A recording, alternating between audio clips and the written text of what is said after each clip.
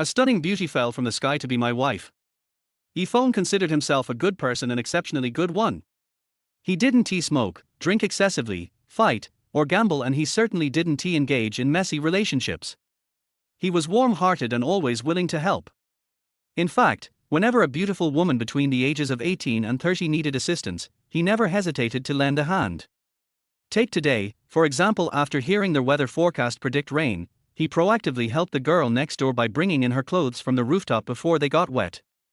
But an even greater act of kindness occurred today. He saved a girl. In a small, cramped room within an urban village, Feng's humble dwelling stood. A large wooden bed occupied half the space, and on it lay a young woman. She appeared to be around 18 or 19, with long curled eyelashes, cherry lips, snow-white skin, and an alluring chenille dress that clung tightly to her delicate figure. An angelic face paired with a devilish figure. Even in a bustling metropolis like Longhai, where beauties were everywhere, he had never seen such an extraordinary woman. Her exquisite beauty and faint high-end Chanel fragrance clashed starkly with the modest furnishings of the room, completely out of place. However, at this moment, the young woman was clearly intoxicated. Her hair was disheveled, her clothes slightly messy, and the strong scent of alcohol clung to her, significantly diminishing her elegance. Feng had come across her on his way home from work. She had been slumped over on a bench by the seaside embankment, clearly drunk. The weather forecast had warned of heavy rain tonight. Leaving her asleep by the embankment would be dangerous, especially in an area known for frequent incidents involving predators. Not long ago, there had even been a major criminal case in their vicinity. As a good person, Feng couldn't just ignore her. Now, rain was pouring outside, growing heavier by the second, showing no signs of stopping. Taking her home was out of the question. Besides, she was completely unconscious and carried nothing that could reveal her identity. There was no way of knowing where she lived. Would he have to spend the night with her? More importantly, she was totally passed out. Feng's gaze lingered on her exquisite figure lying on the bed. His mind wavered slightly toward impure thoughts. Sigh. He was, after all, a normal man with functioning male hormones. Shaking off his messy thoughts, he opened his wardrobe, pulling out dry clothes to change into while contemplating how to deal with the beauty. Cough, cough. The woman let out a soft cough and curled up slightly. Feng suddenly realized her clothes were wet too. He had brought her here using his electric tricycle.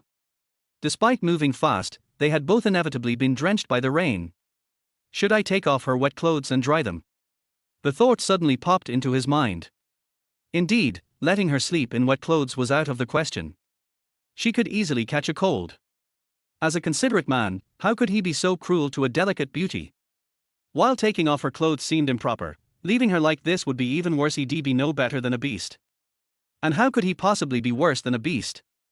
Phone GE. A familiar voice suddenly called from outside, interrupting his train of thought. Ha! Siasi. Phone nearly jumped in fright. The last thing he wanted was for the little girl outside to find out there was a woman in his room that would completely ruin his respectable image. If he said he had just picked up this beauty, Siasi definitely wouldn't believe him. She would assume he had brought her home for certain needs. Are you in there? I'm coming in, the girl outside announced. A creak sounded as the door began to open. I'm not wearing clothes. Oh. The girl had already stepped inside but immediately dashed out and slammed the door shut upon hearing his words. Phone GE, you're so annoying, she huffed. Har, Siasi, did you need something? Not really, just wanted to see if you were back. Thanks for checking on me. How was school today? Did the teacher praise you? Oh, by the way, I already brought in your laundry from the rooftop. Har, Siasi is even prettier now. Phone teased with a mischievous grin. Phone GE, you're so bad. I'm ignoring you. Blushing furiously, Siasi turned and ran off without looking back. Once he confirmed that the girl had left, Phone let out a sigh of relief. He was planning to go through with what he had intended earlier. Of course, he couldn't even carry it out, Emma. The design of this dress was so unconventional that he couldn't even find the zipper. Phone had no idea how to take it off. He cursed the designer of the dress in his mind. Nowadays, the world-class clothing brands were so considerate, even designing for the purpose of preventing sexual harassment. The rain didn't stop until midnight. Phone had finished his tasks, including using a hairdryer to barely dry the beautiful woman's dress. Then, he lay next to her, sipping canned beer while stretching his body. The girl was still heavily drunk, completely unconscious, and would never know that she was sleeping in a strange place, on a stranger's bed, with a strange man lying next to her. Feng didn't think about the girl's potential negative reaction if she knew about all this. He thought one should stay optimistic and always think of things in a positive light.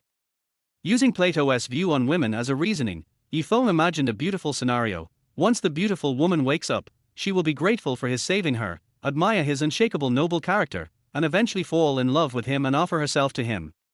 With this thought, Feng grinned wickedly, feeling content as he drifted off to sleep. The early summer sunlight filtered through the gauze curtains, warm and gentle like a young girl's touch.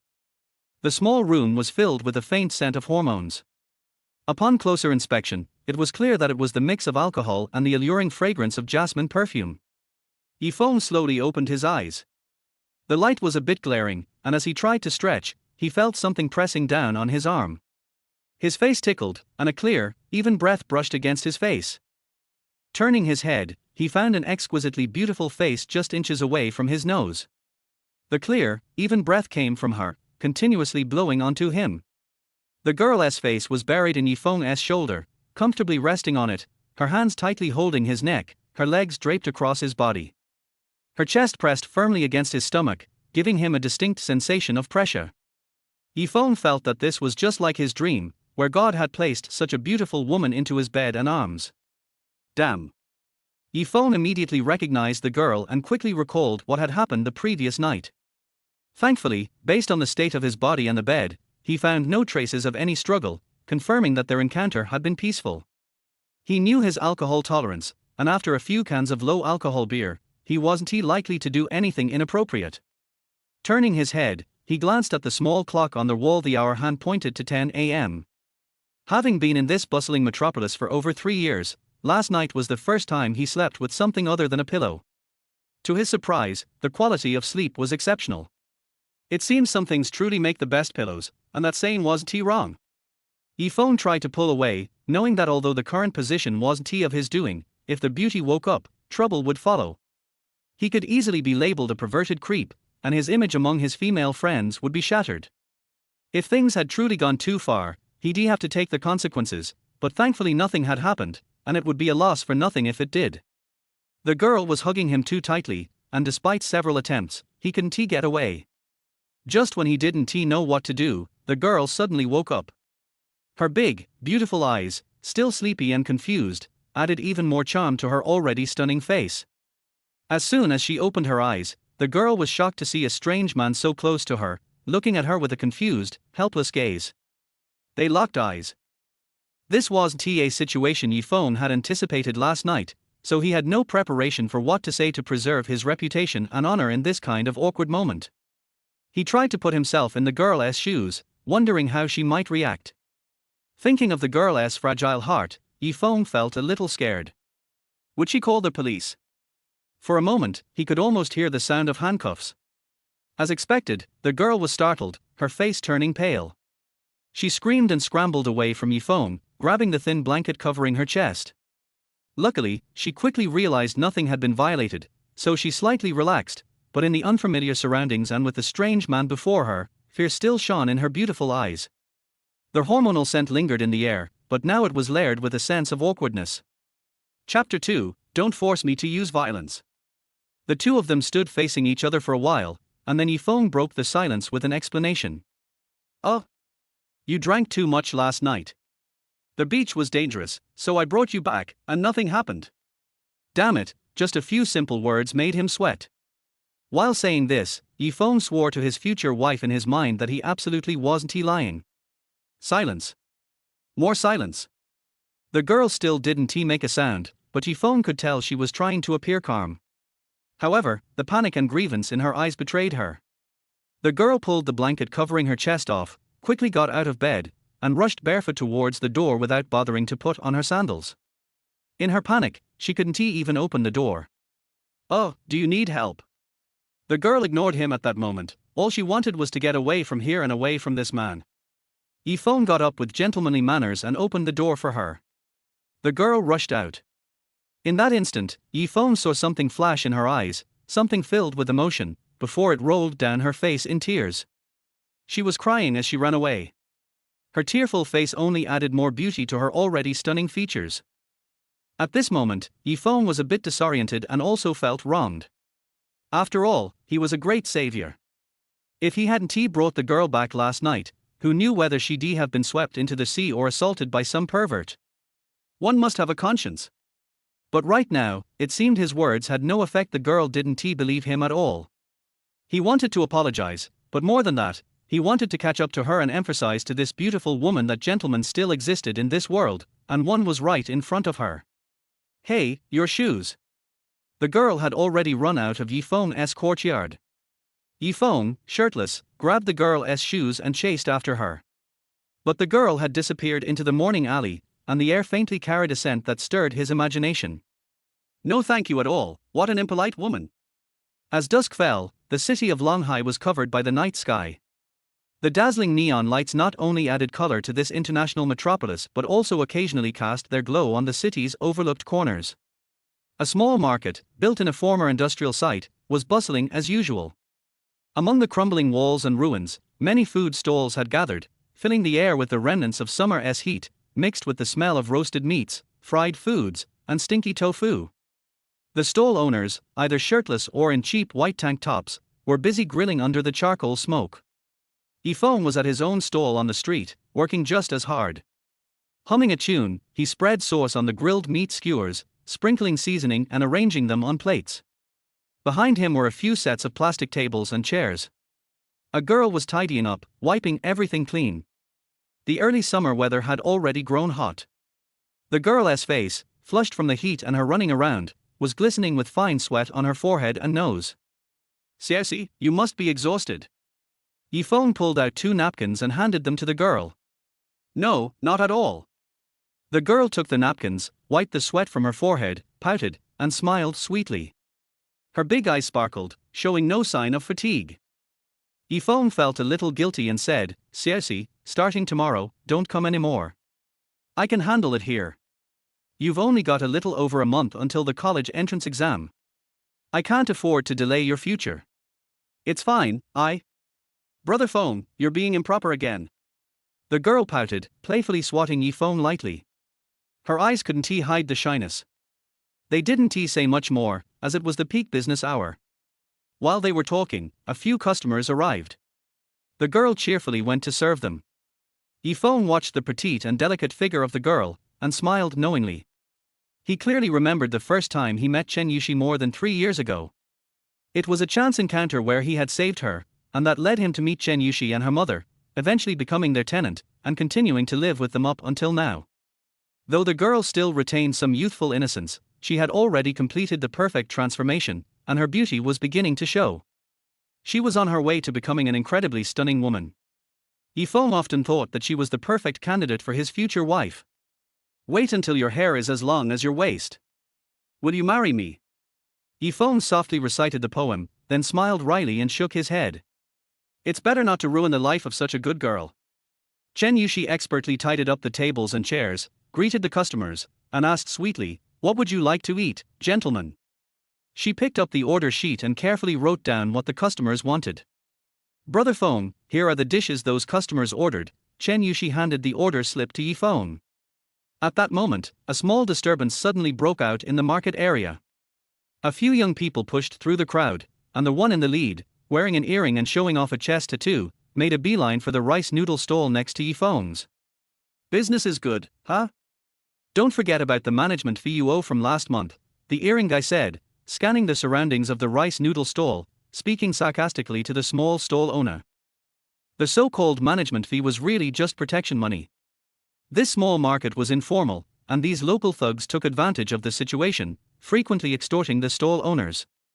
Many of them had no choice but to move when they could no longer bear the exploitation. Every time Yi Feng encountered these people, anger would rise inside him, but each time he suppressed it. Having been in this city for over 3 years, Yi Feng had grown used to his way of life. Simple and comfortable, he even felt this was the life he had always wanted. That's why Yi Feng, though he could live a more comfortable life, chose to be a small-time vendor and found joy in it. Sorry, Long Ji, I don't have money right now. Can I pay next time? The delicate stall owner adjusted his glasses politely and handed over a cigarette. These people were not someone he could afford to offend. Stop with the excuses, pay up now or I'll smash your stall. Long Ji didn't buy it and immediately got angry. I really don't have the money. The small stall owner continued to plead. Make a move. The earring guy waved his hand, and several of his subordinates prepared to act. Hold on, I'll pay for him. Yifeng stepped forward and then took all the bills from the small iron box where he kept his money. Without counting them, he handed them over to the small stall owner. The earring guy immediately frowned. His purpose today wasn't just to collect the management fee. Recently, he had been having trouble getting people to pay, and some of them were being stubborn. Today, he had come to make an example of someone, to intimidate the other vendors. And then this guy had to mess things up. Kid, I advise you not to stick your nose where it doesn't belong. I'll smash your lamb skewer stall too. The earring guy glared at Yifeng, his face filled with menace. This poor skewer seller dared to interfere with his business, and the earring guy was boiling with anger. According to the rules, everyone should pay the management fee, so don't make things difficult for everyone, Yifeng said calmly. Rules. The rules are whatever I say they are. Now, it's a new rule. I'm tight on money, so from now on, the fee is doubled. Kid, you're first. Pay up. Brother, you're going too far. Yifeng tried to reason with him. Bang. Yifeng's barbecue grill was kicked over, charcoal spilling all over the ground, ashes floating everywhere. The meat skewers that Yifeng had just grilled were ruined. The customers at Yifeng's stall saw what was happening and immediately left in fear. You're nothing. Smash everything. The earring guy yelled furiously, and his subordinates immediately began smashing the iceboxes and flipping tables and chairs. Stop. A sharp voice shouted. The earring guy's men were confused for a moment and actually stopped. What are you? Everyone here works hard to earn an honest living. You, on the other hand, are bullying others and doing all kinds of wicked deeds. Chen Yushi walked forward, standing protectively in front of Yifeng and pointing at the earring guy, scolding him. Her eyebrows were furrowed in anger, and her small figure looked delicate, but at that moment, she exuded strength. Xiaoxi. Yifeng called out, grabbing Chen Yushi. Ha! The earring guy was momentarily stunned. Chen Yushi was unafraid, continuing to look at the earring guy and saying, I'm Chen Yushi, and I don't care about you. I'm not afraid of you. If you don't leave, I'll call the police. Whoa, little girl has some backbone. I like that. The earring guy's eyes lingered on Chen Yushi, and a lewd smile appeared on his face as he reached out to touch her cheek. Chen Yushi was terrified and screamed, but Yifeng immediately stepped in front of her, shielding her. The girl's face instantly turned tear-streaked. Xiaoxi, go home. This has nothing to do with you. Yifeng said softly to Chen Yushi, and his gaze at the earring guy and his lackeys now revealed a terrifying intensity that had been long suppressed. Chapter 3, The Bad Taste of the Rich. A few years of simple life may have changed Yifeng a lot. Where is the Yifeng of those days? Has he really disappeared with the passage of time? The earring man and his gang continued to smash and destroy things, and soon Yifeng's stall was destroyed. Yifeng watched it all happen coldly. Seeing that Yifeng was still furious, the man with earrings walked up to him and poked him in the chest with his hand. Kid, I'm officially notifying you that you don't have a place here anymore. Don't let me see you again. When I count to 3, get out of here right now. 1, 2. Beep. Just as he counted to 2, a fist hit the man with earrings in the face. He didn't even see where the fist came from, but he felt a sharp pain in his mouth and nose, and one of his front teeth flew out along with blood. It doesn't matter if you break my things, but I will never tolerate anyone bullying you. Yifeng stroked Chen Yushi's little face and helped her wipe away the tears on her face. Well, I won't allow anyone to bully you, brother Feng. Chen Yushi gritted her teeth and said stubbornly, trying hard not to let her tears roll down. The man with earrings was stunned and could hardly speak. He struggled for a long time before he could speak clearly.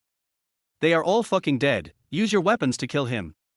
The men of the man with the earrings finally reacted and pulled out iron rods and switchblades.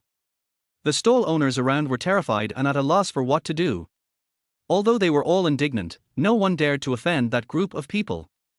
Yifeng held Chen Yushi's hand tightly, a sneer appeared on the corner of his mouth. He didn't need to take these pieces of trash seriously at all. What he was worried about was that his almost cruel attack would scare Chen Yushi and the people around him. The patrol officers are coming, someone in the crowd shouted, and sure enough, a police car stopped by the roadside, and several patrol officers ran straight over here. It turned out that the stall owner who was helped by Yifeng secretly called the police, and the nearest patrol police quickly arrived. Who is fighting? The inspector asked sternly. Me. Yifeng raised his hand. The man with earrings and his men had thrown away their weapons in their hands before. Then they pointed at their own faces and then at Yifeng, and complained to the patrol officer first. Follow me back to the patrol department. The patrol officer gave an order, and several patrol officers took the man with earrings and several others into the police car. Yifeng told Chen Yushi that everything would be fine, and then he was also taken into the police car. A few hours later, Yifeng was still in the temporary detention center. At this time, an inspector who looked like a leader came over and asked his inspectors to release Yifeng. Someone has bailed you out. The inspector said to Yifeng, and while speaking he looked Yifeng up and down carefully, his eyes were as if he was looking at a monster. What are you looking at? Am I not from Earth? Yifeng was very puzzled. If he was stared at like this by a beautiful female inspector, he could still feel the superiority of being a handsome man. But being stared at like this by such a big and strong man, he could get goosebumps all over the floor. After walking out of the door of the patrol department, Yifeng did not see the person who bailed him out. He did not have many friends in this city, and of course he did not believe that Chen Yushi and her mother had the ability to bail him out so quickly, especially when he knew that the person who had been sending him to the door of the patrol department was the boss of the patrol department. Leader Wang, may I ask who bailed me out? Yifeng couldn't help but ask. Regarding the issue of local tyrants in Jiangqiao area bullying small vendors and collecting protection fees, the police have decided to deal with it seriously and will soon restore peace and order there. Mr. Yi, you can leave. Director Wang did not answer Yifeng's question, but his attitude was much better than when he was in the patrol department.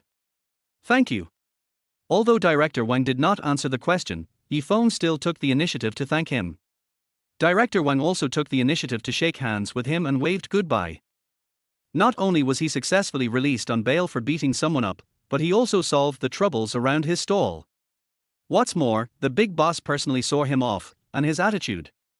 Yifeng knew with just a little thought that the person who released him on bail was an important person. Who could it be? Walking on the road, Yifeng was still struggling with this problem, unable to figure out who was helping him. He even suspected that his identity had been exposed. At this moment, there was suddenly a dazzling car light behind him, followed by a gust of wind, accompanied by a harsh yet sexy brake sound, and a red figure appeared on his left. A red sports car stopped beside him, with the right window rolled down. Yifeng bent down curiously and saw an extremely beautiful face in the driver's seat. The scene of their eyes meeting made both of them feel familiar. It's you? Yifeng was surprised. The driver was none other than the stunning beauty who had shared the night with him in bed last night. Unlike last time, the beauty changed her sexy and charming style. She wore a light beige jacket, matching casual pants of the same color, and tied her hair up. She looked simple and casual, but also slightly professional, very decent. Yifeng felt that she looked much better than when they first met. The beautiful woman didn't say anything, she just motioned Yifeng to get in the car. Yifeng didn't refuse and got in directly. There was a familiar Chanel scent in the car, exactly the same as last night. There was no doubt that this perfume was a favorite of this beauty. Of course, it is also very popular with the opposite sex. Yifeng tilted his head towards the main driving seat and took a few greedy deep breaths with a look of satisfaction. The beautiful woman noticed Yifeng's action, and her brows furrowed. She stepped on the accelerator, and a fiery red shadow rushed forward. Ferrari LaFerrari, 6.3 LV12 engine, 960 horsepower, limited to 499 units worldwide. Yifeng smiled playfully. Just by looking at this car, he could tell that this woman was wealthy, and it could also prove that she was the one who bailed him out. Yifeng tried to find the woman and talk to her. If it weren't for her help, he would have to stay in the police station for the next few days. He should always say thank you. Even though I saved this beautiful lady yesterday, she didn't even say thank you. Thank you for getting me out, beauty. The beautiful woman ignored him and drove attentively while listening to the music in the car. You haven't asked yet. Actually, last night. Shut up. The beauty seemed to have been hit in her soft spot. Finally, you've proven that you can talk. I just want you to tell me where you're taking me. This doesn't seem like my way home. The beauty still did not answer Yifeng, but stepped on the accelerator, drove onto the coastal highway, and after speeding for a few minutes, she stopped at an observation deck. The place seemed familiar, and Yifeng recognized it at a glance. It was the place where he rescued the beautiful woman last night. Let's talk. The beauty finally looked at Yifeng and said to him seriously. Yifeng was very puzzled. At 12 o'clock in the middle of the night, a stunningly beautiful woman drove him to such a special place and told him that she wanted to talk to him. Talk? Oh, or about what happened last night. Yifeng said. The beauty seemed to be very averse to Yifeng talking about last night. Every time he mentioned this word, she would frown and the dissatisfaction in her eyes almost overflowed. She then realized that Yifeng was still wearing the same work clothes, which were dirty and greasy, and exuded a unique smell of mutton. For her, who was obsessed with misophobia, this was unforgivable, and she regretted letting Yifeng get in the car for a moment. Trying to calm herself down, she opened the car window and couldn't stop coughing a few times. It's okay to talk, but can you change the song? I'm in a good mood tonight, and this song really affects my mood. The beautiful woman reached out to turn off the car music and took a few deep breaths again.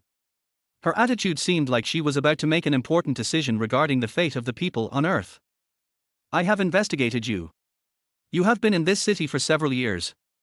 You have been selling barbecue in Jiangqiao. You live in the urban village of Anning Street. You are currently single. The beautiful woman looked at Yifeng and said seriously. That's almost right, but what do you want? Yifeng was stunned. Get engaged to me, the beauty said seriously. What did you say? It's windy outside, I didn't hear you clearly. Please say it again. The beauty glared at Yifeng, then she could only frown and repeat herself, you are engaged to me. If I heard correctly, you said engagement. Yifeng felt dizzy. Yes. No kidding, I'm serious, I want you to get engaged to me as soon as possible. Yifeng spread his hands and said, just because of last night. Actually, my purpose in saving you last night was very simple. I swear on this limited edition Ferrari of yours, I don't expect anything in return. I never thought that the reward was fake, but this reward was too big, wasn't it? To pledge my love for her? Yifeng was not mentally prepared at all. This was just my messy imagination last night. Did it come true? The beautiful woman said seriously, I went to the hospital for a comprehensive examination, and the results can prove what you said. I am not asking for anything in return, but to make a deal with you. Now I need someone to get engaged to me. If I'm not mistaken, you want me to be a shield. Use the engagement between you and me to block some people and things for you. Yifeng's reaction was quite quick. After all, apart from this, there seemed to be no other possibility. The beautiful woman was not surprised when her secret was exposed and just nodded slightly. Yifeng curled his lips, he actually hates the bad taste of rich people. Don't worry, since it's just a deal, I will definitely give you a satisfactory price. Just tell me, how much do you want? Chapter for the scoundrel woman. Yifeng was speechless, how can you be sure that I will agree to you? Miss, you have also investigated me, so you definitely didn't choose me because of my handsomeness, right? With your conditions, you can choose anyone to play this role, and no one should refuse. Yifeng said with a smile. Or is it because of what happened last night? Maybe for you, sleeping with the barbecue guy is a very depressing thing, but I will not be proud of having slept with a beautiful lady from a famous family. I promise you that I will keep what happened last night to myself and will not tell anyone. Of course, you don't have to worry at all, I don't even know you. Humph. Do I need to go through so much trouble to keep a secret? I can make you disappear from this city. Killing to silence the witness.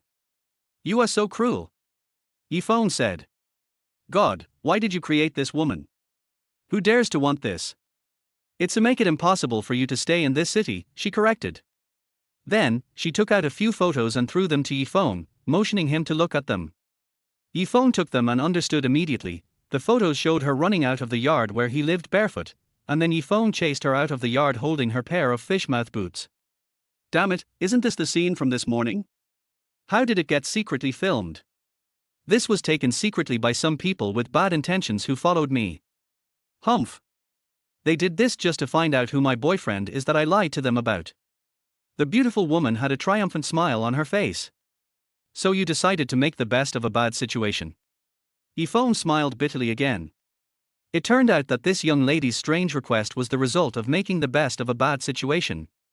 He understood now that he had saved her last night, and she had been lying to certain people that she had a boyfriend.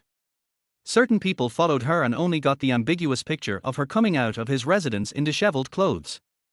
What's even more hateful is that his face was revealed in the photo. That harmless face was very clear.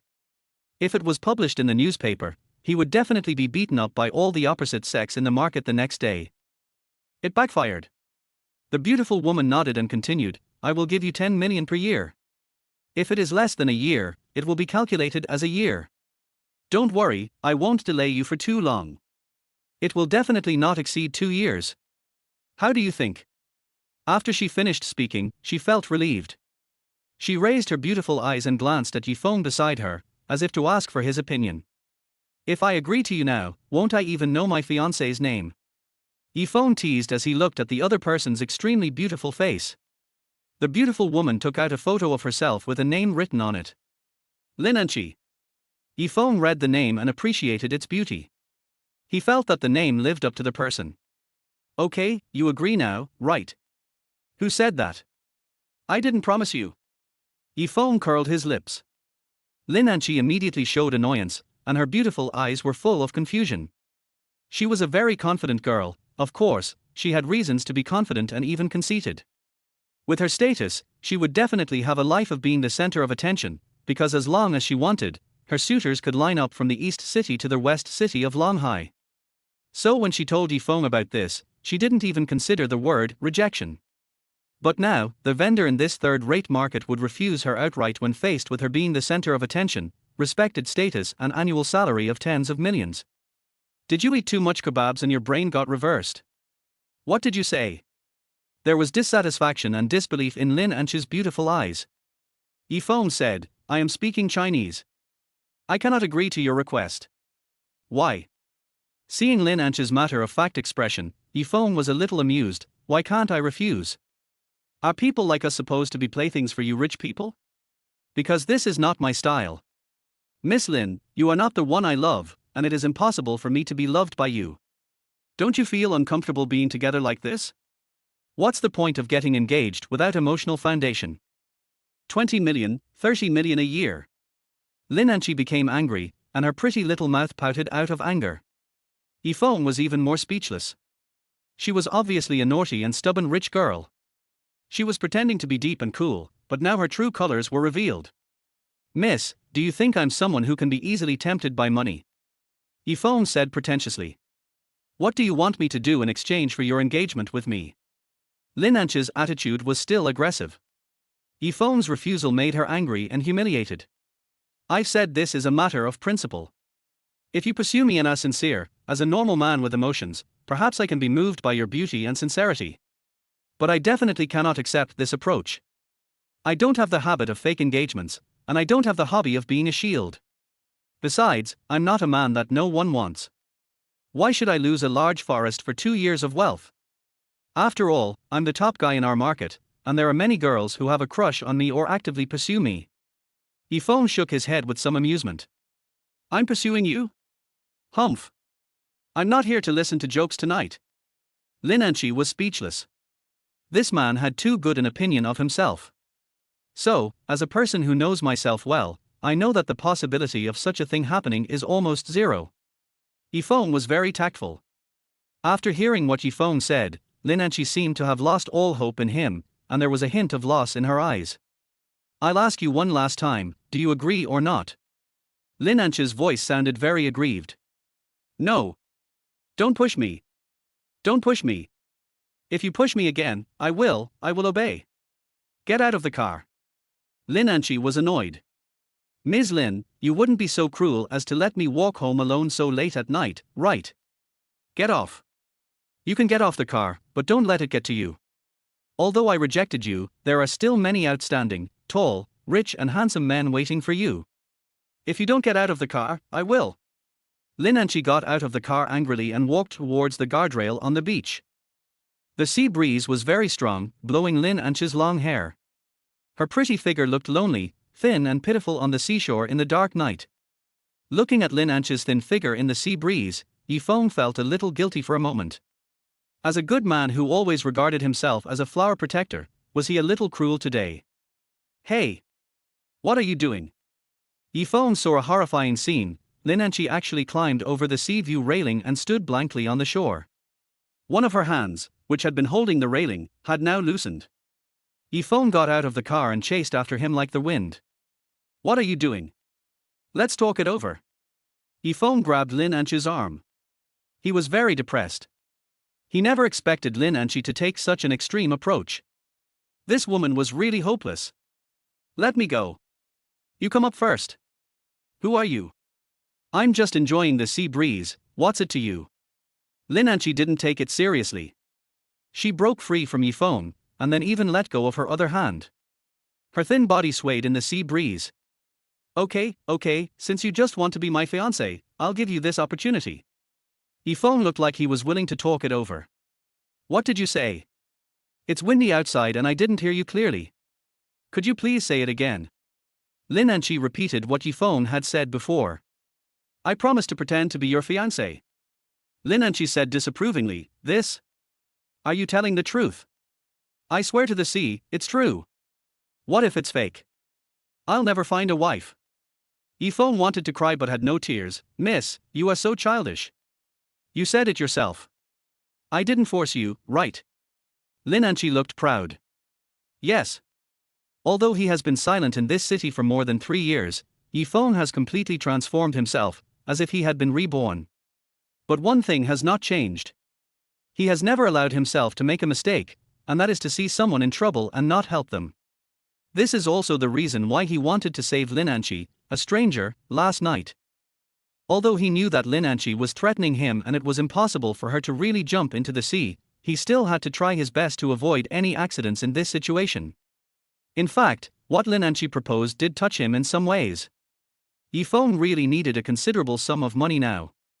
And now Feng wanted to cry. I have seen scoundrels and I have seen women, but I have never seen such a scoundrel woman. Chapter 5: The Girl Next Door. It was already past 1 in the morning when Feng was sent back to his residence by Lin Anchi. Would you like to come in and sit down? Feng got out of the car, pointed in the direction of his small house on the 2nd floor and asked Lin Anchi in a friendly manner. Not interested. Lin Anchi said unhappily.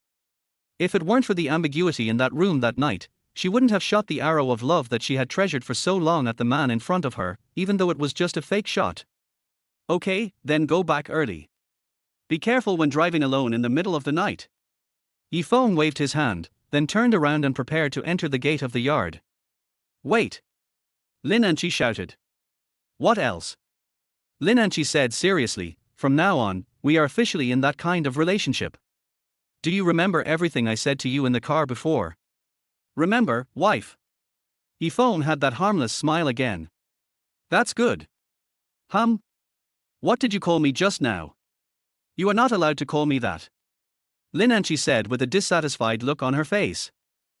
Feng said, you are the one who said that from now on we are officially in that kind of relationship, so I am officially getting into the role now. That won't work either. You are not allowed to call me that. When will it be okay? Never at any time. What should I call you then? How should I know? You can do it yourself. Can't you call someone? Wife. You die. Accompanied by the sexy engine sound of the Ferrari, the fiery red shadow quickly drove out of the village and onto the main road, disappearing from Feng's sight in an instant. There was only one house with lights on in the yard, which was where Chen Yushi and her mother lived. Chen Yushi was a very hard-working girl, and now she was preparing for the college entrance examination, so she would study very late every night. Her mother was busy until very late every day and worked very hard to support Chen Yushi's studies. She also owed a huge amount of debt. For many years, the mother and daughter had been living in poverty. All this was just because she married a man with no sense of responsibility. Chen Yushi's father originally had a very stable job. Although he was not rich, he lived a comfortable life. He had a beautiful wife and daughter, and the family was very happy. But more than 10 years ago, when Chen Yushi was still very young, her father went overseas with a group of people to pan for gold. However, instead of letting his wife and daughter live a wealthy life, he owed a huge debt of more than 2 million yuan. He has not been heard from since then, and his life and death are unknown. This huge debt directly fell on the heads of the mother and daughter. Chen Yushi never knew about this matter. Her mother never told her. Feng only learned about it from Chen Yushi's mother this year. Although more than 10 years have passed, the debt still amounts to nearly 2 million, which is a huge burden for them, especially Chen Yushi's mother. Feng, are you back? A woman's voice came from upstairs. It was Chen Yushi's mother Li Qinglan. This is a woman who is not even 40 years old. The pressure of life over the years has made her look more haggard and depressed than a normal woman, but fortunately, her positivity and strength make her not look older than other women. Well, Auntie Lan is back.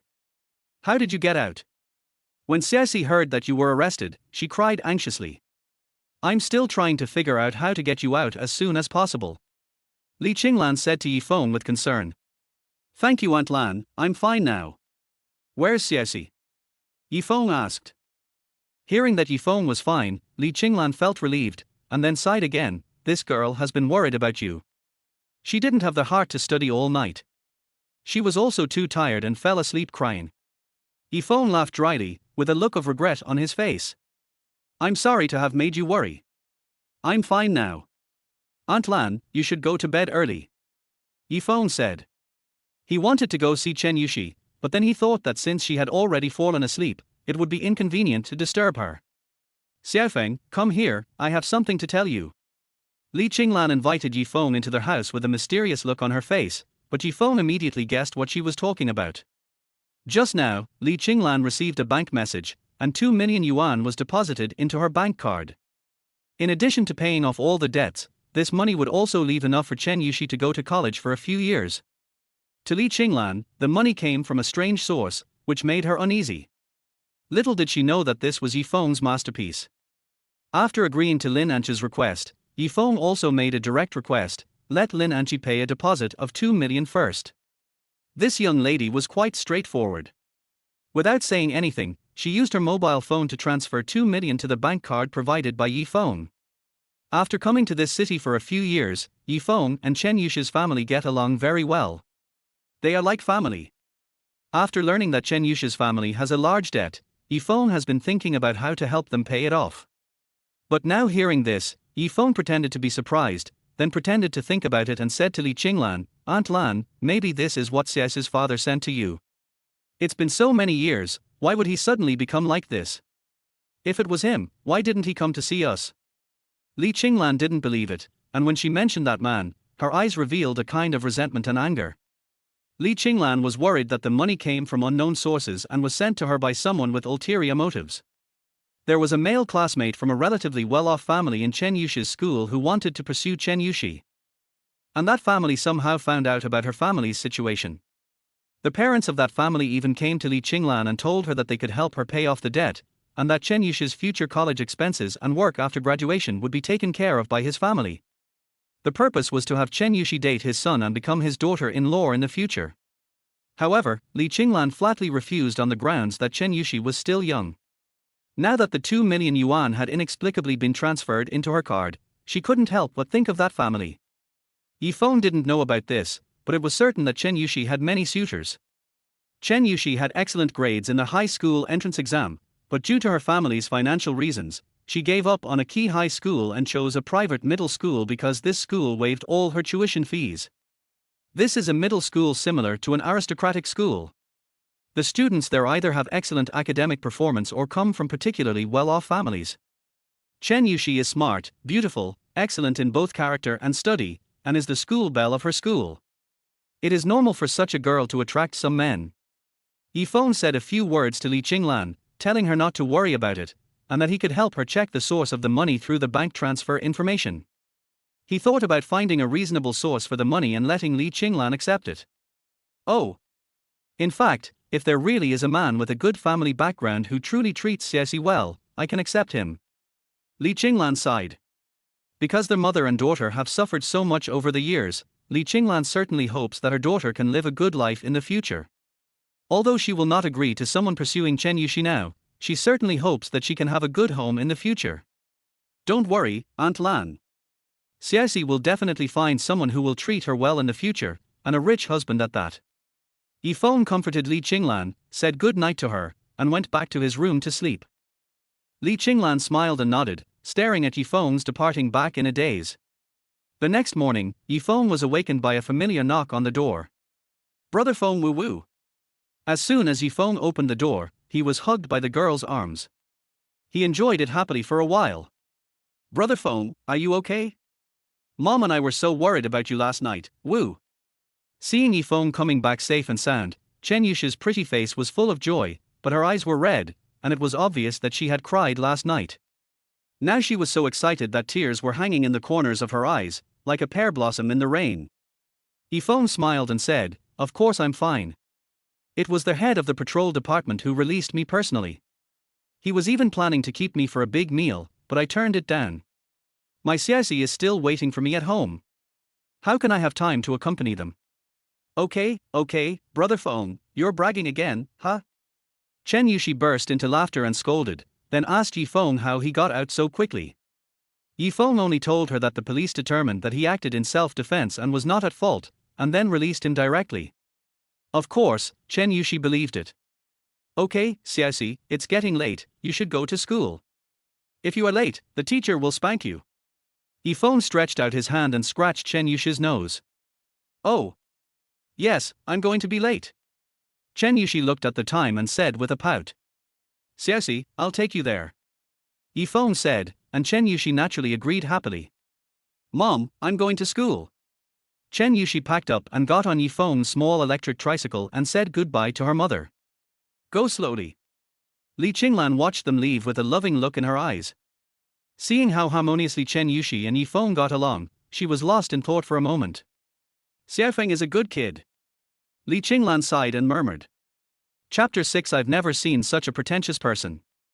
Yifeng's electric tricycle was driving at high speed on the road leading to Chen Yushi's school. Brother Feng, I got second place in the entire grade in this college entrance examination simulation exam. Xiaoxi is so awesome, Brother Feng must reward you. You have to keep your word, but you can reward me after I get first place in the grade. Xiaoxi's grades are so good, there won't be any problem for her to get into any university in the country, right? Well, my homeroom teacher told me that as long as I perform normally in the college entrance examination, I will have no problem getting into Shuemu University or Yangcheng University. But I don't want to go that far. I want to go to college in Longhai. Don't tell my mom, she wants me to go to Yangcheng University. Chen Yushi leaned close to Yifeng's ear and advised him coquettishly. Yifeng asked, why? Xiaoxi doesn't want to leave her mother, right? Chen Yushi was stunned for a moment, then she said, and nodded slightly, and a slight blush appeared on her pretty little face. The girl's heart, as restless as a needle in the sea, was stirred. She knew in her heart that her mother was not the only one she was reluctant to leave. They talked all their way and soon arrived at Quanshui Middle School where Chen Yushi studied. It was the peak time for school, and the school gate was full of cars.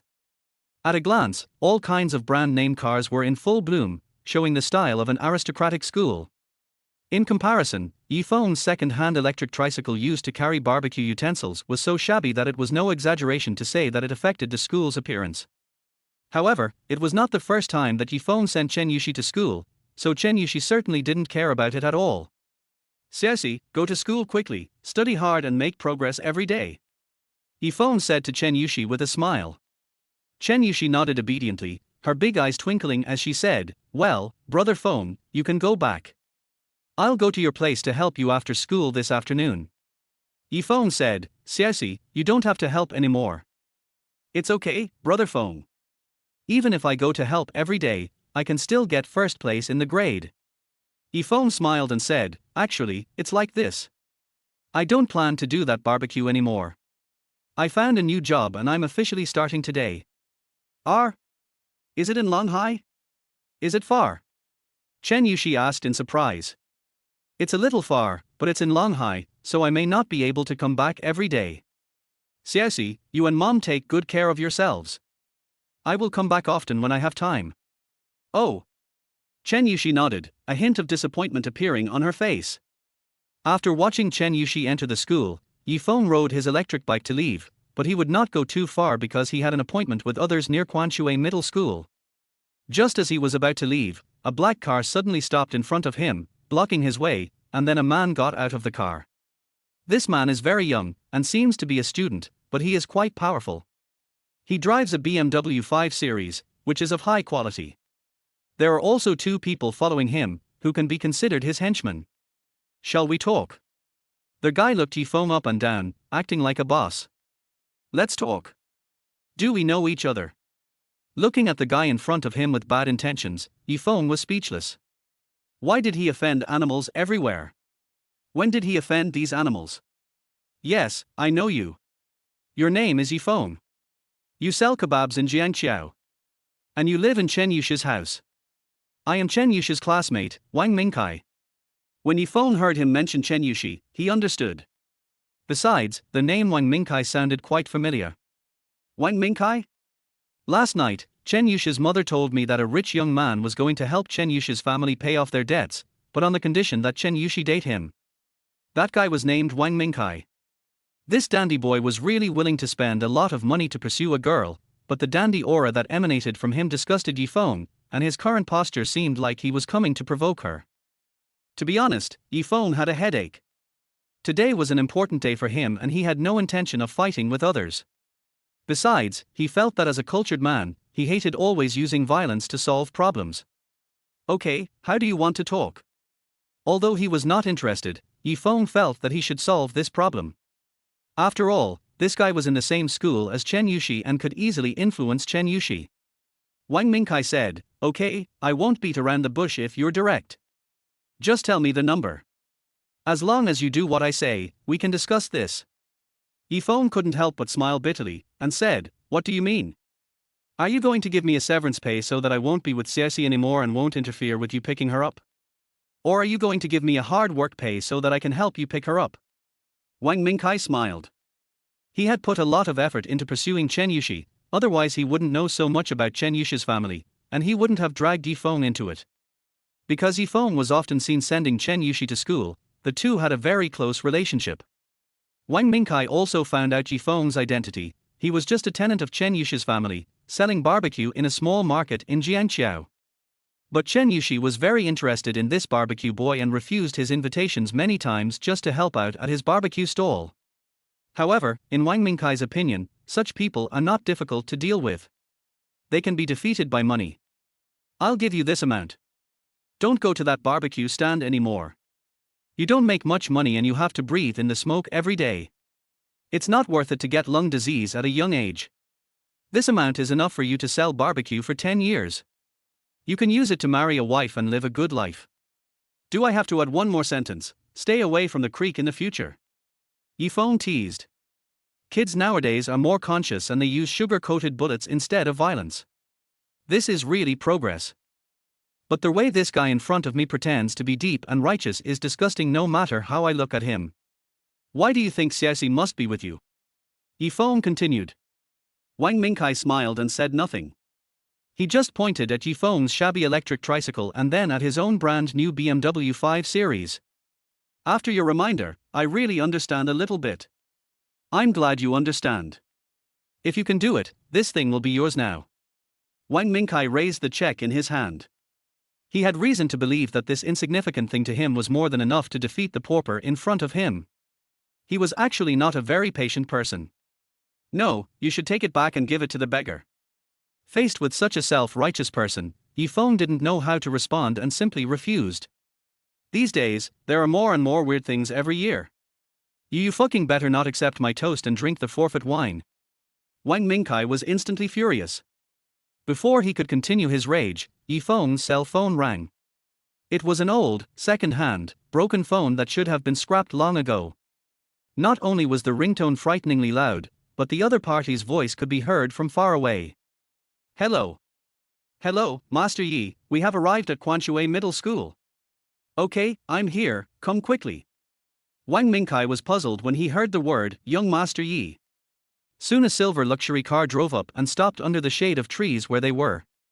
The gorgeous body of the car was extremely dazzling, reflecting rays of light that represented dignity and luxury. In just a moment, all the surrounding vehicles that could have been called luxury cars were eclipsed.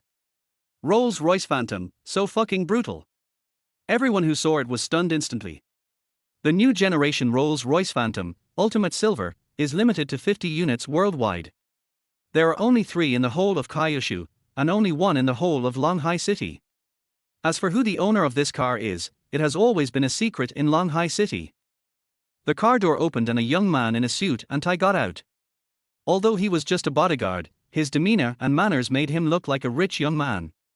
As for Wang Mingkai's subordinates and even himself, compared with him, the difference is like heaven and earth.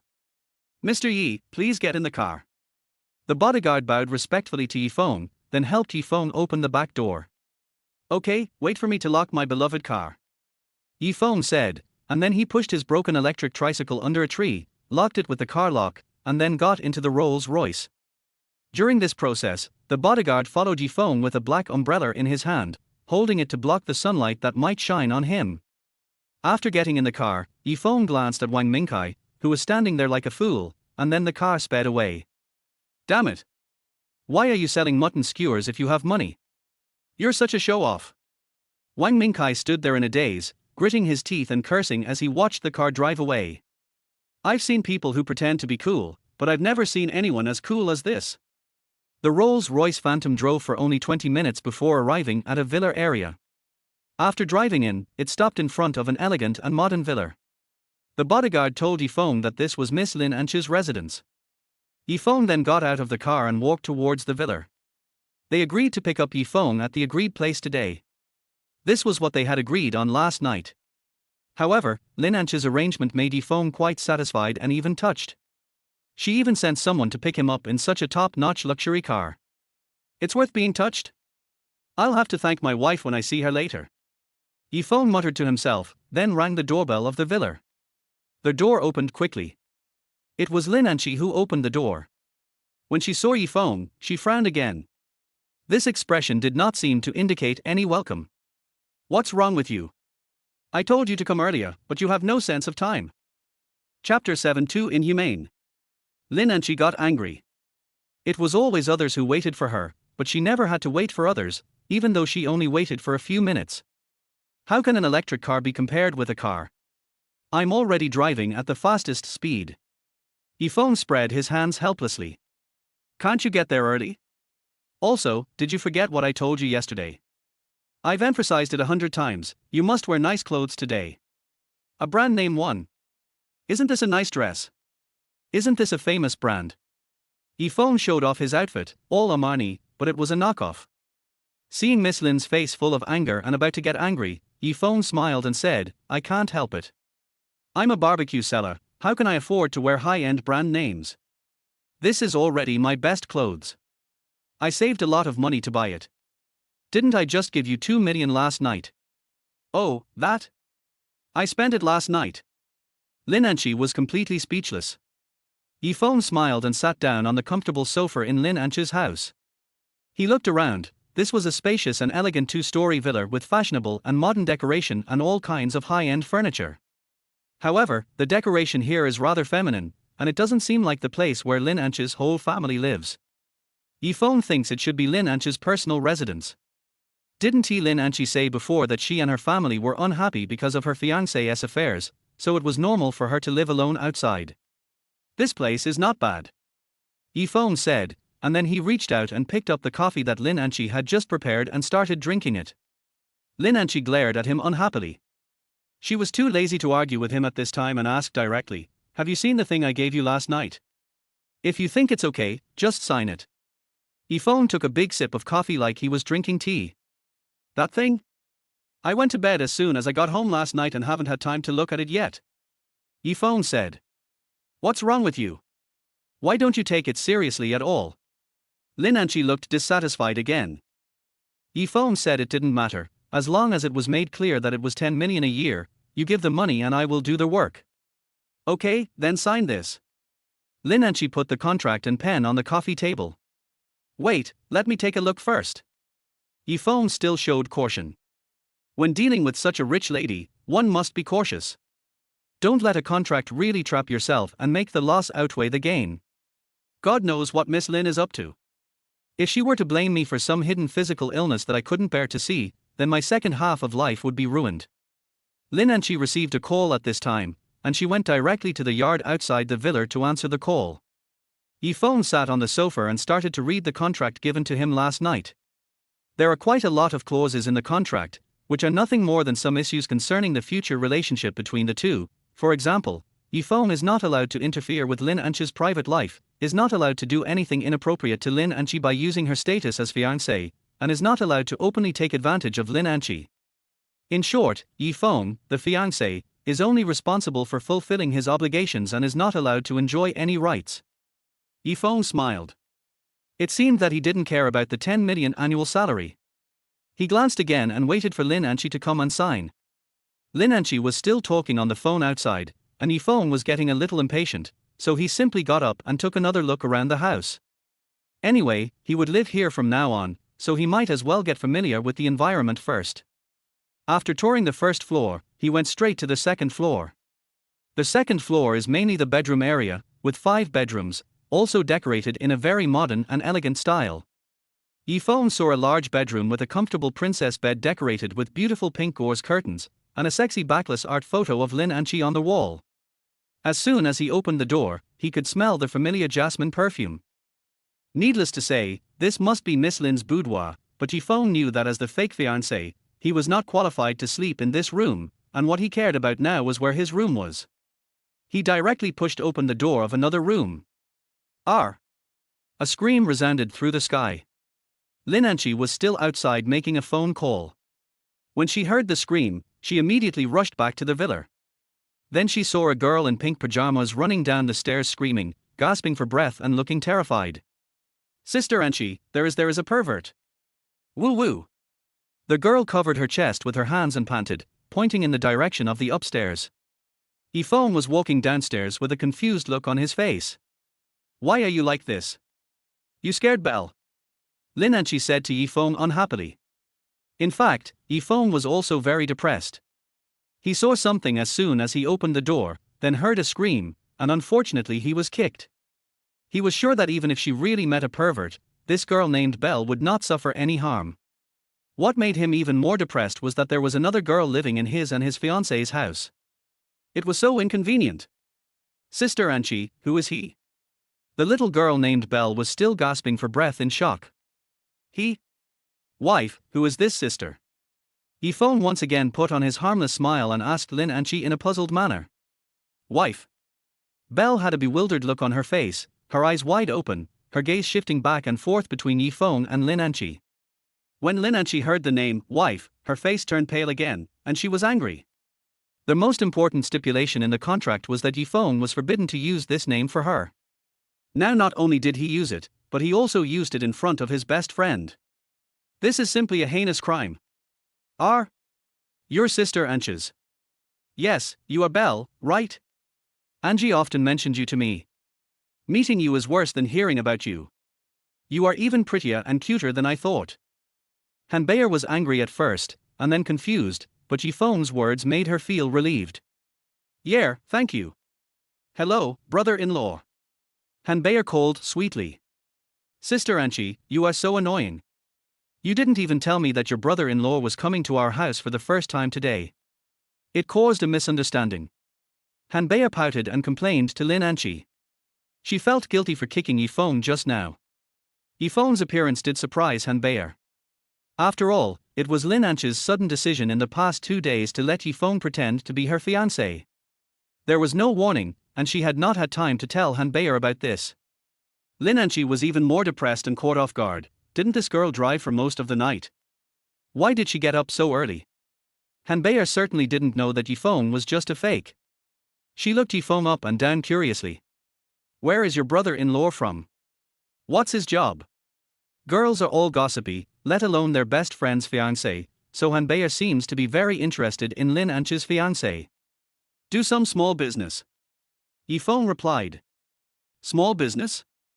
Brother-in-law is so modest, what kind of business?" "It's about food." "Wow. My brother-in-law's business must be huge, definitely bigger than Dove chocolate." "Well, it's not in the same field." Feng smiled. Then how did my brother-in-law win over Sister Anchi? Our Sister Anchi is very picky. She has rejected many rich young men. This to be specific, it should be pursuing someone. Feng looked at Lin Anchi, speaking the truth. Han Bei seemed to find it incredible and became more interested in an instant, but Lin Anchi couldn't stand it anymore. What she wanted to do most now was to tear Feng apart. Belle, look at what you look like now, go upstairs and change your clothes. Lin Anchi just wanted to get rid of Han Bei as soon as possible. Han Bei also realized it, stuck out her tongue and said, I understand, Sister Anchi, I won't disturb you and your brother-in-law anymore. Watching Han Bei going upstairs with a thump, Lin Anchi asked Feng unhappily, have you finished reading that? If there's no problem, sign it. Feng sat down on the sofa slowly. Oh, well, I finished reading it, it's okay, except for one thing I don't agree with. Which point? Article 7. Article 7. Lin Anchi frowned. Although the contract was drafted by her personally, she could not remember the specific content of Article 7. She picked up the contract and took a look. Article 7. During the contract period, Party B Feng needs to faithfully perform his duties and obligations, and shall not have ambiguous relationships with other women, nor pursue other girls, especially girls who know and understand Party A. Lin Anchi. What's wrong with this one? Lin Anchi asked Feng. Not allowing me to date girls for 2 years is too inhumane. Feng said. Chapter 8. Super tall, rich and handsome. Miss Lin's psychological endurance, which was not strong enough to begin with, was suddenly touched. You are inhuman, you are inhuman. Your whole family is inhuman. I am inhuman. If I were inhuman, I would not have saved you that day. Hearing this, Lin Anchi was stunned for a moment and was speechless, but she still hated him. If this guy hadn't saved her out of sentimentality that day, she wouldn't have to have this kind of relationship with him today. Humph. Fortunately, you did nothing to me that day, otherwise you would have been in trouble. No offense. Actually, I'm not sure. I'm not a very good sleeper. I like to sleep with something in my arms. I tend to touch things with my hands and kiss randomly. You shameless. Lin Anchi was so angry that she fainted, and she looked like she was going to fight Feng to the death.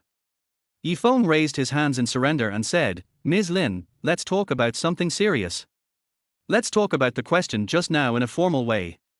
You have to understand that we are just in a fake engagement relationship.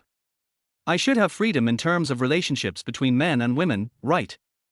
Lin Anchi said, that won't work either. Although our relationship is fake, it is public. If people knew that you were messing around outside, it would have a terrible impact on me. Feng said sadly, isn't this suppressing human nature? I am a man who is very popular with women and I have all kinds of emotions. Sigh, how can I endure this life? Why are you like this? You like him so much. Lin Anchi felt angry and helpless. Thinking that she would have to live with such a guy for a long time in the future, how should she live her life? Okay, let's change this. You can find other women in the future, but the number of times must be limited, and you can't let others know. Deal. Feng chuckled.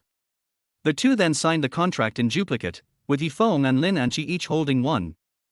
Feng knew that his work had officially begun, but he didn't know what to do next.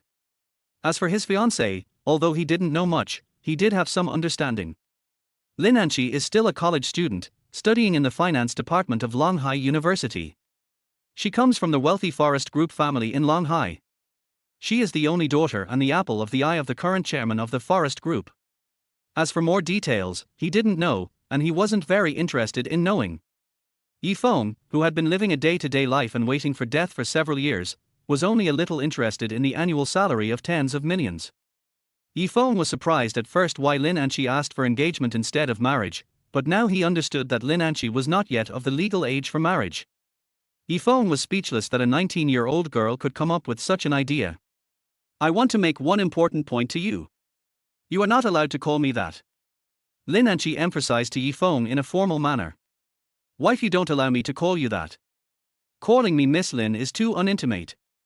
People who don't know me would think I'm your bodyguard or nanny. This is your business, I don't care. Lin Anchi said unhappily. That's called dear? Chichi? Anan? Xiaoan? Xiaoqi? Anchi? Feng racked his brains and came up with a bunch. The last one. Yes, honey. Oh no, Angie. After giving Yifeng a blank look, Lin Anchi breathed a sigh of relief. The matter was now settled. As for how they would get along in the future, she hadn't thought too much about it yet. She would just take it one step at a time. Having a shield made her feel a little safer. To be fair, she was quite satisfied with Yifeng's performance. Even someone as smart as Bayer was fooled by him, so he should be able to fool others. Although this person was annoying, she felt that it was enough as long as he could be useful at a critical moment. Okay, now everything is done. It's time to talk about other important things. Yifeng yawned. He didn't sleep well last night because of this matter. Other important things. What important things? Lin Anchi looked confused. Let's eat first. I haven't eaten yet. Then, where will I live in the future? As the fiancé of Miss Long Hailin, you have to give me a car worth millions. Oh, and the Rolls-Royce Phantom you picked me up in this morning will do. Also, you have to give me a driver. I can't operate that kind of car.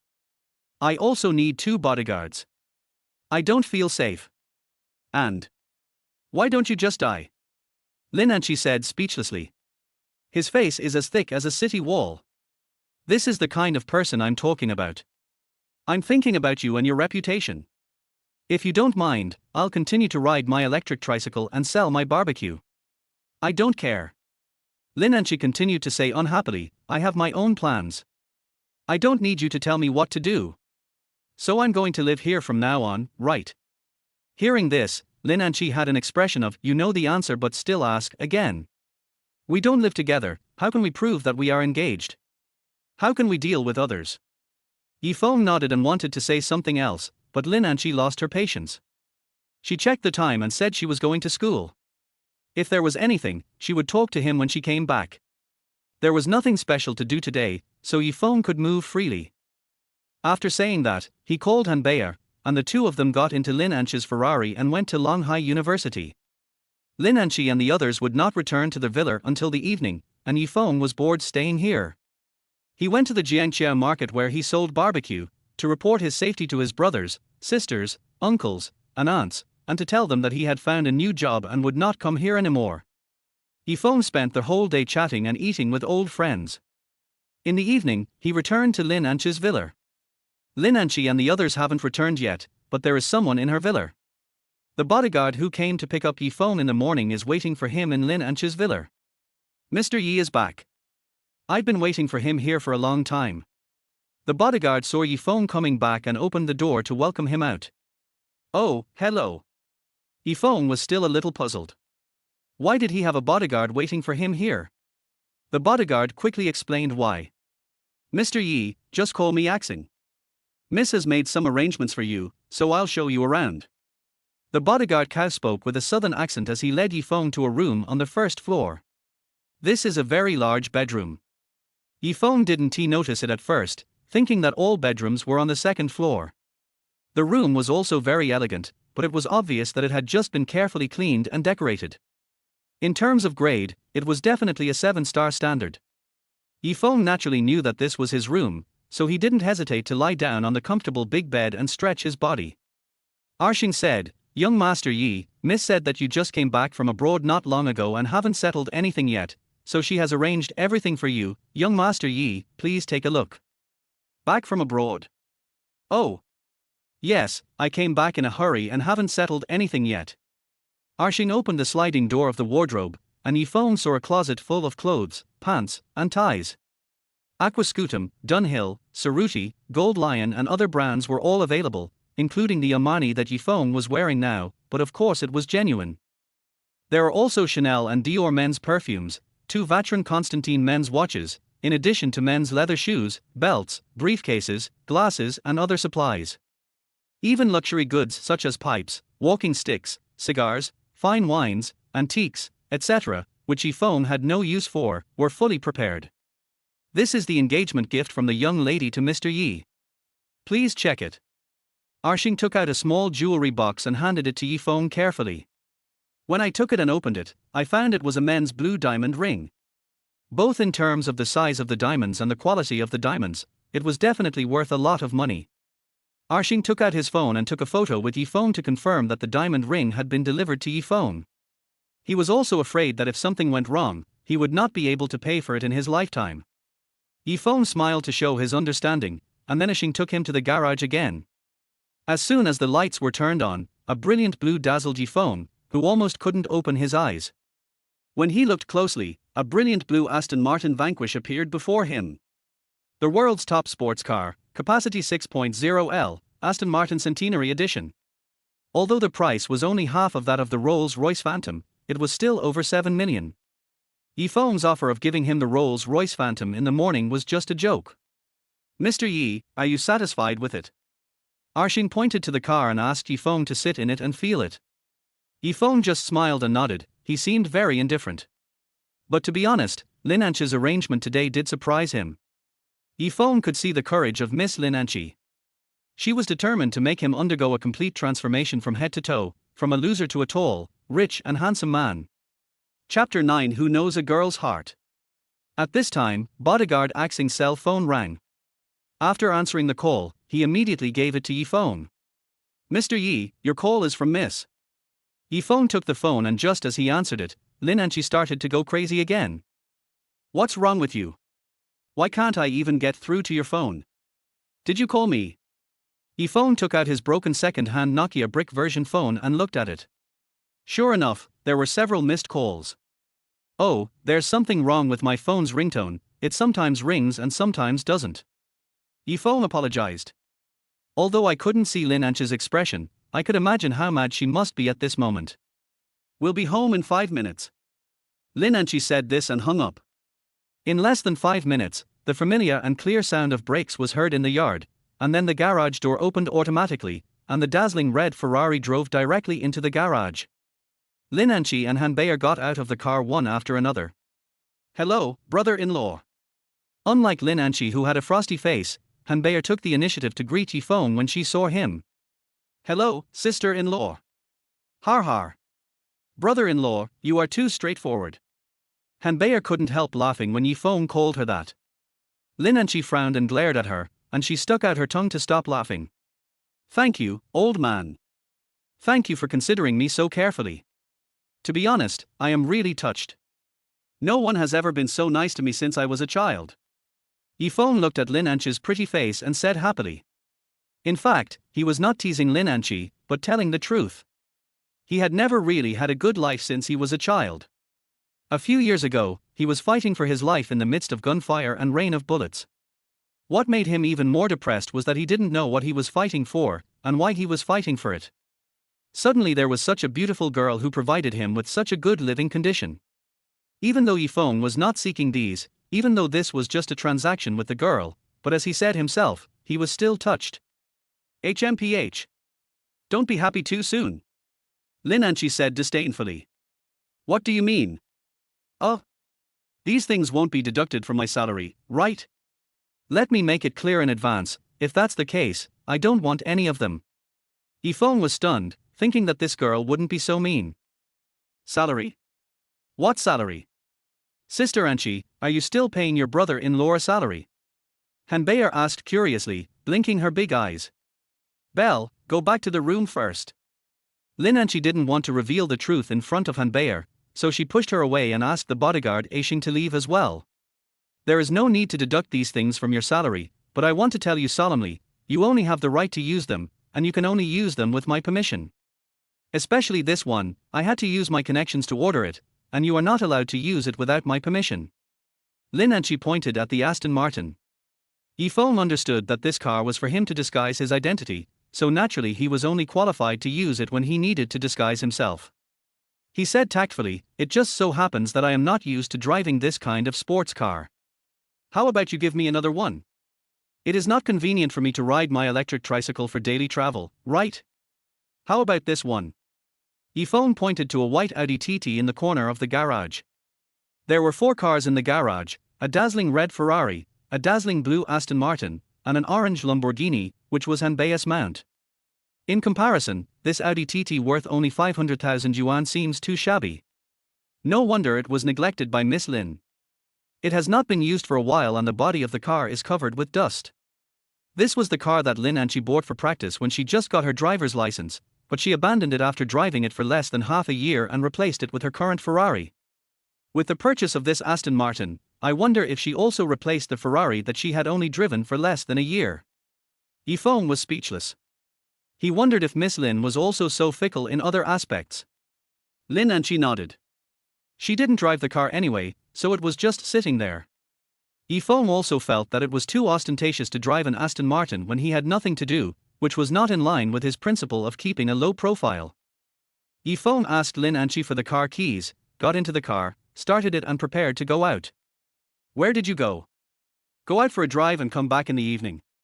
In the evening, Anning village seems noisy because of all kinds of small vendors and people walking hurriedly, but the small building with a separate courtyard in the village is also peaceful at this time. This yard of Chen Yushi's family was bought by Chen Yushi's father in his early years. With the disappearance of others, this has become an important source of livelihood for Li Qinglan and Chen Yushi, mother and daughter. The small building and the first floor of the yard were rented out to other people, with 7 or 8 tenants. Feng was also her tenant and the only tenant living on the second floor. Because of the huge debt, Li Qinglan could not live on rent alone. Over the years, she has been working as a housekeeper and working hard to earn money to pay off her husband's debts. But even so, she still didn't have the ability to repay the debt quickly until the problem was inexplicably solved. Li Qinglan was originally uneasy. After all, the origin of this huge sum of money was unknown. She even went to check and found out that the money did not come from the family of Wang Mingkai. However, she was only uneasy for one day. Feng solved this problem. He asked his bodyguard Arshing to help him and found some connections to create the illusion that the money was remitted by a foreign man named Chen Yonggang. In addition, the money was remitted many years ago, but due to some special mistakes, it never reached Li Qinglan. Chen Yonggang is naturally Chen Yushi's missing father. Feng's intention is very clear. He wants Li Qinglan to feel at ease accepting the money, but also wants her not to resent her husband Chen Yonggang. Even though he was creating a lie, it was beautiful anyway. Due to the perfect performance of Arshing and the others, Li Qinglan believed it to be true and determined that this was the money her husband Chen Yonggang had remitted many years ago, and she finally put her mind at ease. Chen Yushi sat at the desk in her room. She studied hard and on time every day, but today, she was a little absent-minded. There was a sound of footsteps coming from outside the window. It was the sound of someone going up the stairs. Chen Yushi's beautiful eyes showed joy, and then she quickly stood up again and walked to the window, lifted the curtains and looked out. The corridor was empty, just like the room next door, empty and no one had been there since. Chen Yushi pouted, a look of disappointment appeared on her pretty face, and her heart was full of ripples. Little stream. The door suddenly opened and Li Qinglan walked in carrying a plate of washed fruit. Mom. What are you doing? Why do you look so bad? Are you too tired? Li Qinglan stroked Chen Yushi's face and said lovingly. Chen Yushi nodded slightly. Li Qinglan felt pity for her daughter and felt very sorry. She had neglected to take care of her daughter because of her heavy workload, and she had basically taken care of herself in the past few years. Li Qinglan is very strict with Chen Yushi's studies. Chen Yushi can still study hard in such a family environment, which is inseparable from the good habits that Li Qinglan has encouraged her to develop since childhood. She was extremely disappointed with her man, and only her daughter could change their fate. Fortunately, the heavy debt has finally been cleared, and she can concentrate on taking care of her daughter. What makes her happy is that her daughter is very sensible and her grades have always been among the best. Now she is being cultivated as a key training target of Quanshui Middle School.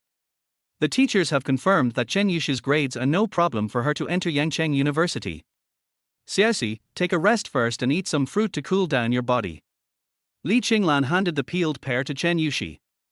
Chen Yushi ate 2 pieces absent-mindedly. Li Qinglan didn't realize what was on Chen Yushi's mind and continued chatting with her.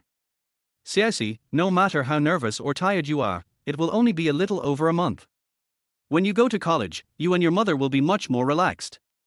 Then your mother will personally send you to Yangcheng to attend college and play with you in Yangcheng. Chen Yushi said softly, Mom, I don't want to go to Yangcheng University. I want to go to college in Longhai. I don't want to be so far away from you. Li Qinglan smiled, stroked Chen Yushi's hair and said, Silly child, if you go to Yangcheng, how can I worry about you being alone there without anyone to take care of you? I will definitely go to accompany you. Mom, Longhai University is very good, and it is also one of the top 10 universities in the country. I have feelings for Longhai and don't want to leave. Li Qinglan said, but Yangcheng University is the best. Seriously, if you are able to get in, you should have better choices. You can get the best education there, and your future will be better. Besides, it is a place where elites gather. Maybe Xiaoxi will even find an excellent boyfriend there. Chen Yushi pouted. What if I fail the exam? If you fail the exam, you'll have no choice but to marry a barbecue guy like Brother Feng.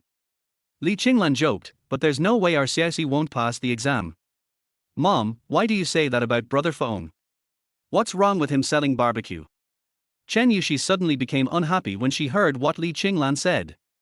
Li Qinglan was stunned for a moment, then she realized that she might have said something wrong. Mom was just saying that. Mom, let's stop chatting. I'm going to start studying. Chen Yushi sat down at the desk. Seeing that her daughter looked a little unhappy, Li Qinglan gave a dry laugh, shook her head, and walked out quietly. This girl, I don't understand what she is thinking. Li Qinglan said to herself as she walked out. Chen Yushi was lying on the desk.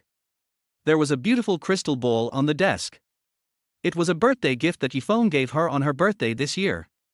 Chen Yushi stared at the male and female cartoon characters in the crystal ball, her beautiful eyes unblinking as she stared in a trance. Chapter 10 I'm not a random man. Li Qinglan's words were just unintentional. She knew very well how Yifeng got along with her and her daughter. They truly had a family-like relationship. She had no intention of discriminating against the vendor. It was just that as a woman who valued her daughter more than her own life, she hoped very strongly that her daughter would have a good home and live a happy life without worries about food and clothing. Because her daughter has suffered so much with her, she feels this way even more strongly. It is already late at night in Longhai, but the neon lights of the city are still flickering. The nightlife of this modern and vibrant city is just as colorful and charming. However, Yifeng does not like the so-called nightlife. For him, in this noisy city, he still prefers the tranquility in the corner. The white Audi TT was driving on a not very busy seaside road. Although the weather in early summer was starting to get hot, the seaside was still a little cool at night, but Yifeng still opened the hood. On such a quiet road, enjoying the feeling of speed, I have had this feeling before. The difference is that it was a life and death fight before, and it was not as peaceful as it is now. This car is almost new, so the driving feel is still very good. Only a wealthy lady like Lin Anchi would be willing to neglect it like this. Thinking of Lin Anchi's domineering look, although charming and attractive, it was a little unbearable. But I guess her impression of herself must not be very good either. Yifeng smiled self-deprecatingly, stepped on the accelerator and increased the speed. At this moment, a shadow came from behind him and passed his car with a whoosh. Then another one came, and in a flash, several cars passed him, and then there were more than a dozen cars behind his car. On the originally quiet seaside road, there was a noisy hum of various engines. Yifeng knew that this was the beginning of some drag racing gangs taking action. It was said that the little girl named Han Bayer was also keen on playing this. Would she be here today? He wondered if Miss Lin Anchi would come to look for excitement sometimes. After all, she had two top-notch sports cars, and it would be a waste to use them as sedans. Yifeng stepped on the accelerator. To be honest, he didn't like being disturbed when he was enjoying the quiet, nor did he like being overtaken rudely while driving quietly. A white shadow quickly rushed forward, leaving the cars behind him further and further behind. The cars that had overtaken him before were gradually caught up by him as his speed increased, and then left behind one by one. Hey, whose car is this? I haven't seen it. It seems like it showed up halfway. That's right, there's not even any reflective logo on this car. No matter who it is, if you provoke us, the 12 young masters of West Street, there will be only one outcome. Brothers, fly. Don't be so arrogant. Where do you put us, the 7 roses of Longhai? Dear ones, kill them. Yifeng's car attracted great attention from the car racing team. His appearance instantly increased the average speed of the car racing a lot in order to catch up with and surpass Yifeng. However, their luck tonight was really bad, although in terms of equipment, the performance of the sports car they were driving was far superior to Yifeng's Audi TT. However, they were still at the level of driving with technology, and they were really no match for Yifeng, who was already driving with his soul. As for driving the vehicle, he could no longer be described as skilled, but rather a terrifying state of unity between man and vehicle. For Yifeng, who can still calmly carry out various attacks at a speed of 300 miles per hour, the current driving feeling is nothing more than a simple entertainment experience. He easily surpassed all the cars and got to the front of them all. Just as he glanced at the little brats and smiled contemptuously, a car light suddenly appeared in the dark rearview mirror, and then it got closer and closer, and a white shadow quickly stuck to him. Yifeng saw clearly that it was a white Maserati, and he remembered that it was the last car he had just overtaken, and the car that was ahead of all the other cars. Yifeng is fully confident in his speed. He can make those F1 drivers thankful that he did not enter the racing circle. Interesting.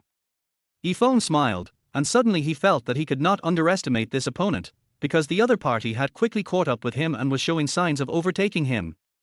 The so-called drag racing has now become a competition between their two cars, and the other cars have been left behind and can no longer be seen. The two cars then pulled side by side and they saw each other. Yifeng didn't expect that the person who made the Maserati drive at 300 miles per hour as calmly as if it was driving at 30 miles per hour was actually a woman, and a beautiful one at that. The woman looked at Yifeng, smiled coquettishly, then blew him a kiss. The car quickly moved forward and passed Yifeng. Yifeng smiled. He probably didn't have the habit of losing to women.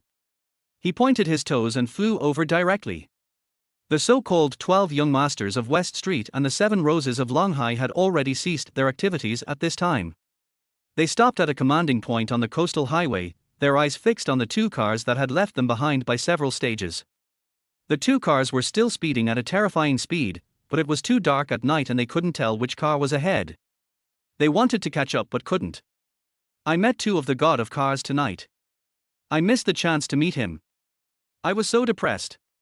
The piqué between Yifeng and the beauty ended at a certain stage.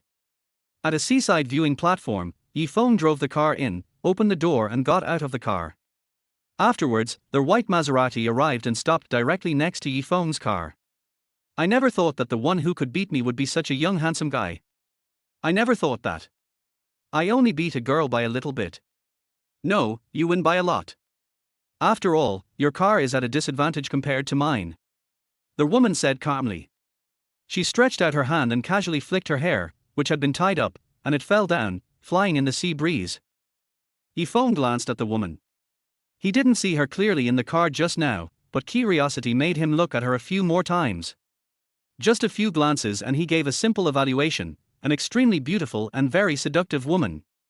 Perhaps, she could also be called a girl, as Yifeng could see that she was not very old. However, all the weapons a woman has to conquer a man are fully demonstrated in this woman. Her simple frown and smile are enough to make a man unable to control himself and unforgettable.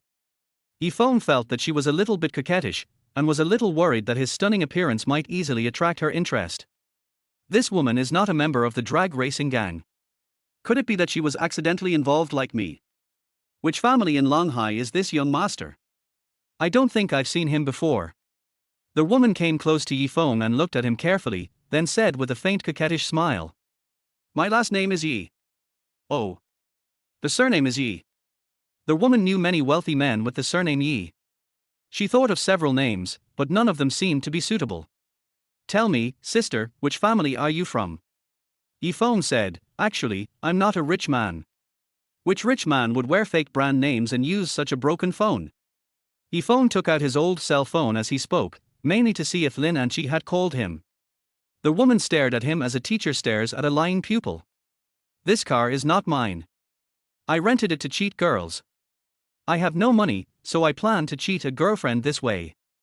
Yifeng looked very honest and helpless. The woman frowned slightly, and that expression told Yifeng that his performance was a little clumsy. It's not that troublesome. I'll be your girlfriend. How about it, the woman said, pinching her waist and puffing out her chest in front of Yifeng, showing off her devilish figure.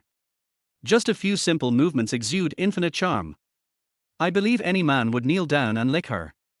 Yifeng smiled calmly. I have to admit that you are very beautiful and charming, but I am not a casual man.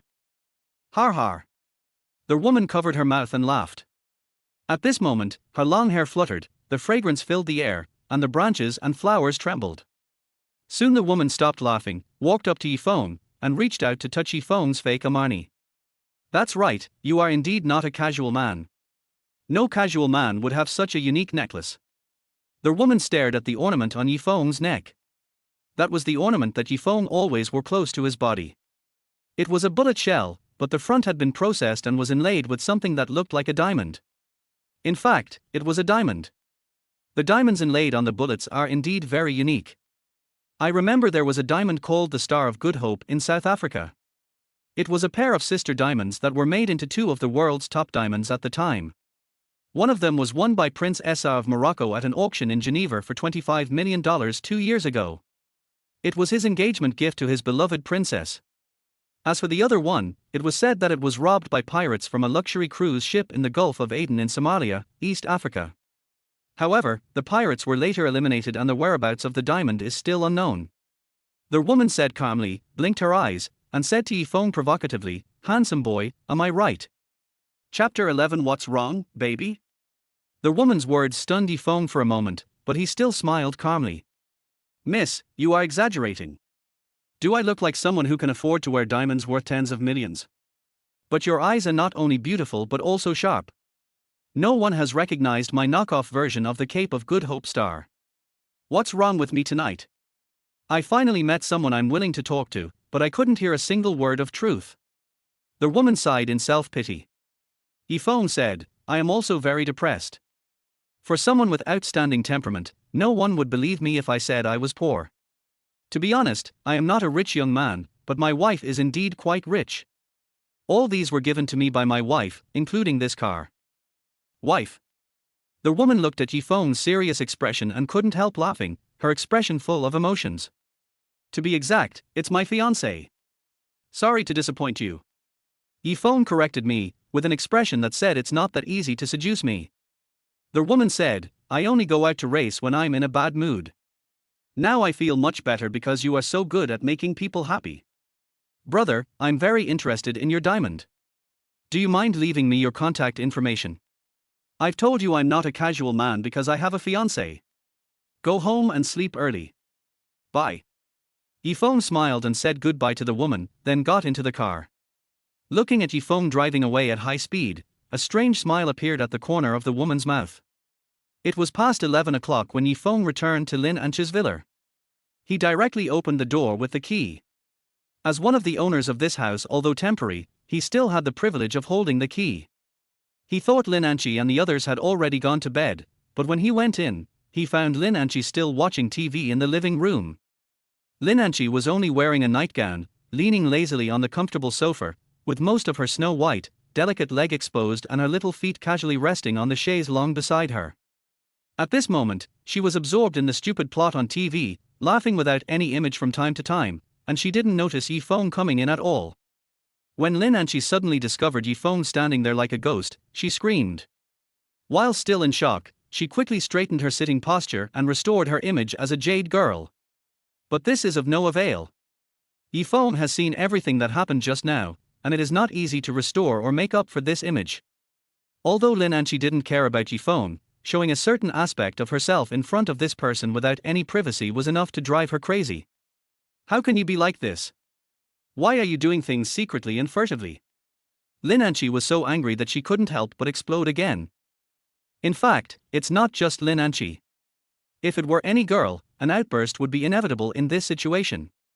Seeing you are so focused, I feel embarrassed to disturb you. How can there be anything wrong with this? Yifeng said with a sly smile. Lin Anchi bit her lip hard and wrapped her nightgown tightly. On the one hand, she was afraid that her clothes would be messy and look ugly, but more importantly, she was afraid that she would be exposed in front of Yifeng and this guy would feast his eyes and take advantage of her. Don't cover it up, I didn't see anything. Besides, it's not like I haven't seen it before. Yifeng said nonchalantly. You? Okay, it's late and I want to go to bed. Let me get some water for a bath. Yifeng sat down on the sofa naturally, yawned and patted his mouth. After he finished speaking, he realized something was wrong and quickly stood up, only to find that a sofa pillow had already flown towards him. Forget it. I'll do it myself. Yifeng's work has officially begun, but according to Lin Anchi, he has not yet officially entered the use stage. After all, they are not familiar with each other yet, especially a pretend relationship, which requires more adjustment and adaptation than a real relationship, otherwise it will be easy to be exposed in the future. Feng felt that he had to do as Lin and Chi arranged. After all, this was his job, and he was getting paid so high a salary, so it was only right that he should pay more attention to it. The next morning, Feng sent Lin and Chi and Han Bayer to school, with a Ferrari and an Audi TT in front and behind. Lin and Chi didn't treat Feng well in the morning. She was almost angry and cried last night. Thinking about how long she would have to get along with this guy in the future, she was really depressed. It was because of this mood that she was unwilling to ride in the same car with Feng, and directly sent him to another car. Feng couldn't understand why high-end cars didn't even bother to design seats. A car only had 2 seats. If 3 people went out, they had to drive 2 cars. It was too inconvenient. It was better to use QQ, which could accommodate 5 people. Longhai University, where Lin and Chi studies, is one of the top universities in Kyushu. Although in terms of comprehensive strength, Longhai University cannot compare with Shuemu, Yangcheng and other universities, its comprehensive strength is not weak. In Kyushu's annual university rankings, Longhai University has never fallen out of the top 10. And unlike the other top 10 universities, Longhai University is a private university whose shareholder is the Shuer family, the richest family in Longhai. Feng realized at this time that he had made a small cognitive error. The richest family in Longhai was not Lin and Chi's family, but the Shuer family. However, compared with the Lin family, the Shuer family was more low-key and had no interest in the so-called rich list. But when it comes to the wealth and strength of the Shuer family, real people in Longhai's business community are all far behind. No one would doubt that the Shuer family is the richest family in Longhai. Lin and Chi and Han Bayer were both students at Longhai University. Lin and Chi was at the end of her freshman year, while Han Bayer was just about to start her freshman year. Feng didn't know the origins of this girl named Han Bayer. It was said that she was the daughter of a wealthy businessman in South China. She had a quarrel with her family and ran to Longhai. Although the Han and Lin families were not in the same city, they usually had a lot of business dealings. Han Bayer and Lin and Chi met by chance at a banquet held by the 2 families. The Ferrari and Audi TT entered the Longhai University campus one after another, and immediately attracted a lot of attention. Although in a university like Longhai University, tall, rich and handsome men and beautiful women are rare, luxury cars are not surprising. However, top white, rich and beautiful women and top luxury cars are still scarce everywhere. This Ferrari worth more than 6 million is enough to attract everyone's attention. However, Lin and Chi has been studying in school for almost a year, and many people know that the owner of this Ferrari is Lin and Chi. Lin and Chi didn't care about other people's gazes, obviously she was used to it. She parked the car, opened the door, and got out with Han Bayer. "Angie." A voice came. Not far away, there was a red Ferrari of the same model as Lin and Chi's, and a boy walked out of it. "Sister Anchi, it's Shuei Juanlong's fly," Han Bayer said. In fact, Lin and Chi and Han Bayer didn't know that Shuei Junlong was actually a descendant of the Shuei family, the richest family in Longhai. It's just that the Shuei family advocated a low profile and did not allow family members to be high profile, so no one knew Shuei Juanlong's identity. They just thought he was a playboy from a wealthy family in another place. Shuei Junlong and Lin and Chi are not in the same department, but as one of the few campus beauties in Longhai University, Lin and Chi naturally has no shortage of powerful suitors, and Shuei Junlong is one of them. Shuei Junlong had been pursuing Lin and Chi in various ways since his freshman year, but Lin and Chi was not interested in him and always kept him at a distance. She went to college for 1 year and rejected Shuei Junlong for a year. "This guy is really patient. You're in class, right? You don't have class this afternoon, let's go out to sea together. I just bought a Reaver yacht and today is its maiden voyage."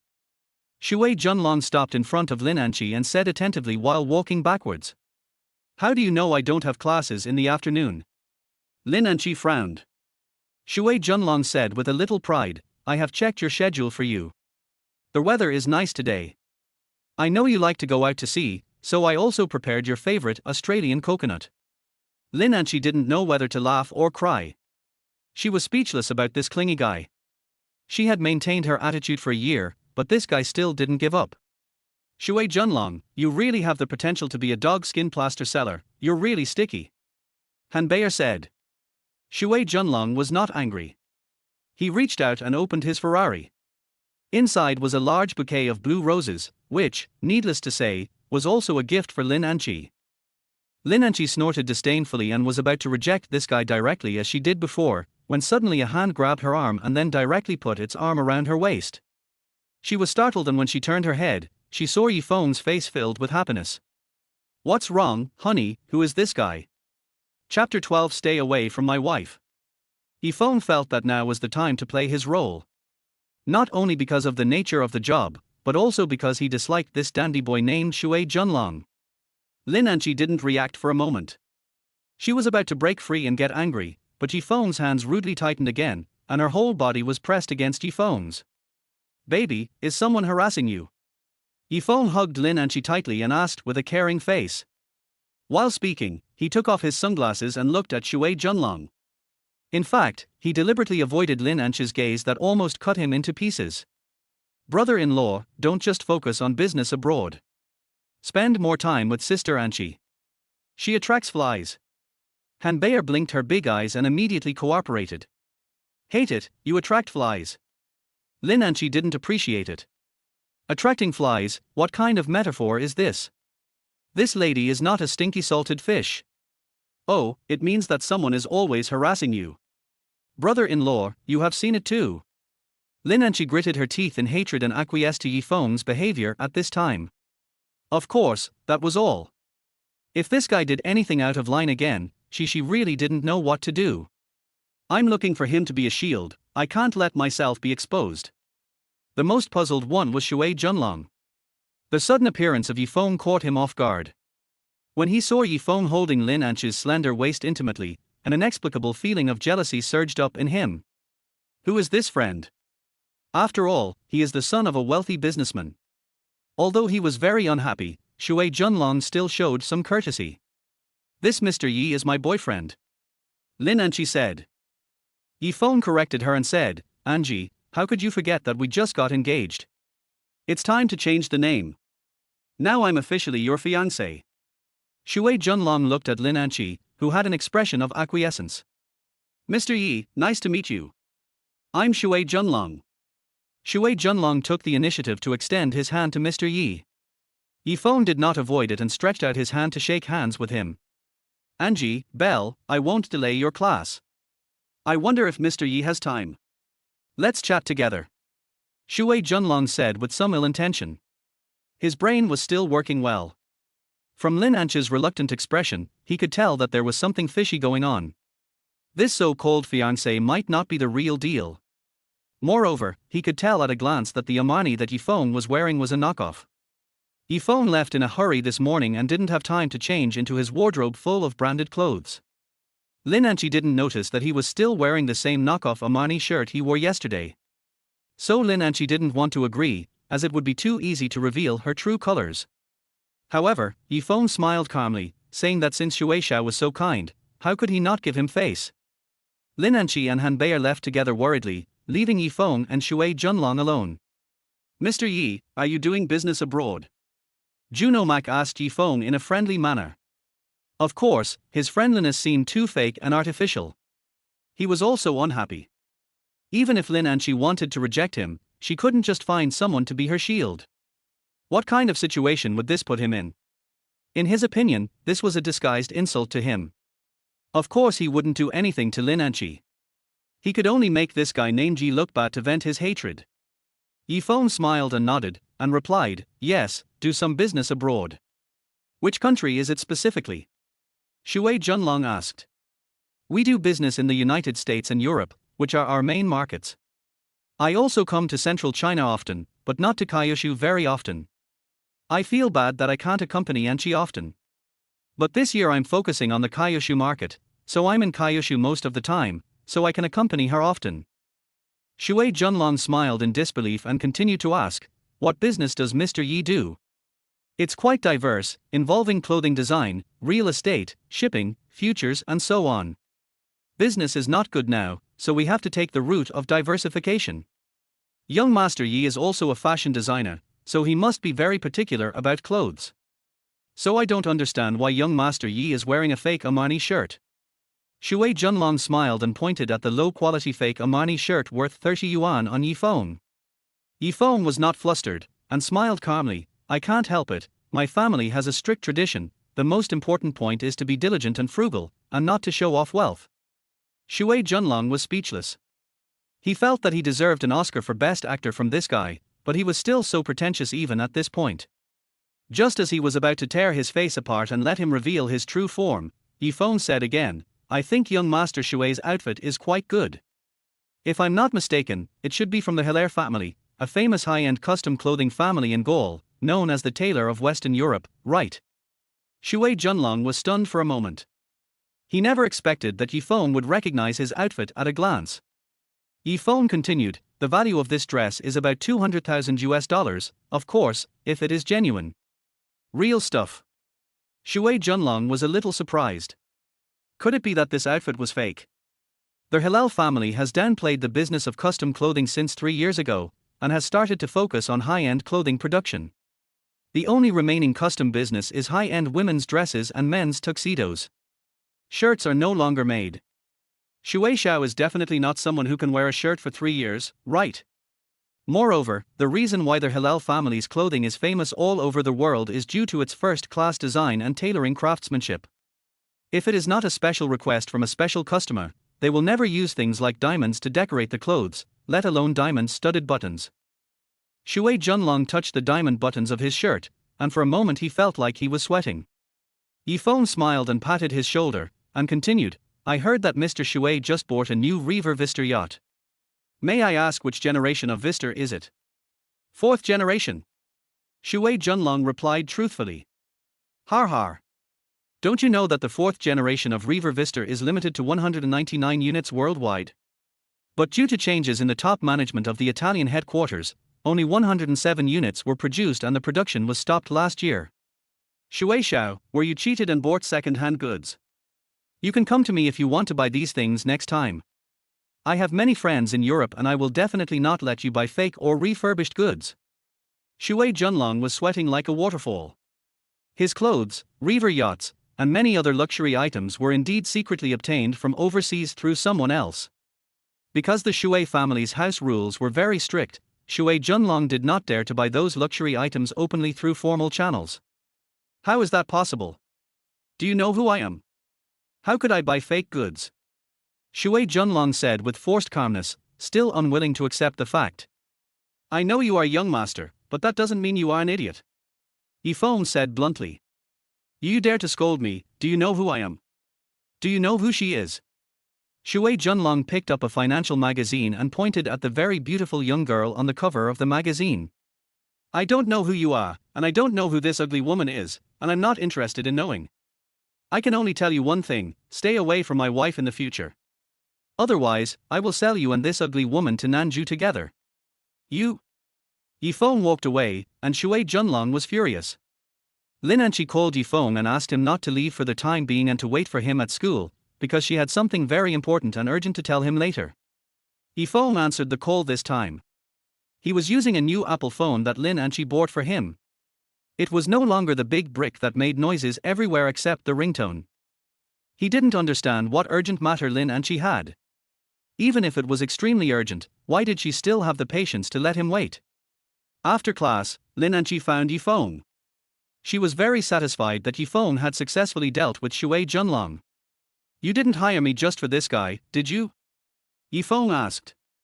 This was too easy. Of course not. Lin Anchi said unhappily. Yifeng said, by the way, didn't you say that you had something very important and urgent to tell me? Lin Anchi took out a piece of paper and handed it to Yifeng. Take a look. Yifeng took a look and was speechless. It said, additional clause, Party B Feng shall not take advantage of Party A Lin Anchi in any way including physically and mentally under the pretext of faithfully performing duties. If there is any violation, 1 million yuan will be deducted from the salary. What does this mean? Lin Anchi said, the additional terms are as valid as the contract we signed before. If you think it's okay, just sign it. Yifeng smiled bitterly, he knew that Lin Anchi was targeting his behavior just now. Yifeng felt very wronged, since it was a fake, it had to be made to look real. 1 million deduction at a time. This job is really unbearable.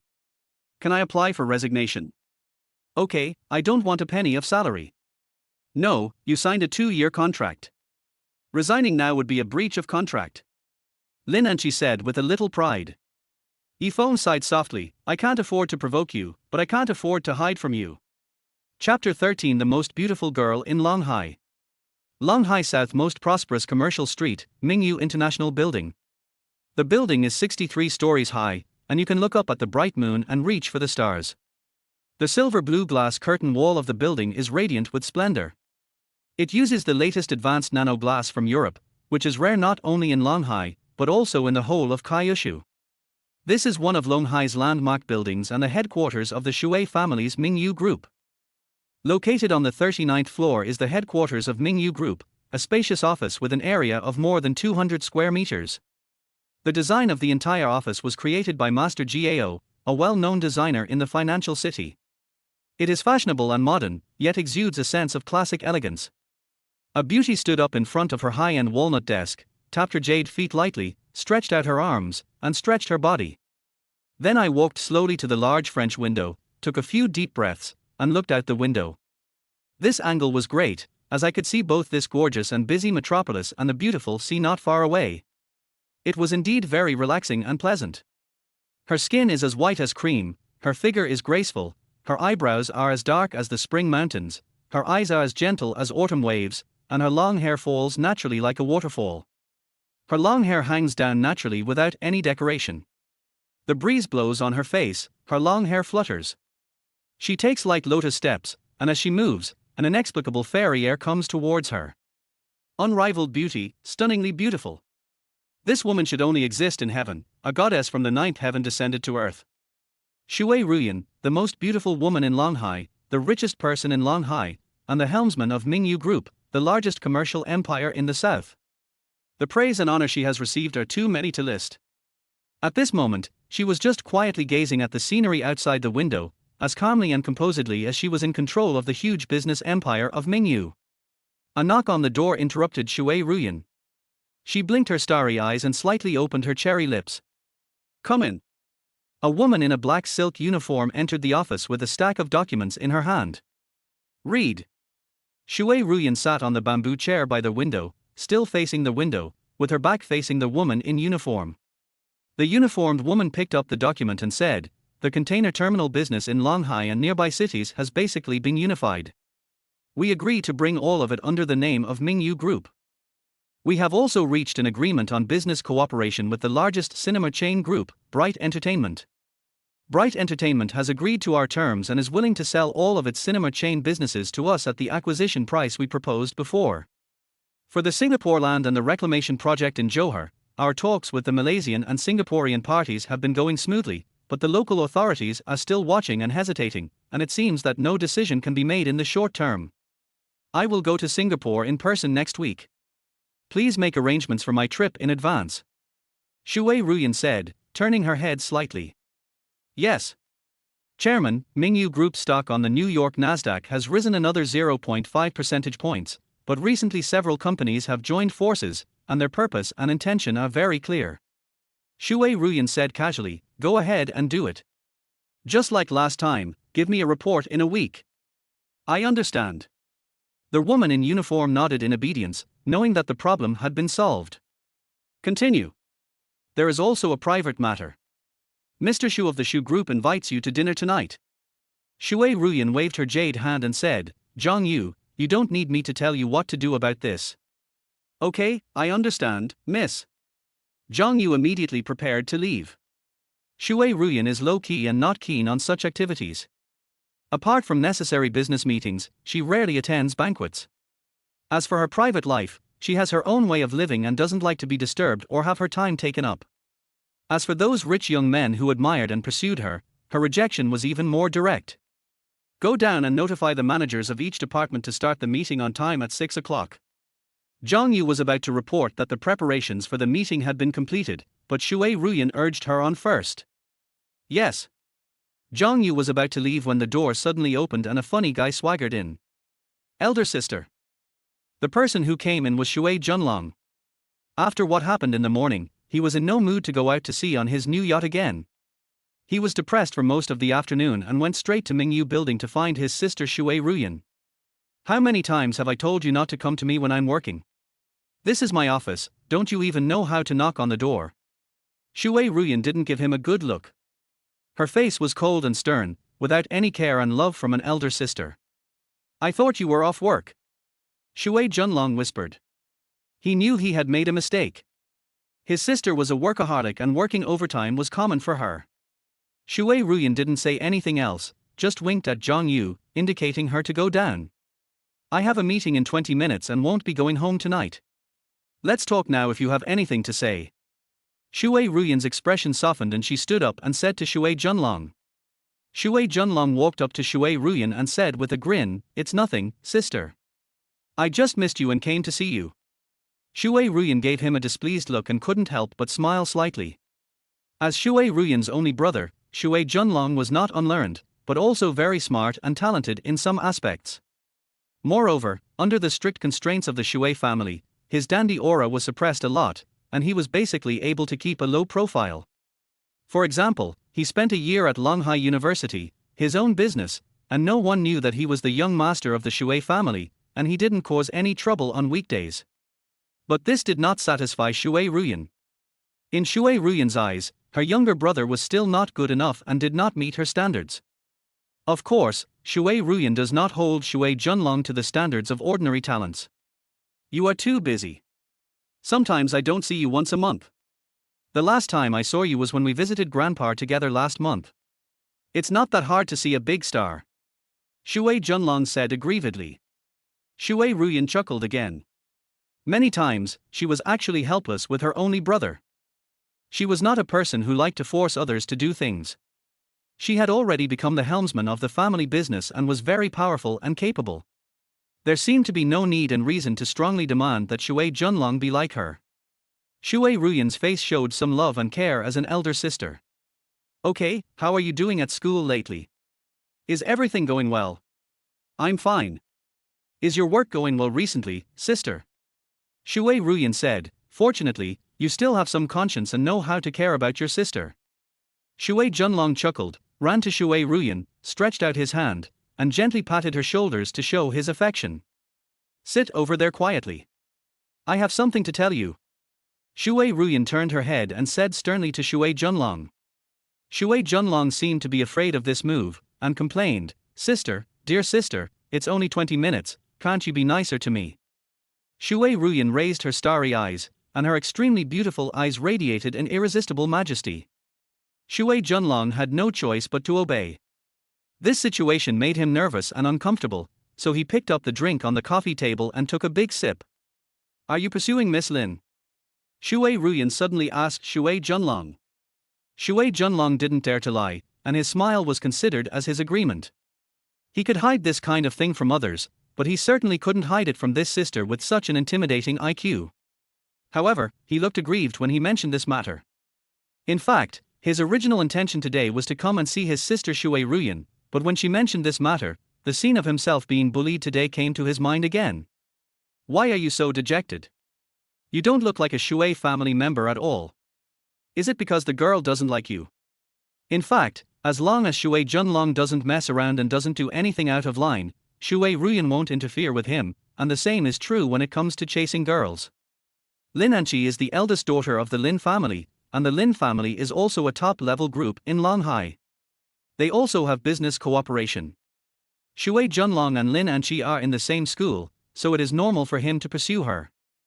No, someone messed it up. Shuer Junlong said. Tell me what happened. Perhaps out of concern for her brother, she continued to ask Shuer Junlong. Shuer Junlong told Shuer Ruan that Lin Anqi had found Feng as a shield.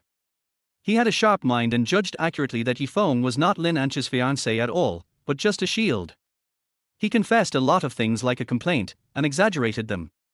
He also confessed that he bought fake luxury goods abroad, because he didn't think he could keep it a secret from Shuer Ruan. There are people like this. Shuer Ruan's starry eyes flashed with a hint of something strange that had never been seen before. Through Shuer Junlong's description, Shuer Ruan instantly became interested in the man named Feng. She had always felt that she was a woman with little interest, and there were few things that could instantly arouse her interest. Yes, he doesn't take our Shuer family seriously and has done something extremely excessive. Shuer Junlong gritted his teeth for a moment. What did he do? Sister, I told you not to be angry. Don't be angry. Explain. He called you ugly. Chapter 14, A Special Day. Shuer Ruan was stunned for a moment, and took a while to come back to her senses. She wasn't actually angry, she just wanted to laugh. This woman is confident in every aspect, and her appearance is one of the things she is most confident about. A guy told her in a magazine that she was ugly. She knew that no one with hopelessly flawed aesthetics would make such a comment. Of course, no one dared to do so. She felt that she had been desecrated by a rather nonsensical guy. Although given Shuer Ruan's status, there is no need for her to care about such a blasphemy, it is not worth her concern. But at this moment, Shuer Ruan instantly transformed into a woman, a simple woman without any wealth, status or anything else. What do you think? Shuer Ruan asked Shuer Junlong jokingly. Shuer Junlong said, Sister, everyone knows that you are the most famous beauty in Longhai. The rich young men who are pursuing you can line up from the east to the west of the city. It's rare that someone says I'm ugly, right? He also said that he would sell our Shuer family to Nanju. Sister, I don't mind what he said about me, but I will never forgive him for blaspheming you and our Shuer family. Shuer Ruan was not very enthusiastic. She looked at the Patek Philippe on her wrist and said, It's time. I'm going to a meeting now. I'll arrange a car to take you back. No need, sister. I can drive back by myself. Shuer Junlong looked like he was about to get his revenge with a sense of victory.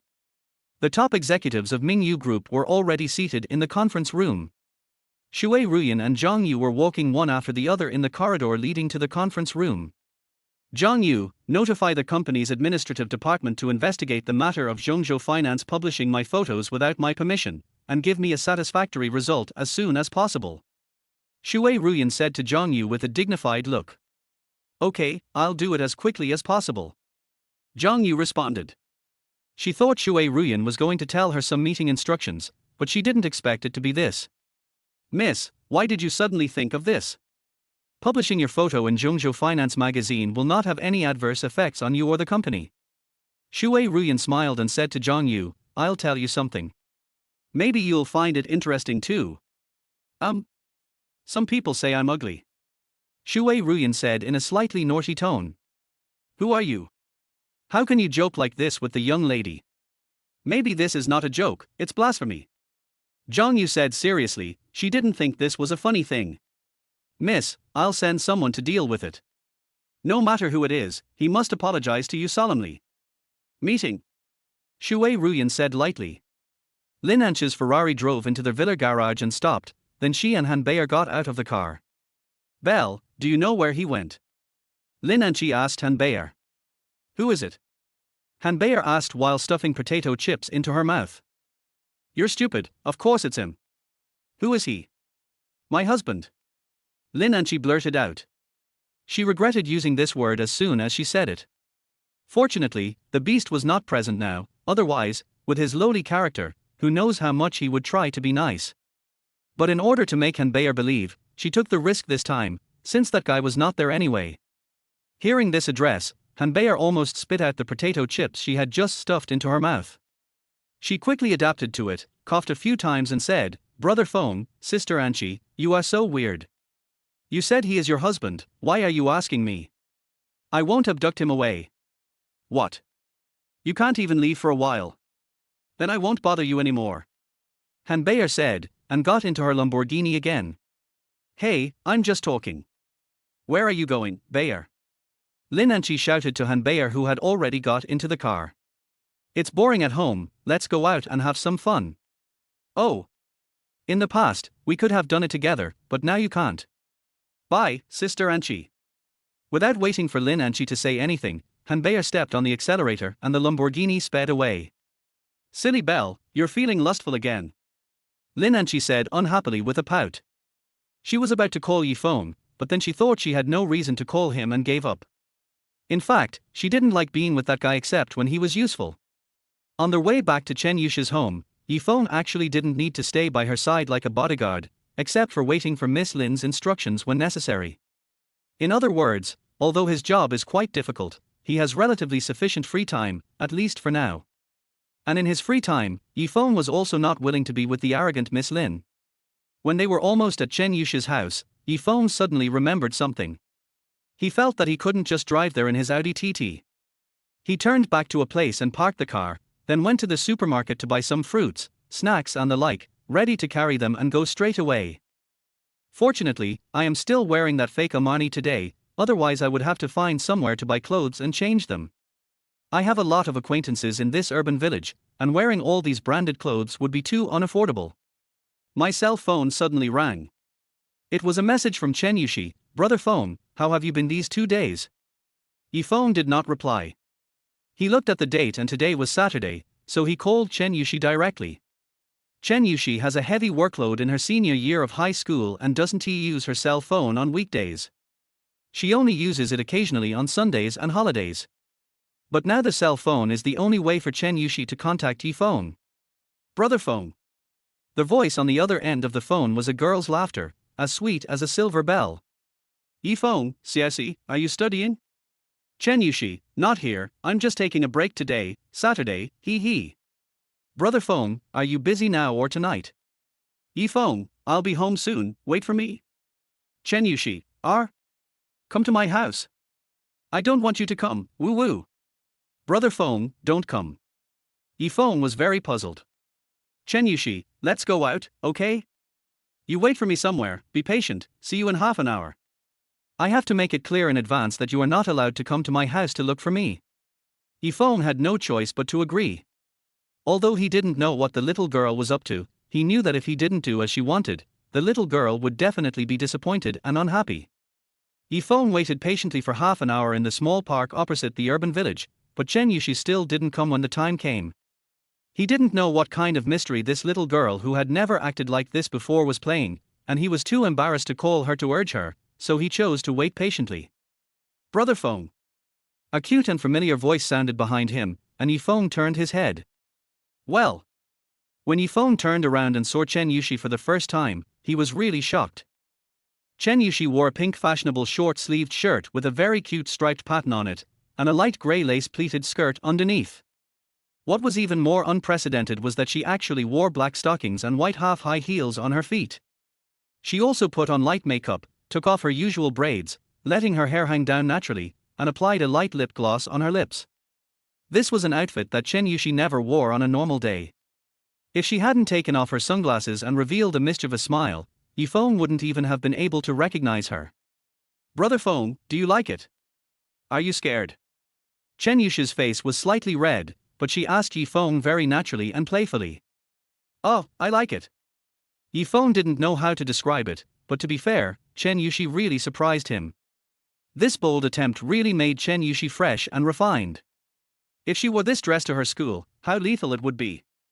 Of course, there are surprises, and some small frights are not ruled out. Your mother will scold you if she finds out. Feng said, scratching Chen Yushi's nose. She doesn't know, you have to keep it a secret from me. Chen Yushi continued to smile coquettishly and said, Brother Feng, I'll treat you to dinner today. Feng laughed and said, how can that be possible? I'm the one treating you to a meal, so there's no reason for Xiaoxi to pay for it. Chen Yushi said with a hint of pouting, Brother Feng, will you listen to my arrangements? All of this will be done by me from now on, okay? Okay. Looking at Chen Yushi's serious look, Feng didn't want to disobey her. When did the little girl learn to play mysterious? You must obey me in everything. Well, I'll listen to Xiaoxi today. Xiaoxi can do whatever he wants to me. Feng said with a grin. Chen Yushi said, hateful, coquettishly, and Feng then asked, Xiaoxi, can you tell me the reason? The reason is that today is a special day. Chen Yushi said with a mysterious smile. A special day? Feng was stunned for a moment. He thought about it carefully. Today was neither their birthday nor a festival. What is so special about today? Chapter 15 Black Day. A simple and atmospheric restaurant floating on the sea. It was converted and decorated from a ship.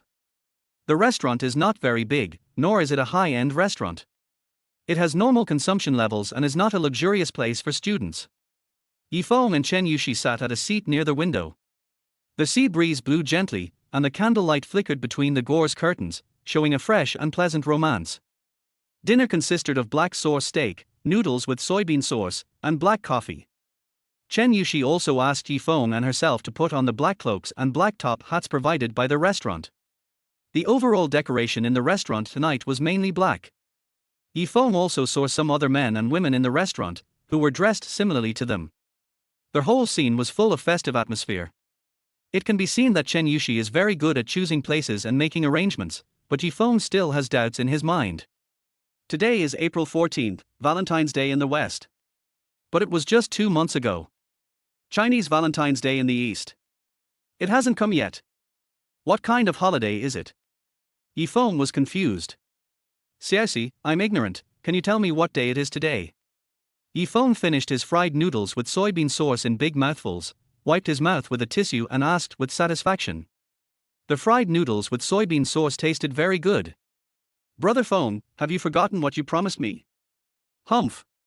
Chen Yushi said in pretended anger. Oh, I forgot what I promised, Xiaoxi. I won't ask any more. Yi Feng stretched out his hand in surrender and coaxed Chen Yushi. What should I do next time? I can't find a wife. Yi Feng took out the oath he often made. Chen Yushi waved her hand and pouted. Brother Feng, you are not allowed to swear this kind of oath on a day like today. Then send another one. No need, eat quickly. Chen Yushi said, and brought the cut steak to Yi Feng. Yi Feng took a look at the dishes they ordered. Although this was not a high-end restaurant, it was already a luxury for a girl like Chen Yushi who had experienced family difficulties. Especially when he learned that this was the pocket money that Chen Yushi had saved for a long time by living frugally, he felt even more pity for her. While he appreciated Chen Yushi's pure intentions, he also realized the special significance of today. Chen Yushi took out an exquisite gift box and handed it to Yi Feng. Yi Feng opened it and saw that it was a box of beautifully wrapped chocolates. Although he didn't like eating this kind of thing, it was given by Chen Yushi, so he certainly had no reason not to accept it. He took out one and peeled it and ate it on the spot. Eat it when you get back. You are not allowed to eat it now. Chen Yushi stopped him, took the box again, and then carefully packed and sealed it back to its original state. Yi Feng asked with a smile, do we have to go back to eat? What's the point of this? Chen Yushi said seriously, well, you can eat the other things now, but you can't eat the chocolate now. You have to go back and eat it. Yes, sir. You're just being rude. Eat something else. The chocolate ice cream will be served soon. The dinner was held in a very joyful atmosphere and lasted more than an hour. Yi Feng took the initiative to go to the front desk to pay the bill. Although Chen Yushi still insisted, he still didn't want Chen Yushi to spend so much money. I don't know what day it is today, Xiaoxi, but you've given me a gift, so it's time for me to show my appreciation. Yi Feng said this to Chen Yushi, and Chen Yushi agreed. It was still early, and Yi Feng and Chen Yushi had no intention of going home. Tomorrow was Sunday, so Yi Feng didn't have to worry about playing too late and disturbing Chen Yushi's rest. Where do you want to go? Yi Feng asked Chen Yushi. He thought of several places that were suitable for taking girls to have fun. Let's just take a walk. I don't want to go anywhere too noisy. Chen Yushi blinked and said softly. Yi Feng understood. He knew that although Chen Yushi was not introverted, she did prefer quietness sometimes. The two walked slowly along the long embankment by the sea. Xiaoxi, why are you silent? Nothing. Chen Yushi was thinking and replied a little flusteredly. Are you feeling uncomfortable? Yi Feng asked with concern, and subconsciously reached out to touch Chen Yushi's forehead. His hand stroked Chen Yushi's little face, and her heart warmed up in an instant, and a blush appeared on her face, but it was not easy to detect in the night. Chen Yushi said, it's okay. By the way, Brother Feng, are you very busy at work every day? I still don't know where you work. Fortunately, it's not very busy, so I still have some free time. What kind of job is so good? Is Brother Feng getting paid well? It should be considered an interpersonal job, and the pay is pretty good. Oh, that's good. Can I come to your workplace to see you when I have time, Brother Feng? Chen Yushi's eyes flashed with flawless light. Sure, but remember to call me before you come. I might not be here. Yes, but we have to wait until the college entrance examination is over. We don't have time now. Yifeng smiled, and Chen Yushi continued to say playfully, "Brother Feng, now I can tell you what day it is today." "What day?" "Today is Valentine's Day." "Valentine's Day?" Yifeng was puzzled. "Isn't Valentine's Day on February 14th and Chinese Valentine's Day?" "Today is April 14th, how can it be Valentine's Day?" Chen Yushi said, "Today is also Valentine's Day, Black Valentine's Day, which is the Valentine's Day for singles." Chen Yushi explained to Yifeng, "Actually, there are 13 Valentine's Days in a year.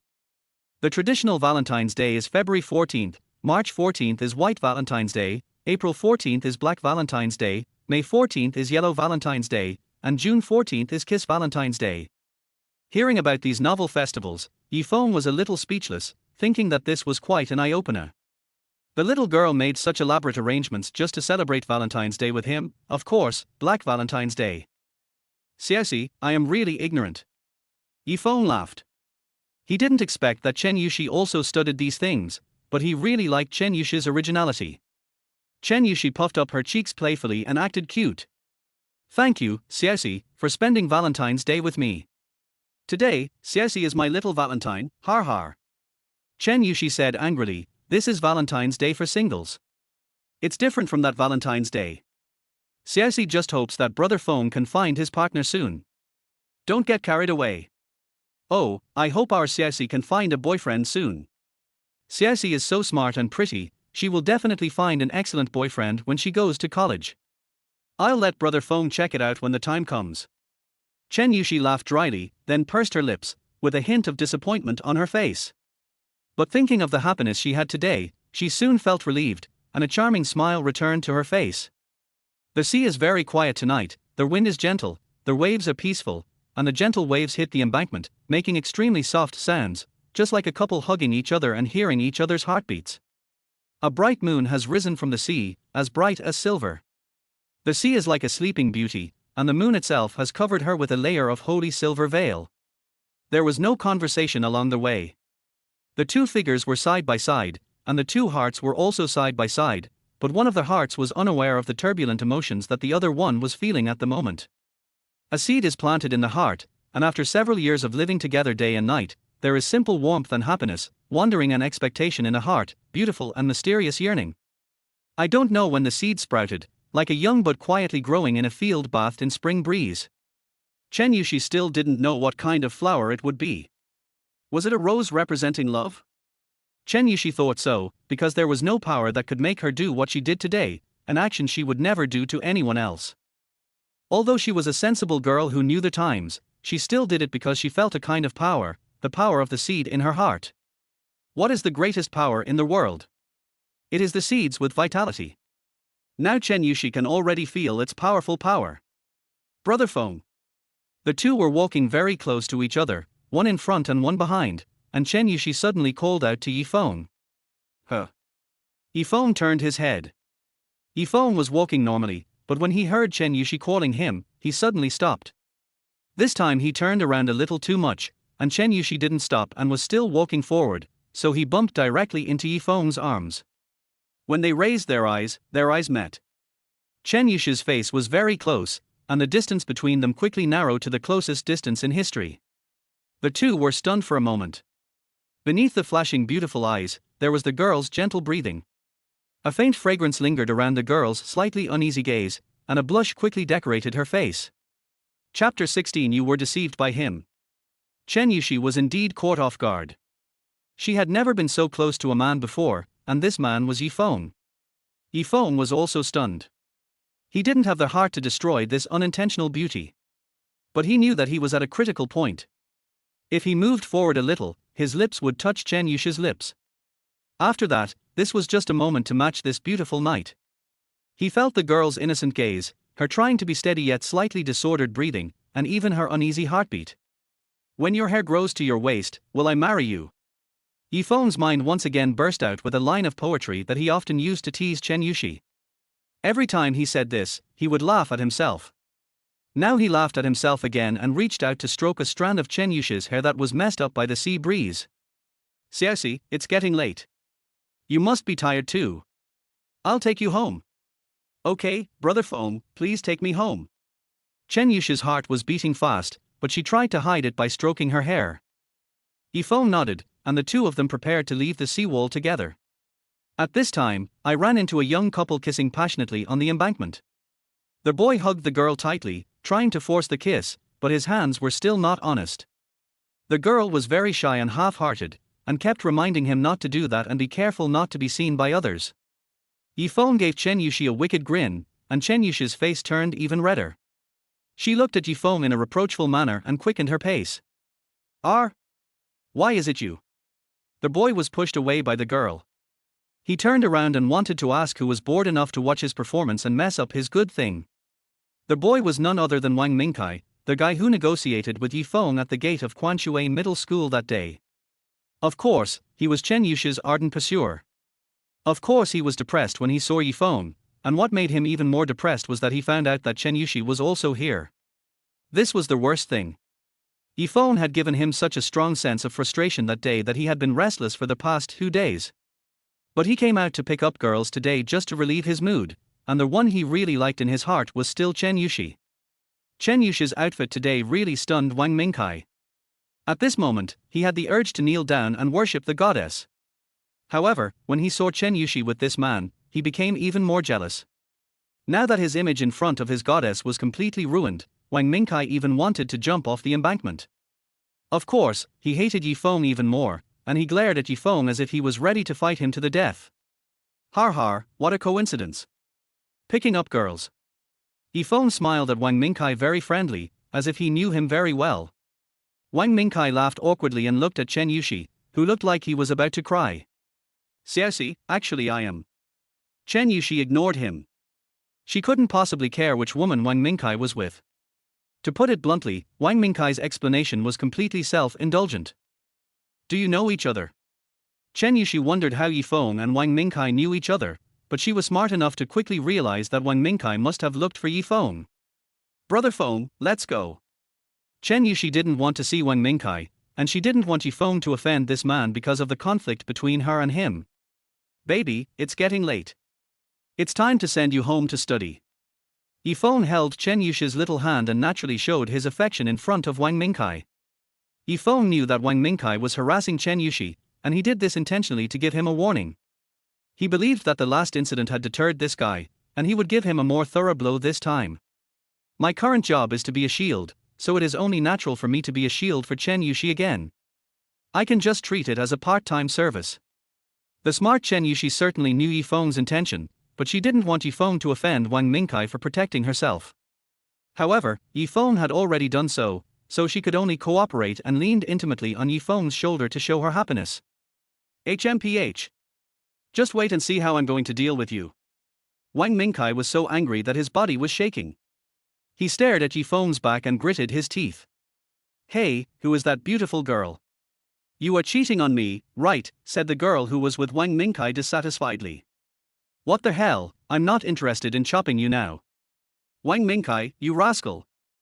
Feng took a taxi to send Chen Yuxi home. He planned to go in and see Li Qinglan together, but Chen Yuxi didn't dare to let her mother know that she was going on a date dressed like that, so Feng could only say that he would do it next time. Brother Feng, don't forget to eat the chocolate. Chen Yuxi pointed to the box of chocolates she gave to Feng. Of course I won't forget what happened to the creek. Then you are only allowed to eat it when you get home. And you must eat it carefully and finish it. You are not allowed to throw it away or give it to others. I know, creek. Chen Yuxi said goodbye to Feng with satisfaction, and then entered her home. The lights in Li Qinglan's room were dimmed as she watched TV. Chen Yuxi had called her mother before and told her that there was a class reunion tonight. Now her mother should be waiting for her while watching TV. Chen Yuxi went upstairs quietly and was even more careful when passing by Li Qinglan's room. Even if she told her mother that she was back, she had to change her clothes and remove her makeup first. Sizzle! Chen Yuxi cried out in pain. Her stockings got caught on a wire on the second-floor railing. She walked too fast and the stockings were of poor quality, so they were torn into a big hole, exposing one leg from the thigh to the calf. Just at this moment the door suddenly opened and Li Qinglan walked out. Xiaoxi is back, why aren't you saying anything? Huh? Xiaoxi, why are you dressed like this? Li Qinglan frowned immediately. Although she was kind to Chen Yuxi on a daily basis, she was still very strict in disciplining her. If she knew that Chen Yushi was going to a party dressed like this, she would never allow it. Mom. Chen Yushi responded uneasily. What's going on? Where did you go? Li Qinglan asked seriously, questioning her. Dressed like this, with her stockings torn and her legs exposed, it was hard for Li Qinglan not to worry. Chen Yushi could only tell the truth. I brother Feng and I went out to eat. Really Mom, can I still lie to you? Li Qinglan was stunned for a moment before she said, well, just eat with your brother Feng. What's there to be afraid of? Where's Feng? He went back after dropping me off, intending to come and see you, but he thought you were resting. Although Li Qinglan thought it was a bit strange for her daughter to dress like this to meet Feng alone, she considered her daughter's feelings and did not ask too many questions. Now that her daughter's college entrance examination is approaching, she does not want to create a psychological shadow for her daughter because of anything. Hurry up and change your clothes, take a shower, study or go to bed early. Well, Mom, go to bed early. Walking into her room, Chen Yushi breathed a sigh of relief, smiled secretly for a while, then went to the bathroom to take a shower while humming a little tune. Just after taking a shower and changing into pajamas, her cell phone rang. She thought it was Feng calling, but when she picked up the phone she found out it was Wang Mingkai. Chen Yushi disliked Wang Mingkai, and of course she was even more disgusted when he called her so late. Chen Yushi, Wang Mingkai, is there anything I can help you with? Wang Mingkai, well, Xiaoxi, I'm at your door now, can you come out for a moment? Chen Yushi, no, I'm already asleep. If you have something to say, just tell me. If not, I'll hang up. Wang Mingkai, Xiaoxi, I have something urgent to discuss with you.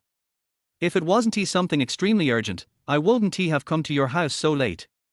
Chen Yushi still ignored him and wanted to hang up the phone, but Wang Mingkai's next words made her change her attitude instantly. It's something related to Feng. Wang Mingkai said.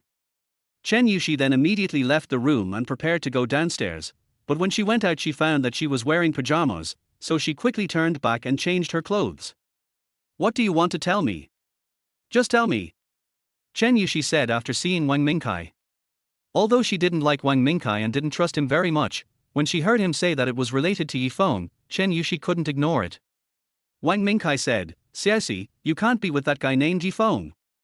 Really, Xiaoxi, I really care about you. What Wang Mingkai meant by dealing with Feng was to tell Chen Yushi about his bad deeds, and it just so happened that he had received some information related to Feng, so he went straight to Chen Yushi's door with great interest. Is this all you want to tell me? Then you can leave. Chen Yushi ignored him.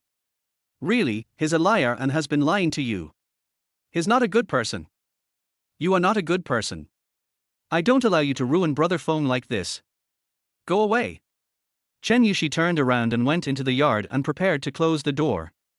Xiaoxi, wait, listen to me. I promise that what I say to you is true. Wang Mingkai squeezed the door to prevent Chen Yushi from closing it, and continued, that guy is really lying to you. He is not a poor boy selling barbecue at all. He is a rich playboy. My friend saw him racing and picking up girls that night. He is also pursuing girls at Longhai University. It is said that he has an ambiguous relationship with Lin Anqi, the campus beauty of Longhai University. He is deceiving your feelings. I don't believe it, Wang Mingkai. I don't like you. It's useless for you to instigate us. Please don't harass me again in the future, or I will tell the teacher. Xiaoxi, I really care about you. I'm afraid you've been deceived. What I said was seen by my friends with their own eyes. I swear to God it's true. Please believe me. I don't believe it. Hurry up and leave, or I'll call someone. Wang Mingkai didn't dare to insist any longer, and said helplessly, Xiaoxi, I know you are bewitched and don't believe me. Just wait, I will personally collect evidence for you one day. Wang Mingkai left and Chen Yushi breathed a sigh of relief. She didn't believe Wang Mingkai's nonsense at all, but his words couldn't stop echoing in her ears, and a slight ripple appeared in her originally calm heart. Chapter 17 The Lost True Confession. It was not too late when Feng returned home, and he just happened to see Han Bayer driving her Lamborghini into the garage. Brother-in-law. Han Bayer called Feng sweetly, and her little hand naturally held Feng's arm. The little girl is cute, casual and friendly. Although she is a little messy, Feng still has a good impression of her. However, he knew that the little girl had a bad temper. A 17-year-old girl, who had just had a quarrel with her family, ran alone to Longhai, thousands of miles away, and hid there for several months. Her family tried to pick her up several times, but she refused to come back.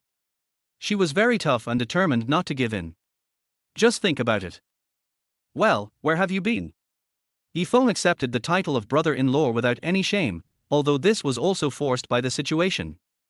Let's go out and race cars and hook up with rich guys to celebrate single Valentine's Day.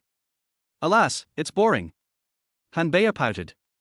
At this time, she noticed the beautiful gift box in Feng's hand. What is it? A gift for Sister Anchi. Hanbei went to take it curiously. Feng made way for Hanbei, and she missed the gift. Feng said that it was not the gift, but someone else gave it to him. Ha! Brother-in-law, you're not going out to pick up girls, are you? Humph, be careful or I'll tell Sister Anchi. Seeing that she failed to snatch the girl, Hanbei showed an attitude of not wanting to give up. Feng smiled and the two of them entered the villa one after the other. The TV in the living room was on, playing the nonsensical TV series that Lin Anchi liked. Hanbei called out, but no one answered.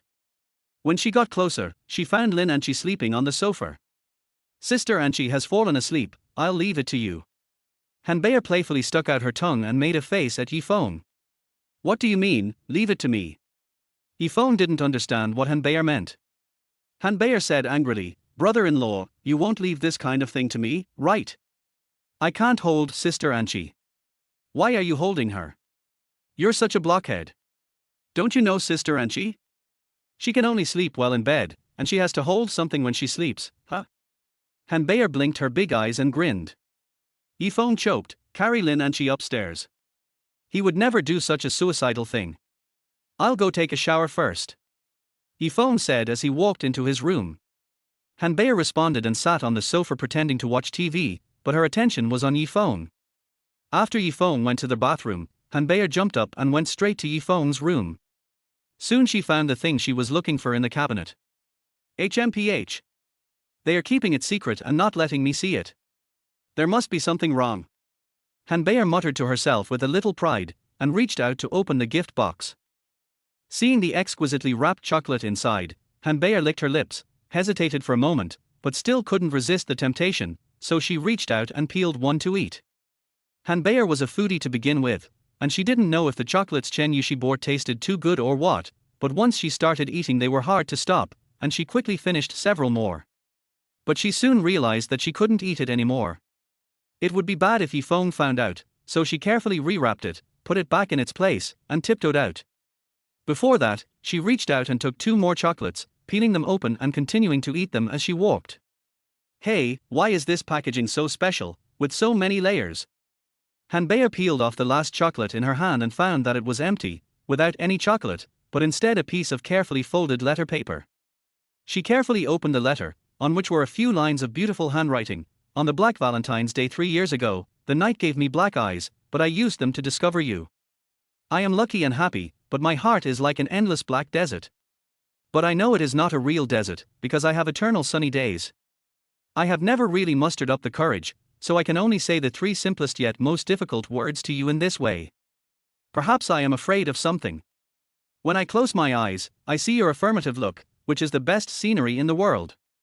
I hope that when I open my eyes, I can see the same scenery. Brother Feng, can you give me such a scenery? Creak! Hanbei exclaimed in surprise. She could tell that this was a love letter from a girl to her crush. Although the content was very euphemistic, Hanbei could still clearly understand the meaning. This girl had been secretly in love with this person for a long time, but because she was afraid of being hurt, she had never had the courage to confess. Now she finally mustered up the courage, and she hoped that this person could understand her heart and accept her. The feelings were sincere and tactful, and Hanbei was a little moved, but now she was more surprised. This letter was written to Feng, and the title of Brother Feng directly exposed it. Did he really go to pick up girls and deceive the little girl? Humph, this must be told to Sister Anchi. Hanbei said as she put the note in her pocket and ran upstairs. Feng came out of the shower and didn't find anything unusual. Hanbei was not on the first floor. Only Lin Anchi was still sleeping on the sofa. To be fair, leaving aside her temper and the like, Lin Anchi is indeed first-rate in terms of appearance. Although her sleeping posture is not so elegant, it does not affect her breathtaking beauty at all.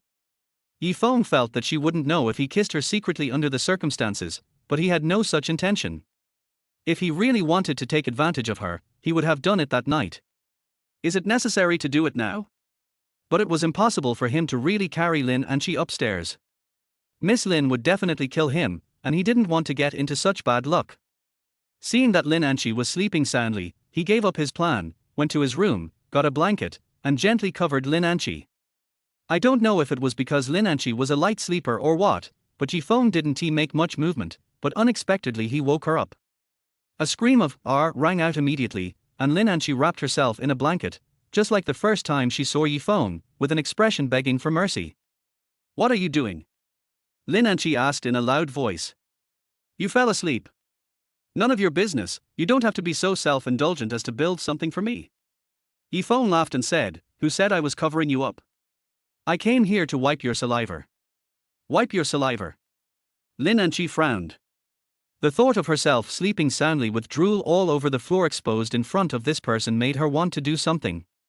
"But I soon realized that this guy was talking nonsense and I never drool when I sleep." "Nonsense. Go away, I don't want to see you now." Lin Anchi pretended to be angry. Although she was still angry on the surface, a warm feeling rose slightly in her heart. She had never experienced being cared for by a man by covering her with a blanket while she was asleep.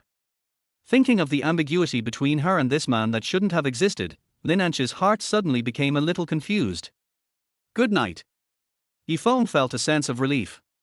He didn't want to fight with Miss Lin late at night. Except when it was necessary for his duty, he kept his distance from Miss Lin. "Come back home with me tomorrow morning," Lin Anchi said and went upstairs. "Got it," Feng responded. "I'm going to her house tomorrow morning." "Is this to meet my father-in-law and mother-in-law?" Han Bayer was still studying the love letter on her bed. When she heard someone coming upstairs, she thought it was Yifengzhen carrying Lin Anchi upstairs. She ran to the door barefoot and stuck her head out, only to find that it was Lin Anchi who went upstairs by herself. "Sister Anchi." Han Bayer, wearing a short nightgown and barefoot, blocked Lin Anchi's way like a highway robber. Lin Anchi was startled, her eyebrows slightly frowned, and then she heard Han Bayer say, "Sister Anchi, there is a major discovery about my brother-in-law." "Him?" Lin Anchi had an indifferent expression at first, but then she thought something was wrong. She had even hidden her relationship with Feng from Han Bayer, and she couldn't let the secret out. "What happened to him? Any important discovery?" "My brother-in-law is having an affair." "Cheating?" "Yeah, he concealed it very well. Fortunately, I am smart and insightful, he.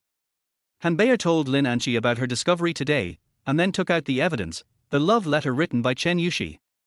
Lin Anchi looked at it curiously, then looked at Han Bayer's gloating expression, smiled calmly and said, "What's the big deal? Please don't make trouble, it's just a love letter."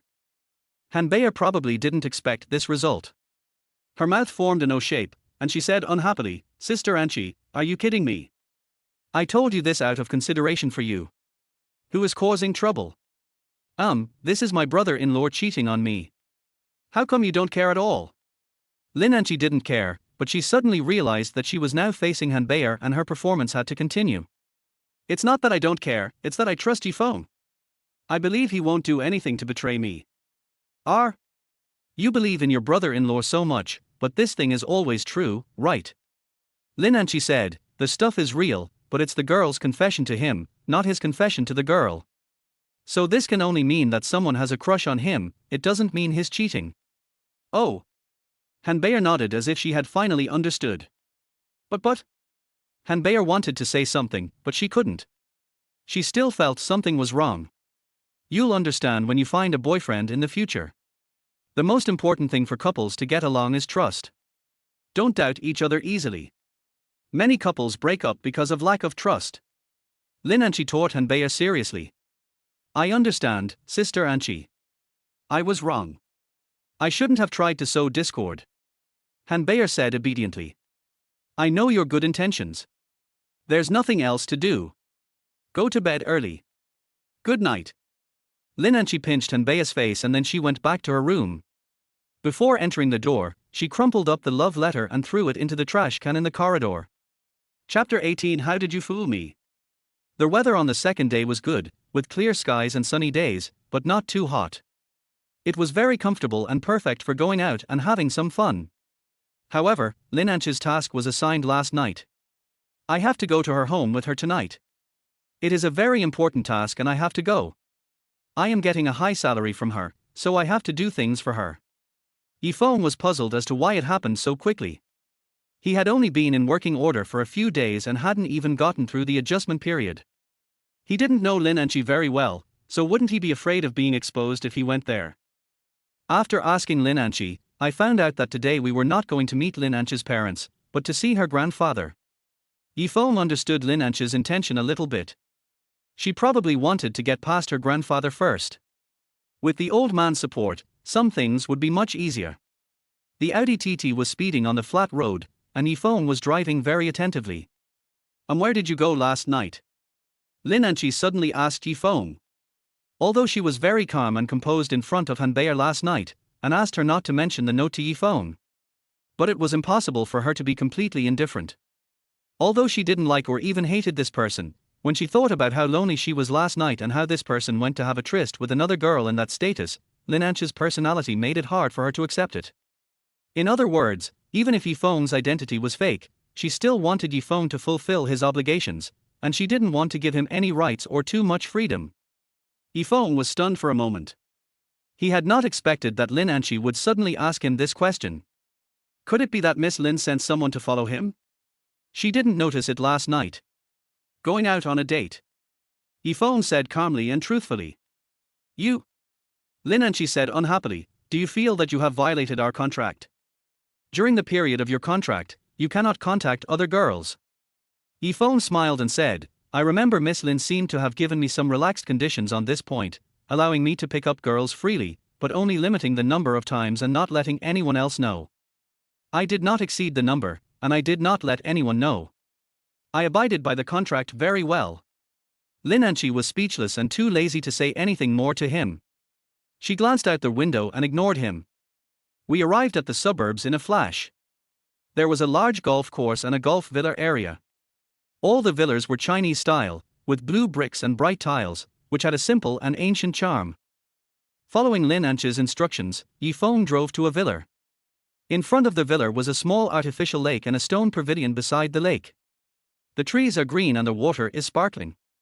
By noon, the weather has become hot, but by the artificial lake, with buildings and terraces, flowers and plants, fresh air and a pleasant breeze, it is indescribably comfortable. Feng exclaimed, rich people just know how to enjoy themselves. Miss, you are here. As soon as Feng and Lin Anchi got off the car, an old man in his 50s wearing a silver tang suit came forward and said, Hello, Uncle Wang. Lin Anchi also greeted the old man. The old man greeted the two of them, and then his attention turned to Feng. Who is this gentleman? He is my boyfriend, Feng, and this is Uncle Wang. Lin Anchi introduced calmly. Uncle Wang was stunned for a moment. He knew about Lin Anchi's situation. The Lin family had an engagement with another family, and Uncle Wang had met that young man once. He was definitely not the person in front of him. Hello, Mr. Yi. Uncle Wang laughed dryly. Hello, Uncle Wang. Feng's expression was natural. Now it was time to show off his acting skills. But, wasn't he my fiancé? How did he become my boyfriend? How did he lower his status when I first came to your house? Uncle Wang, where's Grandpa? Master is fishing at the lake. I'll go tell him. No need, we'll go there by ourselves. Lin Anchi gestured to Feng, and Feng then went to the lake with Lin Anchi. After crossing a stone bridge, they saw an old man in his 70s fishing attentively in a stone pavilion. Lin Anchi showed her mischievous side. She signaled Feng to keep quiet and quietly walked forward to cover the old man's eyes. Har har, guess who I am? R. Stop it, little girl. Who else could it be except you? The old man opened Lin Anchi's hands and scratched her nose with his hand. Lin Anchi hugged the old man affectionately. The old man had a kind smile on his face. At this moment he was just a kind grandfather. Such a picture would not make people think that he was the former chairman of the wealthy forest group, Lin Sanghai, the #1 business tycoon in Longhai at that time, who was known for his shrewdness, ability and decisiveness. Seeing the happy scene of grandfather and grandson, Feng was also a little moved. It can be seen that Lin Anqi and her grandfather have a deep affection. At this moment, he smiled knowingly. Okay, you have a friend coming with you, why don't you introduce him to her? Lin Sanghai patted Lin Anqi's shoulder and said to Feng. Hello, Grandpa. Feng took the initiative this time. Hello, what's your name, young man? My last name is Yi, and I'm Anqi's boyfriend. Hearing the title of boyfriend, Lin Sanghai was stunned for a moment and looked at Lin Anqi. Lin Anqi immediately expressed his affirmation, and the old man's kind smile returned to his face. Little girl, you didn't even tell Grandpa when you got a boyfriend. Lin Sanghai complained. Feng said, Grandpa, this is not Anqi's fault. I just came back from abroad, and she brought me to see you as quickly as possible. Lin Sanghai smiled cheerfully and said, Okay, come on, it's windy outside, let's sit inside. Several people went to the villa together. Lin Sanghai's villa was decorated in Chinese style. The reception room was large, luxurious and elegant. There was a row of ebony antique shelves in the living room, on which were placed many precious antique collections. It can be seen that the old man is a collector enthusiast. Lin Anqi took the old man's arm and sat down on the sofa leaning against him. Feng sat opposite them, and their waiter quickly brought the best Longjing tea. Feng's eyes were scanning the surroundings. Lin Anqi felt that she seemed to have forgotten something. This was the first time Feng came to visit her grandfather at home. Why didn't he think of buying some gifts for him? No matter what, he couldn't come empty-handed. While she was thinking, she suddenly heard her grandfather say to her, Xiaoqi, your grandfather Zhang Sai and your sister Qin Xue are here too. They are playing golf in the backyard now. Go check on them first while I talk to Xiaofeng. Lin Anqi knew that this was Grandpa's way of testing Feng. She knew that although Grandpa was a very kind man, he was careful and dignified when it came to any important matter. Moreover, Grandpa was a man with a long history in business and was very good at judging people, just like his high attainments in antiques. Fake things could not escape his eyes. Lin Anqi didn't expect her grandfather to be so direct, so she was worried. Under her grandfather's majesty and experienced gaze, would Feng be exposed? A poor boy selling barbecue probably can't hold his own no matter how good his acting skills are. Now he has to deal with his grandfather, not a young man like Shui Junlong. Lin Anqi regretted bringing Feng here so early, as the preparations were not sufficient at all. Go quickly. Lin Sanghai still smiled lovingly and urged Lin Anqi. Anqi, just go if Grandpa asks you to go. You can take me to meet him later. Feng looked indifferent. Lin Anqi gave Feng a look, indicating that he should act accordingly, and then left nervously. When did Mr. Yi and our Xiaoqi meet? Lin Sanghai asked casually while inviting Feng to have tea. Feng said, to be honest, Grandpa, we have only known each other for a few days. It is Xiaoqi that I pursued. I know that this may seem unbelievable to you, Grandpa, he. Lin Sanghai said, although our Xiaoqi has been spoiled since she was a child, she is a girl with strong ideas and sense of propriety. I believe in her vision. Where is Mr. Yi from? What job does he do now? Feng said, I have been living abroad, and my family is all abroad. Now I have just returned to China, and I want to do something here. My family runs the Kaiyushu cultural industry business, mainly antiques, Chinese medicine clinics, Kaiyushu kung fu and the like. Feng's acting skills have reached perfection. He says what he wants to say to whoever he meets. He just feels that since he is paid so high, he has to do his job well. Grandpa, I came here in a hurry today and didn't prepare anything. I also know that with your strength, you will not lack anything. I think what you need to focus on most now is health preservation and health. My family has a set of health preservation boxing passed down from our ancestors, which is more effective than Tai Kai. I will give it to you as a gift.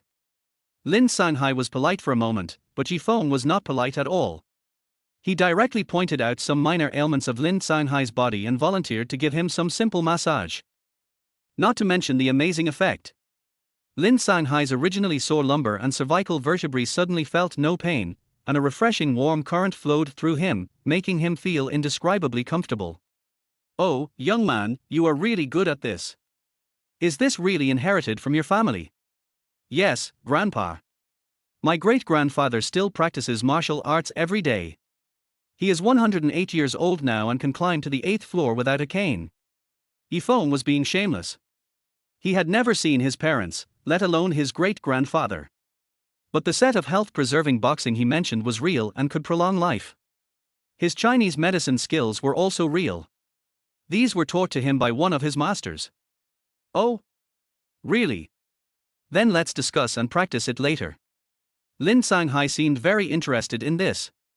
Of course, when Feng showed his skills personally, the effect was so convincing. Feng said that he could try it now. He finally managed to change the subject, so of course he continued. After all, if the old man continued to question him, it would be easy to reveal his true identity. When Lin Anchi came back, she saw the old man chatting and laughing with Feng, and he was in a very good mood. She had never seen her grandfather so happy before, and this scene almost made her jaw hit the ground. Hey! How did you fool my grandpa? Lin Anchi pulled Feng over, frowned slightly and asked softly. Chapter 19. That guy is pretty good. It has only been a short while, and Feng has actually dealt with his grandfather like this. It was too easy for him to pass this level. Lin Anchi really couldn't figure out what kind of magic potion this guy had given to her grandfather that made her grandfather, who was shrewd, experienced and had seen many people, become friends with him so quickly. Even Belle, who was difficult to deal with, had a good impression of him and tried to get close to him whenever she could. I'm warning you, just do your job and don't have any other ideas. Lin Anchi warned Feng seriously. What idea? Feng looked innocent and confused. Don't try to win the favor of my family and the people around me. Have you forgotten what is clearly stipulated in Article 5 of the contract? Feng spread his hands and said, but this is a matter of personal charm. In the past, when I was walking on the street, there were girls giving me flowers. Others have a good impression of me. I can't interfere with them, right? Lin Anchi rolled her eyes at Feng in annoyance. She had nothing to say about how self-satisfied he was. It's easy to fall in love with someone when you're together for a long time. Be careful not to fall in love with me. Why don't you just die? Lin Anchi had the urge to reach out and grab a weapon for a moment. At this time, Lin Shanghai spoke up and asked Lin Anchi to take Feng around the villa and the artificial lake to familiarize himself with the environment. Although Lin Anchi was unwilling, she had to obey in order not to reveal her true identity. Feng and Lin Anchi walked aimlessly in the small scenic area of the artificial lake, one in front and one behind. It was actually quite boring, and it was Feng who started the conversation first. Miss Anchi, can we talk about something serious now? Seeing Lin Anchi's expression change again, Feng continued, I mean, let's talk about things related to my work. You brought me to see your grandfather, there must be a reason, right? And I also noticed that the old man occasionally looks at me with a special look, there must be a reason for this. Lin Anchi paused, then nodded and said, because that matter is related to Grandpa, so first I want to see Grandpa's attitude towards this matter. Feng said that he didn't quite understand and asked Lin Anchi to explain it in detail. Lin Anchi said, my family has an engagement with a wealthy family named Qin. It's between me and Mr. Qin from the Qin family, and this engagement was arranged by my grandfather and Grandpa Qin. After listening to Lin Anchi's description, Feng knew that the old man of the Lin family and the old man of the Qin family were close friends.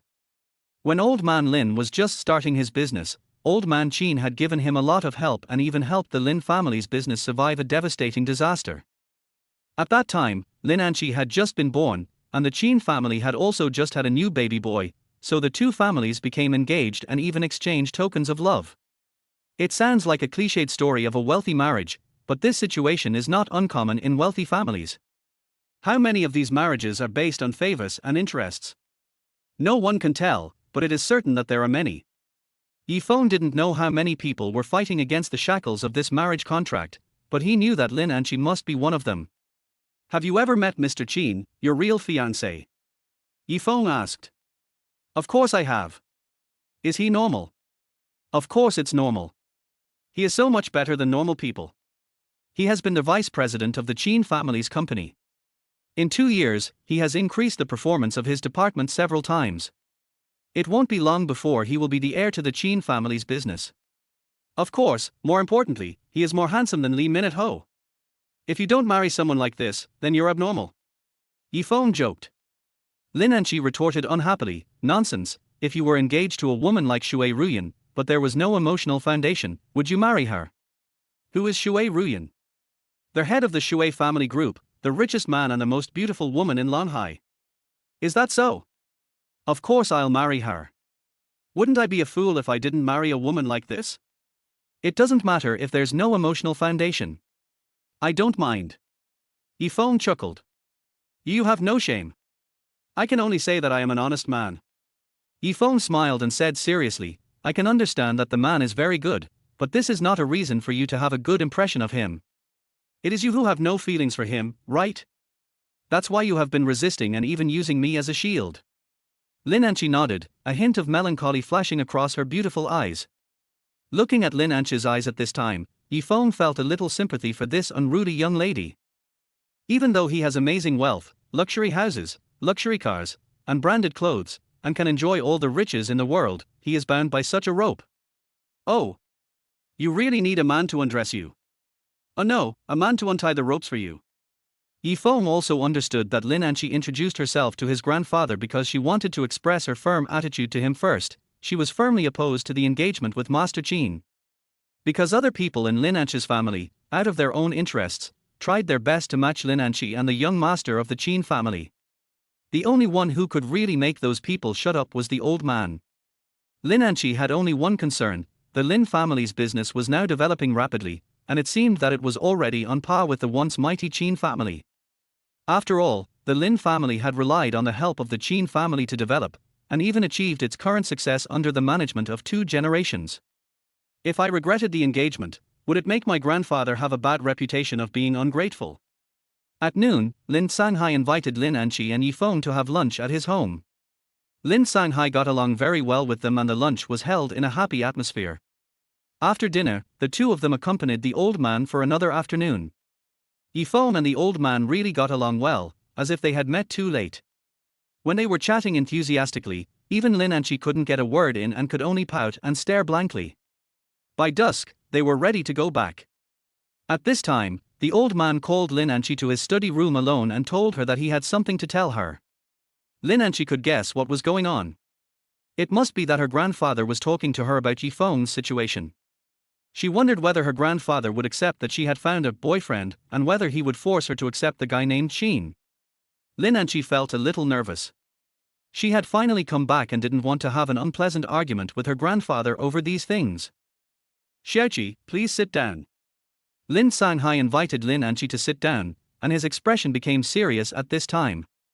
Seeing this, Lin Anqi immediately had a bad feeling. It seems that Grandpa still opposes her finding a boyfriend without her permission. Grandpa, do you want to tell me about Yifeng? Lin Anqi asked directly. Lin Sanghai smiled, but his face still retained the dignity of an elder. It's a fake, what else can I say? Fake? What fake? Grandpa, what are you talking about? Hearing this, Lin Anqi was a little confused for a moment, her big eyes flickering, and her heart beating fast. Lin Sanghai looked at Lin Anqi, smiled bitterly and sighed. It seems that you are determined not to agree to that marriage, but there is no need to bring a fake boyfriend to fool Grandpa. No, Grandpa, Yifeng is really. Lin Anqi still wanted to quibble, but when she saw her grandfather's majestic eyes, she knew that her lie was too unskilled. Grandpa, do you know everything? Lin Sanghai said, do you think that Grandpa is old and confused? I have lived for more than half of my life. I have been through ups and downs for 70 years. I have seen everything. You can hide this little trick from others, but can you hide it from me? Lin Anqi stuck out her tongue and could only honestly acknowledge Yifeng's identity. Do you know who that young man named Yifeng is? He was hired temporarily. I don't know him well. In fact, he is just an ordinary white-collar worker. Lin Anqi said. She didn't want to truthfully say that Yifeng was a barbecue vendor. This excuse was too cheap. Grandpa, did he reveal any clues? Lin Anqi asked curiously. He didn't reveal his true colors, you did. Your attitude towards him doesn't seem like a girl's attitude towards her lover. Lin Anqi suddenly realized and stuck out her tongue, waiting for her grandfather's attitude. Anyway, his attitude has been made clear now, and she will stick to her original position no matter what. Lin Sanghai was not angry. He smiled tolerantly and said kindly, Xiaoqi, I know you have always been resisting the marriage with the Qin family and have never been willing. Grandpa forced you before, but now, Grandpa will not force you on this matter. You have grown up and have your own decision-making ability. You have the right to pursue the person you like. You are now able to make the right choice. Really? Grandpa? Lin Anchi's eyes showed joy, and she couldn't believe her grandfather's attitude. Lin Sanghai said, Xiaoqi, your engagement with the young master of the Qin family concerns the interests of the two great families of Qin and Lin. Now that it has come to this, it is not something that Grandpa or you can decide alone. You have passed this test, but you still have to face a lot of pressure from other aspects. Well, then Grandpa, you have to support me. Lin Anchi said happily. As for other pressures, she didn't care about them for the time being. Okay, let's consider this as our common secret. Lin Sanghai said with a rather vicissitudes of life smile. He gave up the restraint on Lin Anchi, but at this time he did not really feel relieved. Because he knew that the engagement between Lin Anchi and the young master of the Qin family was not only due to commercial interests, but also had a more important real reason that he could not explain, and this reason was only known to him and the old man of the Qin family. Mr. Lin is a very open-minded person. If it weren't for that reason, he would not have forced his most beloved granddaughter Lin Anchi to make things difficult for her because of a marriage contract. Grandpa, I'm leaving now. I'll come to see you another day. Lin Anchi felt relieved and relaxed. Wait. Lin Sanghai stopped her. Is there anything else, Grandpa? Lin Anchi stopped.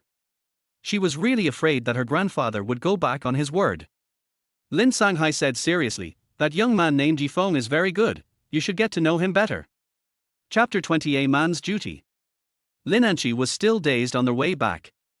It was already depressing enough that her grandfather discovered Feng's fake identity, and he threw these words to her before leaving, which made her even more puzzled.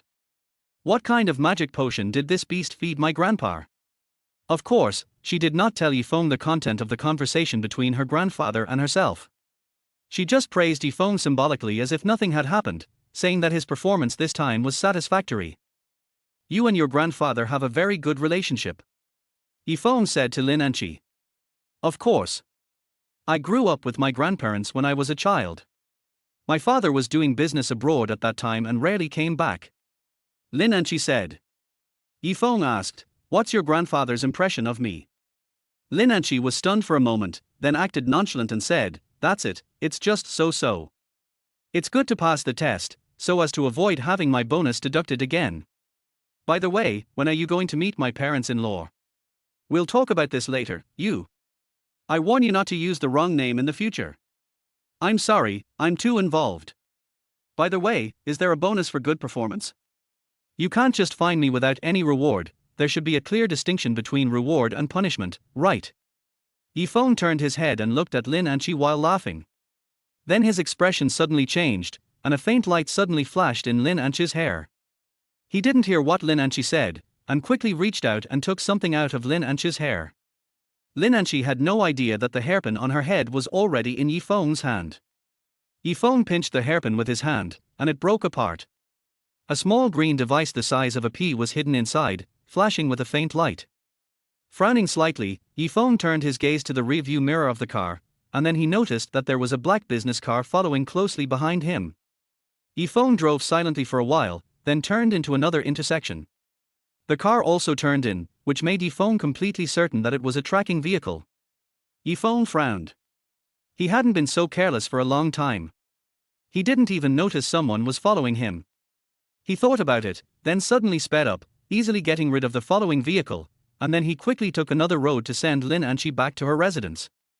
Where are you going again? Lin Anchi asked him casually when she saw Feng was about to go out without getting out of the car. I have a date tonight, so you can stay at home alone. Feng said without waiting for Lin Anchi's response. He stepped on the accelerator and drove away. Feng drove back onto the road, slowing down as if waiting for something. According to his inference, although he had thrown away the car that had been following them, it wouldn't be long before they would catch up. However, Feng did not go far, and only wandered around the villa area where Lin Anchi lived. Sure enough, not long after, the car appeared again, and they also found Feng's car and slowly approached him. Yifeng sneered and looked at the small green device he had placed aside. It was thanks to this positioning and tracking device that those people were able to find them so quickly. There is reason to believe that their target must be Lin Anqi, but they don't know that Lin Anqi is no longer in the car and the device is already in Yifeng's hands. Yifeng sped up and headed for a more remote coastal highway. The car really followed closely. And after following to a certain section of the remote coastal highway, it became even more fearless, as if they were not afraid of being discovered. Yifeng's attention was still on the rearview mirror, his eyes were sharp. His starting point was simple: these people installed a tracker on Lin Anqi in order to track Lin Anqi's whereabouts, of course, for a special purpose. Although this was not Yifeng's job, he was just a shield hired by Lin Anqi, not a bodyguard. But when encountering such a thing, Yifeng couldn't just sit back and watch. After all, if these people had ulterior motives, then Lin Anqi's trip might be in some danger. He didn't know when these people started following Lin Anqi, but he did hear Lin Anqi say that his family had sent people to follow her, and it was because of this that Lin Anqi used him as a shield. However, Yifeng judged that the people who were following Lin Anqi were definitely not sent by her family, nor were they here to observe Lin Anqi's private life. They must have other purposes. Thinking of this, Yifeng drove his car to a more remote place. There was no need for him to take these idiots seriously. Going to a remote place would make it easier to solve the problem.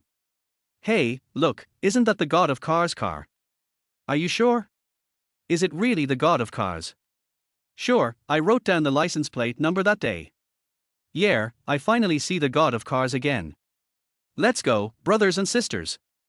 There is a group of drag racing gangs entrenched on a place on the top of the mountain. Several of their 12 young masters, and 7 roses, are there, and they have another race tonight. Yifeng's appearance really made them happy. Last time, Yifeng's terrifying driving skills and speed made these people kneel down and lick his boots. Since that night, Yifeng has become the God of Cars in their minds. Last time, they didn't even see what the God of Cars looked like, which made them feel regretful. Fortunately, the God of Cars appeared again tonight. Yifeng was calmly fishing the fish behind him when a bunch of speed racers suddenly appeared, making him depressed.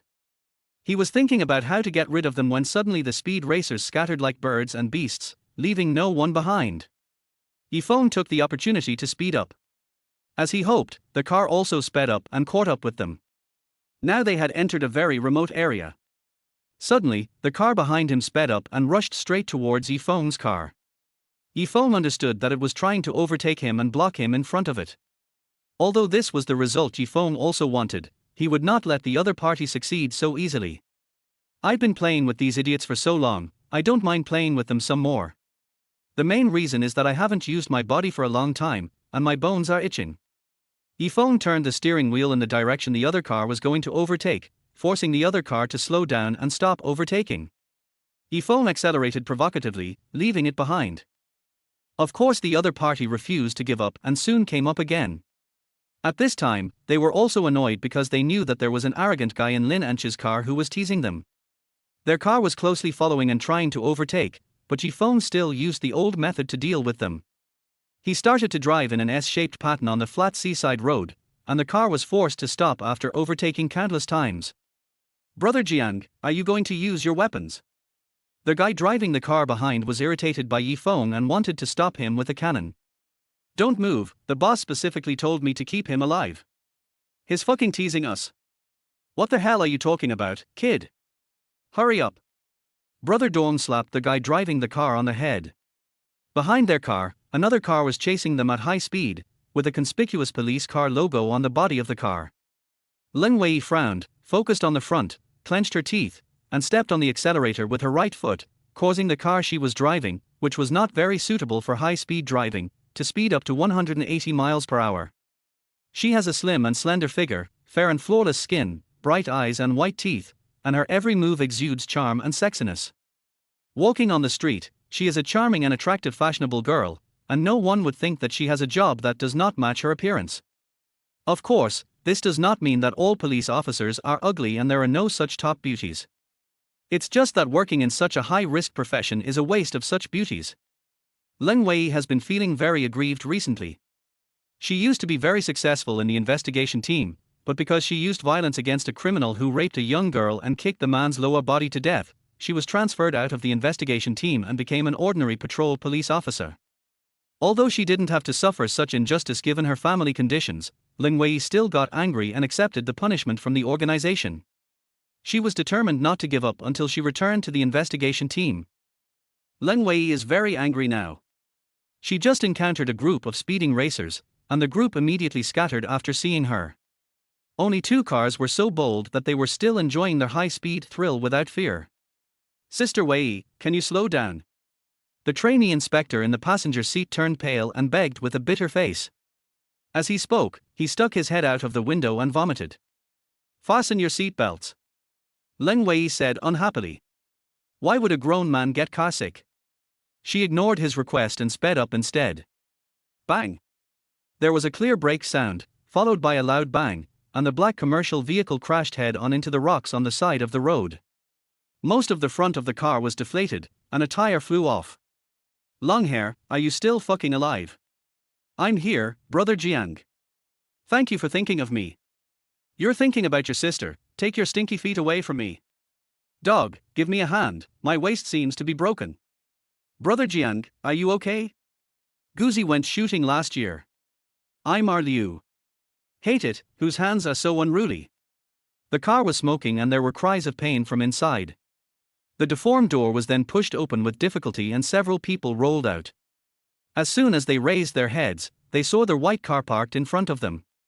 There was a figure standing in front of the car, looking at them coldly. Chapter 21 I'm looking for your boss.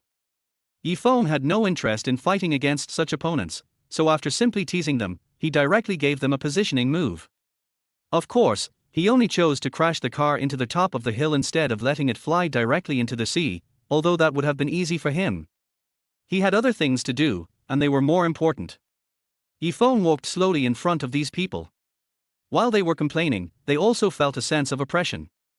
Even if they didn't know Yi Feng's origins, it was not difficult to see his skills from his performance just now, not to mention that the attack just now had already made them unable to resist much. The leader, named Guo Jianglong, was a little tougher. His subordinates were screaming in pain as if they were in heat. He was calmly guessing the identity of the man in front of him and thinking about how to deal with it. Of course, he thought that this person was a bodyguard hired by the Lin family to protect Lin and Qi closely. However, he was very confident in his recent investigation. Weren't all the bodyguards arranged by the Lin family driven away by the girl surnamed Lin? Why did he keep one? The investigation was not thorough. Seeing the man getting closer and closer like a ghost, he reached into his pocket with his uninjured hand, touched the cold object in his pocket and held it tightly. This was the only way for him to feel a little safe at the moment. Yi Feng walked slowly in front of the few people and glanced at them. "Thank you for your hard work." Yi Feng suddenly showed a friendly smile on his face. Several robbers endured the pain and stepped back, pressing their bodies against the car, but Guo Jianglong stood still. With a gun in his hand, he was naturally much more confident. He also knew the seriousness of the situation. The attempt to kidnap Lin Anqi had failed, and the man in front of him had to be killed, because the boss would not let him go if the news leaked out. "It's a bit strange that one person is missing, isn't it? Miss Lin has gone home, and I'm alone. Sigh. She finally gave me a holiday so that I could have time to pick up girls, but you guys messed it up." Although Yi Feng had a smile on his face and spoke in a soothing tone, this did not relieve the other party's nervousness and depression, and several robbers were on edge. Guo Jianglong laughed dryly and said, "Brother, you are quite capable. I, Guo Jianglong, sincerely admire you. Before, we were all serving different masters and had no choice. Now, let's be friends and follow me. No matter how much the Lin family gives you, I will give you 10 times as much." "Oh? I can consider it. What's your name, big brother?" "People in the underworld call me Guo Jianglong, and my brothers call me Brother Jiang." Yi Feng's smile has turned into a sneer, and he has the same sneer on his face as Guo Jianglong. His hand holding the gun has tightened, and his finger has already pulled the trigger. All the politeness is fake, just a delaying tactic. The person in front of him must be eliminated, otherwise he will be the one to be killed soon. Guo Jianglong understands this very well. "R." Guo Jianglong suddenly let out a muffled cry, his face flushed red. Yi Feng's hand was only lightly placed on his shoulder, and his fingers exerted a little force, but Guo Jianlong felt a force spreading from his shoulder, and half of his body could not move. Yifeng took out the tracker he found on Linanchi and showed it to him. Tracker brand electronic tracker, model number SU, a US product from the end of the last century, obsolete for more than a decade. Brother, you don't know how to keep up with the times, there's really no future in following you. Guo Jianlong's hand holding the gun was weak and sore. He wanted to pull it out and pull the trigger, but he had no strength at all. He was so anxious that he cursed in his heart. Yifeng pulled his hand out, and an exquisite little pistol fell into Yifeng's hand. Colt M1908, not bad, I haven't used it yet. Let me try it. Yifeng skillfully turned the small pistol in his hand a few times and pointed it at Guo Jianlong's forehead. Don't, brother, I said. After Yifeng easily destroyed his final winning move, Guo Jianlong's psychological defense collapsed directly. We have been following Miss Lin for a while. Last time, we lost a batch of goods and lost a lot of money. We want to extort some money from the Lin family. Bang! The Colt M1908 made a sound which was not deafening, and the muzzle was pointed at Guo Jianlong's thigh, with a faint blue smoke coming out. Yifeng didn't think this was the answer he wanted. I'll tell you. Guo Jianlong almost cried, covering the injured part of his thigh with his hand, sweating profusely and grimacing in pain. The other robbers dared not even breathe, and one of them even peed his pants. The man in front of them was truly a vicious monster, and compared to him, they were just ants to be slaughtered by him. My boss asked me to do this. He was the one who wanted to kidnap Miss Lin Anchi. We were just doing the work. It hurts. It hurts. Who is your boss? Where is he? His name is Hualong Liu. Someone offered a high price to our boss to do this. That person should be with our boss now, waiting for our news. Where is Hualong Liu now? In his entertainment city, on the sea, there is a ship called Sea Jasmine. It is parked on the sea near Pier 9 of Shenlong Port. Guo Jianlong explained truthfully. Yifeng stared at him coldly for 10 seconds. Guo Jianlong trembled all over and swore to the sky like a shrew that everything he said was true. Suddenly, a dazzling light shone straight towards them, and a car stopped in front of them. It was a police car, and 2 patrolmen jumped out of the car. Don't move. A young and beautiful female inspector raised her gun and shouted. It was Leng Wei who had hurried over. Sister, help me. Someone wants to kill me. Guo Jianlong cried out as if a savior had come. His group was already injured and had no strength left, so they couldn't run away even if they wanted to. Yifeng's Audi TT had already sped away. Leng Wei gave the inspector some instructions, then got into the car and continued to chase Yifeng. Captain Zhu, emergency request for support. Leng Wei reported the situation to her former superior in the serious crime squad while chasing. Yifeng's car arrived at Pier number 9 of Shenlong Port. About 4 or 5 nautical miles away from the pier, a white medium-sized passenger ship was anchored on the sea. This is a private sea club converted from a passenger ship. The night is when the most customers come. Their whole passenger ship is brightly lit and looks very gorgeous. There are many speedboats and yachts parked around the cruise ship, which are the means of transportation for people going to the cruise ship. The words Sea Jasmine sprayed on the hull are also clearly visible. Master, follow that speedboat and get on that ship. Yifeng hurriedly found a speedboat taxi. Brother, let's go play up there. The driver started the speedboat slowly and then drove slowly over there. Yeah. Yifeng responded casually. Sea Jasmine is a great place, brother. Is this your first time here to have fun? How? The driver saw that his judgment was correct, and said with a little pride, don't be fooled by the fact that Shanghai Jasmine looks like a normal entertainment club, but it is actually a hidden gem. Brother, you came here to have fun, right? Let me introduce you to it, brother. What's fun? As for men, what else is there to have fun with? This Sea Jasmine is known as a man's paradise. The girls inside are all top-notch, ranging from 40 to 18, middle-aged women to pure schoolgirls. Whatever type you want is available. But you have to have connections. The driver made a gesture of rubbing money with his hands while grinning evilly. Yifeng smiled and said, it seems that Big Brother comes here often. How can I afford it? If I play once, I'll be starving for a month. The driver waved his hand.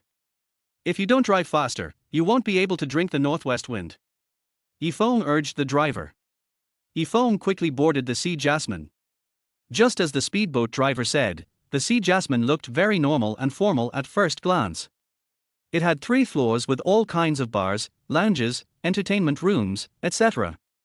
It had many customers and was doing good business. According to Guo Jianglong's instructions, Feng arrived at a cabin at the bottom. There was someone guarding it, and only with a card could one enter and exit. Feng searched Guo Jianglong's body and found the boat membership card, so he entered directly. The world inside this cabin is indeed completely different from the world outside. This so-called Sea Jasmine is actually a small world. What you can see at a glance is the first impression of this world, and inside it, there is another side hidden. The first thing that caught my eye was an open area, which was divided into several areas, including a bar area, a large dance floor, a casino area. There were many men and women, many of them dressed in sexy and revealing clothes. There was a boxing stand at the side, surrounded by a large group of people who were cheering and betting on the black market boxing. Opposite it was a big stage, where several sexy and wild girls were dancing on poles. In the open area, beautiful women dressed as bunny girls were walking around with wine trays as waiters, also attracting greedy eyes. Feng just took a glance. He was not interested in these. He wanted to find Hua Longliu as soon as possible.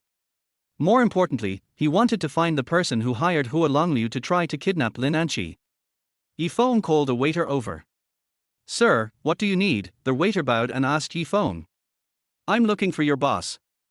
Feng showed him Guo Jianglong's card, indicating that he was Guo Jianglong's subordinate and now came to see the boss. The waiter didn't dare to make a decision on his own, so he had to ask the manager. After looking at the card Feng gave him, the manager had to take it to the boss to ask for instructions. After a while, the manager came out, bowed to Feng, and gestured with his hand. "Mr. Feng, our boss wants you to come in, please follow me." Chapter 22 Policewoman Ling Wei. Feng followed the manager, turned into and passed through a corridor, and then went up a ladder to a higher level, where there was a more hidden room. There were still 2 people guarding the door of the room. They looked at the card Feng was holding, then searched him and took him in. Feng glanced around. This is a large suite with walls on 3 sides. The entrance is on the wall at the end of the corridor, which is an invisible door. One side is a large floor-to-ceiling glass window with a gorgeous sea view outside. There is also an antique shelf near the window with many precious red wines and handicrafts on it. However, this does not reflect the high taste of the owner here at all. At most, it shows that he is a guy who knows how to enjoy life. A beautiful girl in a cheongsam was lazily leaning on the bed, hugging a bald man in a nightgown and gold-rimmed glasses. The bald man was resting with his eyes closed, enjoying the massage of her soft hands. "Sixth master, people are coming," the manager reported to the bald man. Feng looked at the bald man. This man should be Hua Longliu that Guo Jianglong mentioned. There were several other people in the room, all of whom were Hua Longliu's bodyguards. Feng did not see the person who hired Hua Longliu. Guo Jianglong said that they were waiting for news from him together. According to the circumstances at the time, he really did not dare to lie, but why is this person not here now? Are they going to use the same method they used on Guo Jianglong on Hua Longliu again? Hua Longliu hummed lazily, waved his hand to signal the manager to go down, then raised his eyes and looked at Feng. "Boss." Feng took the initiative to call out to Hua Longliu, "It's done. Miss Lin is in my hands now and can be handed over to you at any time." "Where is Guo Jianglong?" Hua Longliu asked. He only knew Guo Jianglong and didn't know the men he brought with him. Now Guo Jianglong's phone couldn't be contacted, and the sudden appearance of this person was indeed hard for him to believe. However, only he, Guo Jianglong and his men knew about the kidnapping of Lin Anqi, and he was still unsure about Feng's identity. Feng did not answer, but just stood there quietly. "Boss, I don't think this is important." "What's important is that Miss Lin is in my hands," Feng said calmly. "Look up at me, I'm asking you, where is Guo Jianglong?" Hua Longliu stood up and said with a fierce look in his eyes, and at the same time signaled to the bodyguards. It was difficult for him to trust this strange young man who remained calm in front of him. Feng raised his head and looked at Hua Longliu's shiny face. "I killed him," Feng said lightly. "Why? He's so stupid. What's the meaning?" "Boss, you gave him 1 million, but he took more than 900,000 and only gave 20,000 to each of us three. Sooner or later, this kind of person will be killed by his subordinates. Doing the same job, getting 20,000 or 1 million, even a fool would know which one to choose. Did you kill him and the others? Hua Longliu asked with a frown. That's right. Hua Longliu stared at Yi Feng coldly for a while, then grinned, revealing his gold teeth. Young man, you are cruel enough, but I admire you. Hua Longliu snapped his fingers, and the Cheongsam girl immediately brought red wine and wine glasses and poured 2 glasses of red wine. Hua Longliu stretched out his hand full of gold and jewel rings, took a glass and handed it to Yi Feng. Don't rush to drink, boss, just pay first and get the goods first. Let's have a drink first. I haven't seen such an interesting young man for a long time. Hua Longliu said to Yi Feng politely. Yi Feng refused, and Hua Longliu continued, I spent a lot of effort to get this authentic imported XO. I wouldn't give it to anyone other than the one who's most important to me. I'll make an exception for you today. You've definitely never tried this kind of wine. It's nice to enjoy it before you die. As he spoke, Hua Longliu's bodyguard waved his hand and took out a gun, pointing it at the back of Yi Feng's head from behind. You have a good taste. I thought you only looked at women. Yi Feng was not flustered and said with a smile. You little bastard, do you think I'm a pig? Hua Longliu lit a cigar and poked Yi Feng's chest with his fingers. He then let out another scream, and the fingers that were poking at Yi Feng's chest were caught by Yi Feng, looking like they were about to be crushed. As Hua Longliu's bodyguards just reacted, Yi Feng knocked one down with a punch and a kick, and dealt with the other 2 with an ashtray and a red wine bottle in one go. After that, he turned his hand and picked up a Colt M1908, which was the one he got from Guojianlong. You still say you are not a pig? You let me come in with my weapon. Yi Feng sneered, pointing the pistol at Hua Longliu's shiny bald head. Leng Wei also arrived at Pier 9 of Shenlong Port and saw the brightly lit Sea Jasmine on the sea. The accompanying inspector had informed her of the information he had obtained from Guojianlong, and she now knew that she was not just chasing a simple speeding gang. As soon as her car stopped, several police cars quickly gathered at the dock. These were inspectors from the Serious Crime Squad, the same squad that Leng Wei had previously been in, led by Captain Zhu. All of them were familiar faces. Leng Wei, what's the situation? Captain Zhu asked directly without bothering to exchange pleasantries. From what Leng Wei reported on the phone, the situation sounded extremely urgent. Report, I found a person with a suspicious identity, and according to the confession of the arrested criminal, this person's purpose was to enter the Sea Jasmine, and it seemed that he had a special operation. It is not ruled out that a killer infiltrated, and it is very likely that gangs are robbing each other. Leng Wei made a concise and clear report. Without any delay, Team Zhu immediately assembled inspectors and sent them on speedboats to encircle the Sea Jasmine. Captain Zhu, Oh, Leng Wei, thank you for the information, you wait in the car, or you can go back. Captain Zhu, I apply to participate in the operation. Leng Wei said dissatisfiedly. Captain Zhu said, no, your current position is a patrol officer. You can provide information, but you have nothing to do with the operation. Obey the organization's discipline and stay here honestly. Uncle Zhu. Captain Zhu's forehead was sweating, and he said with a frustrated expression, Xiao Wei, you are not working in the serious crime team now. If something happens, your father will tear me apart. Please be considerate of your Uncle Zhu. Back then, Leng Wei resolutely joined the investigation team despite her family's opposition. Leng Wei's father specifically told Captain Zhu to prevent her from getting into any danger. Leng Wei's temperament did cause Captain Zhu a lot of trouble, which gave him a headache. Now that Leng Wei has been transferred from the serious crime team, Captain Zhu is relieved. How could he dare to let Leng Wei take the stage today? Don't make things difficult for your Uncle Zhu, everyone else, continue your action. Where's the person? Captain Zhu discovered that Leng Wei had disappeared. A speedboat started, and Leng Wei drove it skillfully, speeding towards the direction of the Sea Jasmine. Hua Longliu swallowed his saliva. It was always uncomfortable to have a cold gun pointed at your head. You don't have much chance. You don't want to lose this pampered life forever, do you? Yi Feng didn't have much patience. He wanted to find the person behind the scenes as soon as possible. Hua Longliu was about to speak when suddenly there was a bang and a blood spot as big as a coin appeared on his head. He rolled his eyes and fell down, dying instantly. The bullets came from the side. As soon as Feng turned his head, several bullets whizzed towards him. Feng easily dodged them with the help of the suitor, raised his gun and fired back, then kicked open a door on the side wall. There was a separate small room here with an open window. Feng saw a black figure running away quickly and he chased after it without hesitation. The black shadow moved very quickly, and he landed on the deck with a series of flips and jumps, but Feng still caught up with him as quickly as possible, and the two faced off head on. "It's you, for sure," Feng said to the man coldly. The man was wearing a black combat suit and judging by his ability to escape, he was quite skilled. However, Feng was very sure that this man would regret meeting him. His purpose in killing Hua Longliu was clear as day, and he would never allow Hua Longliu to reveal the identity of his employer. Seeing Feng chasing him relentlessly, the opponent could not bear to show weakness, so he rushed towards Feng and threw several heavy punches at him. Each punch was fierce, and he seemed to be crippled with one move.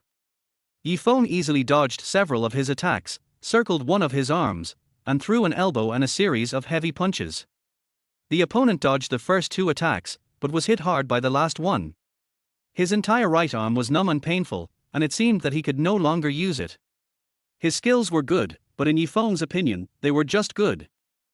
Feng didn't want to waste time with him, he just wanted to subdue him as soon as possible and get the information he wanted from him. "Stop! Patrol officers!" Suddenly, a cry was heard, and Leng Wei arrived, pointing a gun at the two people. Feng was stunned for a moment, but the man took the opportunity to escape, and Feng immediately chased after him, but Leng Wei blocked her way again. "Stop! I'm shooting!" Feng's attention was all on the man in black, and he ignored Leng Wei and rushed over directly. Leng Wei was enraged, and immediately fired a shot into the air as a deterrent, but she forgot that her gun only had one bullet. Leng Wei didn't care. She got ready and threw a punch. She was quite confident in fighting. Normally, 2 or 3 men might not be her opponents. Feng was speechless about this sudden trouble. She took Leng Wei's fist, gently grabbed her wrist and twisted it, causing Leng Wei to lose balance as she rushed over. Feng was even less interested in playing with the patrol officers. He wanted to punch her, but suddenly he felt something was wrong. From the tone of the woman just now, she seemed to be a patrol officer. More importantly, Feng only took care of women and did not bully them. He let Leng Wei go, but unexpectedly Leng Wei did not give up. Being knocked down so easily by Feng really gave her a great stimulation. "Don't go too far." Feng frowned and warned. "Stop talking nonsense and surrender quickly." Leng Wei rushed forward again. Feng took advantage of the force, grabbed Leng Wei's body and lifted it high, then ran forward in 2 steps. "What are you doing? You bastard!" Leng Wei struggled. Plop. Before Leng Wei could finish her words, her delicate body was thrown heavily into the open-air swimming pool on the deck like a human bomb. By the time she finally reached the shore after struggling for a long time, Feng had already disappeared. Leng Wei's hair was disheveled and her body was soaked. Her clothes were all stuck to her body because of the water. Her curves were exposed, and she looked like a lotus emerging from the water, delicate and attractive. A bunch of men gathered around the pool, staring with wide eyes and drooling. What was even more hateful was that among them were actually a few of the inspectors who were originally chasing her. "Wow! A lotus emerging from the water. It's a fairy taking a bath. 3060 wave god." Some people in the crowd were laughing and whistling wildly. "Get out of here! What are you looking at? Go chase him!" Leng Wei shouted at her fellow inspectors. She was in such a state of disgrace that she wanted to cry. Chapter 23, Heartbroken. When Feng caught up with the man in black, he had already rushed to the bow of the passenger ship like an arrow, turned around and sneered at Feng. Then, he suddenly took a running start and jumped out from the bow, spread his arms and flew up like a bat, then landed steadily on a speedboat on the sea. The speedboat seemed to be arranged for him to escape in case of emergency. It was nearly 10 meters away from the ship, but he actually jumped on it. The man in black stood on the speedboat, sneered at Feng, waved his hand, and then started the speedboat and drove away. Feng did not give up, he quickly grabbed the speedboat that was about to leave and chased after the man. He knew very well that Guo Jianglong was just a laborer. Hua Longliu could not tell him who was behind the attempt to hijack Linanchi, and Hua Longliu, who knew who it was, had been killed, and now only this person knew. Now the ship is full of patrol personnel, and Feng has been exposed to the police's sight. If he doesn't catch this person, it will be difficult for him to explain the death of Hua Longliu. Feng chased after him quickly. Although the man was quite skilled, Feng didn't think he could escape his pursuit. 2 minutes later, Feng was getting closer and closer. 300 meters, 200 meters, 100 meters, 50 meters. Bang! There was a sudden loud noise on the sea, and the speedboat in front exploded. A cluster of fire bloomed on the sea, and the entire speedboat was instantly shattered. Feng quickly changed direction to avoid being hurt by the flying debris. Suicide? Silencing? These two concepts quickly popped up in Feng's mind, because there were only these two possibilities. The purpose of both possibilities was the same: to keep the identity of the person behind the scenes hidden. The police speedboat came speeding over, and Feng did not stay for long and left quickly. Inspector Lin Wei, what's going on? Captain Zhu couldn't help but get angry when he saw Lin Wei, who was soaking wet and wrapped in a blanket. In his opinion, if Lin Wei had not acted on her own and alerted the enemy, the suspect would not have run away after killing someone while surrounded by so many inspectors. Captain Zhu, I have followed the suspect here, and I have the most information about him. You won't let me participate in the operation. Okay. You have taken action, but where is the suspect? Where is he now? Where are your principles? Where is your organization? Where is your discipline? Captain Zhu continued to sentence Lin Wei. Lin Wei looked very aggrieved. Don't say anything. I'll call your boss when I get back. Go back and write a self-criticism. Captain Zhu looked merciless and turned around to order his subordinates to withdraw. As soon as his men withdrew, Captain Zhu's expression changed and his attitude became completely different. Oh my aunt, you finally caused me trouble. Captain Zhu looked helpless. The suspect's escape was the fault of the entire investigation team, so he must bear the leadership responsibility. On the other hand, the suspect who escaped from their encirclement must be a difficult guy, and this time he escaped without any clues. I will bear any consequences. Uncle Zhu, that suspect looks familiar to me. I think I've seen him somewhere before. All right. Captain Zhu smiled bitterly. If your father knew about this, I wouldn't be able to keep this hat on my head. Please write a self-criticism as soon as possible, and I'll take care of the rest. I have only one request: do your job well and behave well. If you want to return to the investigation team, I'll think of a way for you. Don't touch this case. I beg you. Lin Wei shook her lips unhappily and said nothing more, but she just couldn't let it go in her heart. Although she only met the damn guy who threw her into the swimming pool and didn't look at his face closely, she still had a sense of familiarity at that moment. She really felt that she had seen this person somewhere, but she just couldn't remember where she was at the moment. It was a little late at night, but Chen Yushi hadn't gone to bed yet, sitting at her small desk. Tonight her mind was inexplicably a little confused. She couldn't concentrate on her studies at all. She sat there for a long time but couldn't learn anything. Her eyes would fall on the crystal ball on the desk from time to time, and she would be in a daze for a long time. Her cell phone was placed aside, having been out of the drawer for a long time, and she was also planning to make a call. She found the familiar number in her storage, then pressed the return button, but still didn't have the courage to call, and this happened several times. Li Qinglan walked in quietly with a cup of prepared milk. She had woken up from a nap, but found that the light in her daughter's room was still on. She looked at the time and it was already 1 o'clock in the morning. She knew her daughter was a very hard-working girl, but she usually didn't go to bed before 11 o'clock, so today was a little too late. When she came in, she found her daughter sitting at the table, her eyes fixed on the crystal ball on the table, looking a little dazed. Chen Yushi didn't notice her mother coming in. It was only when Li Qinglan called her softly that she came back to her senses, her expression a little flustered. Mom, you haven't slept yet. Chen Yushi put away the phone on the table with some anxiety. Li Qinglan smiled kindly, put the milk on the desk, stroked her daughter's hair and said softly, "Why are you so late today? It's already past 1 o'clock. If you don't go to bed, you won't be able to get up tomorrow." "Oh, I forgot about time while studying. I'm going to bed now." Chen Yushi stood up and quickly packed up her books. Li Qinglan smiled lovingly and shook her head, then put a hot towel under Chen Yushi's pillow and wiped her face, and helped her make the bed more carefully. Xiaoxi, where does your brother Feng work now? What job does he do? Li Qinglan asked her daughter. Chen Yushi was stunned for a moment, then shook her head to indicate that she didn't know, as brother Feng didn't tell her the details. Do you miss your brother Feng? Give him a call more often. No, Mom. Brother Feng will come back often. What am I thinking about?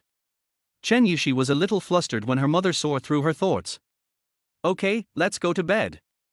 Li Qinglan smiled and covered Chen Yushi with a blanket, then quietly walked out of Chen Yushi's room and closed the door. Chen Yushi couldn't sleep, and her mind became even more confused. It was as if there was a dense net in her heart, trapping her in confusion and unable to break free. It was like wandering in the endless darkness, unable to find the direction at all. Just a few days ago, she personally wrapped each chocolate beautifully, and then carefully put them into a beautiful box, along with her most important determination. Ever since she handed the item to that person, she has been waiting with a restless heart. Expectation, desire, hesitation, anxiety, fear, yearning, all kinds of feelings that have never been so strong have been accompanying her. Did Brother Feng see it? Will he understand my feelings?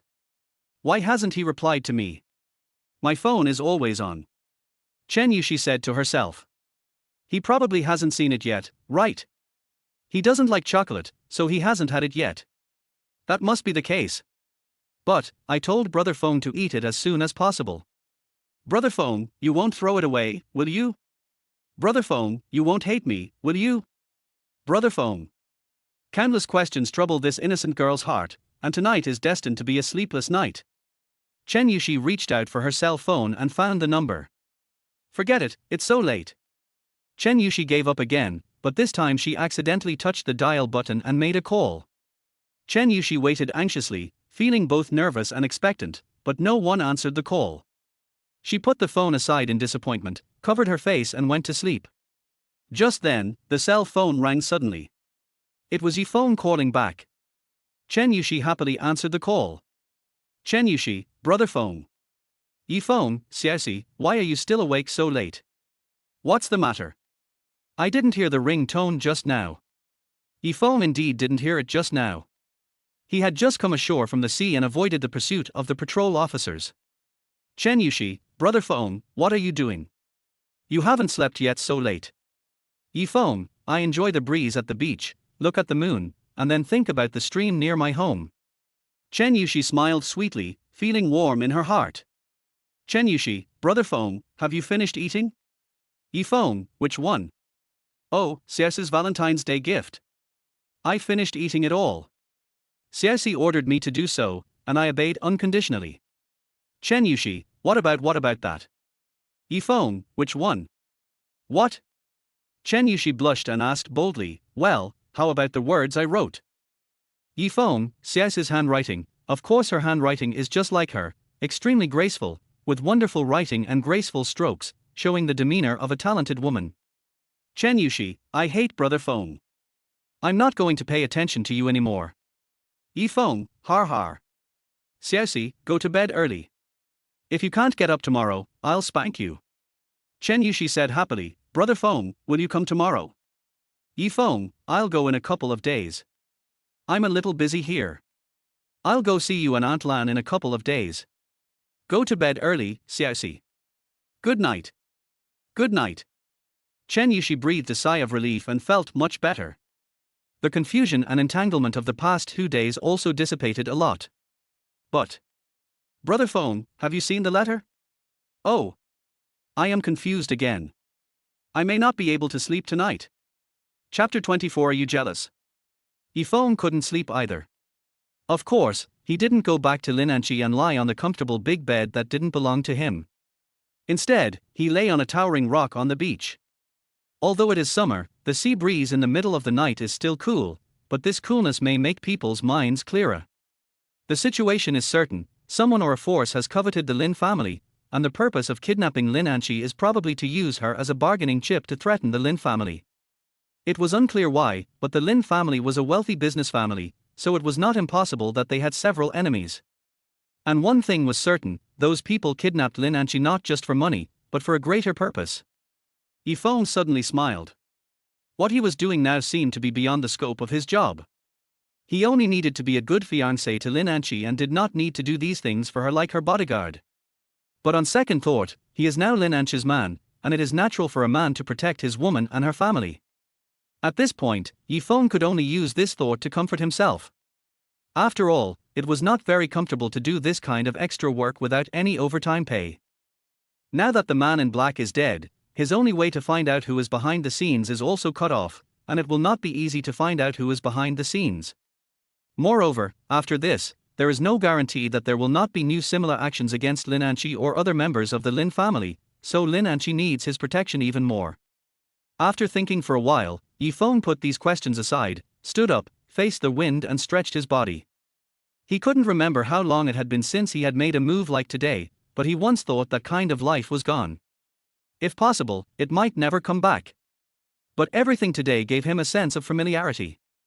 It was like a knight who had bid farewell to his journey and accidentally saw his familiar sword and warhorse again. Closing my eyes, scenes that have been forgotten slowly passed through my mind. In the past, there were hails of bullets, the blood-stained sky was filled with a fishy smell, and in countless helpless eyes, those terrible figures were reflected. The sea breeze was howling, and Feng's heart was surging. A car slowly drove into the beach area where Feng was. Feng knew without even looking that it couldn't be the police car chasing him. But this place is very remote and very few people come here. I wonder if there is anyone who is so different as me and comes here to feel lonely so late. Out of curiosity, he turned his head and looked. There was a white car parked on the beach. The door opened and a woman got out. His face could not be seen clearly in the night, but the outline of her body looked familiar. It's not because Feng has a high level of recognition of women's bodies, but because Feng has very few memories of women with figures as good as this one. Lin Anqi, Han Bei'er and Chen Yuxi are all stunning beauties, but after all, they are still in the stage of undeveloped girls. They are immature and have limited charm. Although the trend is excellent, it has not been fully formed after all. They are not like the girl in front of them, who is full of sexiness that is enough to make men kneel down and lick their asses. There are many kinds of goddesses. There is one kind that makes men lose control and feel completely lost in the world as soon as they see it. Because the distance was not far and Feng was very conspicuous standing there, the woman soon noticed him. What a coincidence, handsome guy. The woman took the initiative to greet Feng and walked closer. Feng soon saw her face. It's really someone I've seen before. No wonder he looks so familiar. This car is familiar too. It's the Maserati that he raced with so fiercely that day. This woman is the same woman from that day. Har har, it's a bit of a coincidence. Feng also laughed. To be honest, he didn't really want to meet this kind of woman. Not only was she beautiful and charming, but her foxy eyes were really vicious. Given Feng's current situation, he didn't want this kind of woman to appear in his life. I haven't been here for a few months. I had no intention of coming tonight, but I came here reluctantly and saw you again. This can't be considered a coincidence. What is that? You want to say that we are destined to be together? Feng teased. If you like to think so, of course you can. I don't care. Anyway, I came out tonight but I didn't plan to find a man. The woman pinched her waist with one hand, her hips slightly tilted to one side, revealing her perfect and seductive curves inadvertently. Feng said, I believe it, because I can see that you will never lack men. Handsome guy, are you praising me or scolding me? The woman said angrily. Is he praising her ability to attract the opposite sex, or scolding her for being a slut? Feng smiled and said, I am not short of girls who like me. Do you think I am praising myself or scolding myself? The woman smiled and said to Feng, I only come to this place when I feel empty inside. Isn't this the reason for you too? I've been staying among women for too long, let's come out and get some peace and quiet. Feng said. Har har, what a coincidence. I chose to come here to have some peace and quiet after being surrounded by men for too long. Feng said, really? But I've had enough of peace and quiet. Now I'm going back to the women and won't disturb your peace and quiet. Feng turned around and left, but the woman called him. Wait, I'll give you a ride. No, thank you. The woman caught up with Feng in her car and opened the car door. I don't want the fate of two empty and lonely people to end so soon. Don't worry, I know you are not a casual man, but I am not a casual woman either. It's not that easy to sleep with me. Feng still ignored it. There are no cars on this road. Are you sure you want to walk back to the city? Feng sat in her co-pilot seat. Lin Anqi and Han Beier were still awake in the villa. Lin Anqi went to bed as soon as she came back today. She felt relieved after passing the test of her grandfather. After coming back, she invited Han Beier to the club in the villa area for a meal and a sauna. The two of them slept comfortably until midnight. In order to maintain their figure, the two of them practiced a set of slimming dance seriously after waking up. Now they are exhausted but not sleepy at all. Belle, go change your clothes quickly. What will you do if that beast comes back dressed like this? Lin Anqi reminded Han Beier. Beast? Huh? Sister Anqi, why do you call your brother-in-law like that? Belle agreed at first, then suddenly thought of something and said to Lin Anqi with a sly smile. Oh, I see. Does your brother-in-law have any special requirements for you in that regard? What nonsense. We don't have anything yet. You're just a young girl, don't pretend to be innocent in front of me. Lin Anqi was speechless. She knew it was a slip of the tongue and didn't know how to end it for a moment. Han Beier suddenly became interested, hugged Lin Anqi and asked softly, Sister Anqi, you and your brother-in-law haven't had that yet? No. Not even once. Han Beier blinked her big eyes, looking unconvinced. Not even once, not even once, not even once. What about marginal behavior? Han Beier continued to ask. What do you mean? Lin Anqi was puzzled. Han Beier whispered something in Lin Anqi's ear. Lin Anqi blushed and pinched Han Beier hard. No. What about kissing? There should be one, right? Neither do I. Lin Anqi's answer was still firm. Only held hands. Sister, you are engaged, okay? Are you planning to force your brother-in-law to cheat on you? Han Beier said in a speechless and incomprehensible manner. Lin Anqi was too lazy to pay attention to her and didn't want to talk more about this topic with her. Sister Anqi, I won't change my clothes. My brother-in-law shouldn't be home so late, right? He must be very busy with such a big business and doesn't have time to go home every day.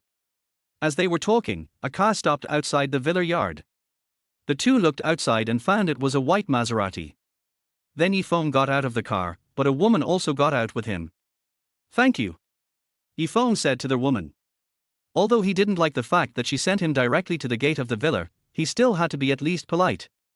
A woman who usually hangs out with men, sending a man who usually hangs out with women home, there's nothing to thank for, said the woman with a charming smile. Don't talk nonsense, my wife seems to be still awake. It would be bad if she saw it. Feng said as he walked into the yard. Han Beier looked outside curiously at the window. Sister Anqi, come and see, it's a woman who sent my brother-in-law home. It's a Maserati, it's quite high-end. Go upstairs and sleep. Lin Anqi looked uninterested, got up, and went upstairs with a thump.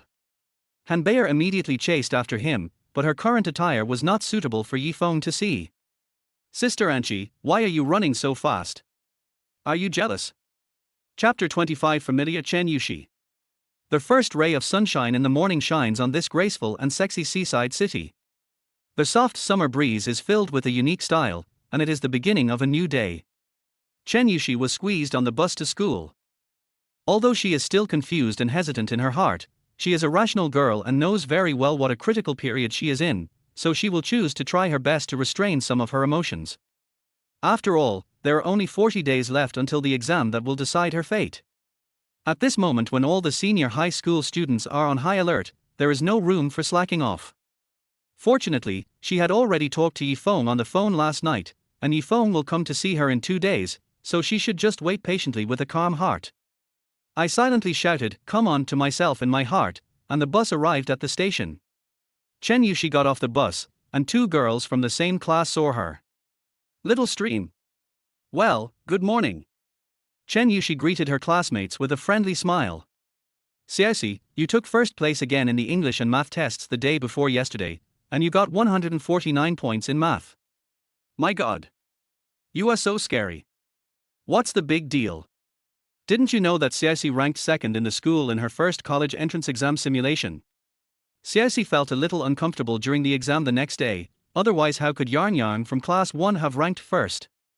That's it, top student Cici, you will definitely be the first in the second mock exam. It's hard to say, we can only try our best. Chen Yushi said with a smile.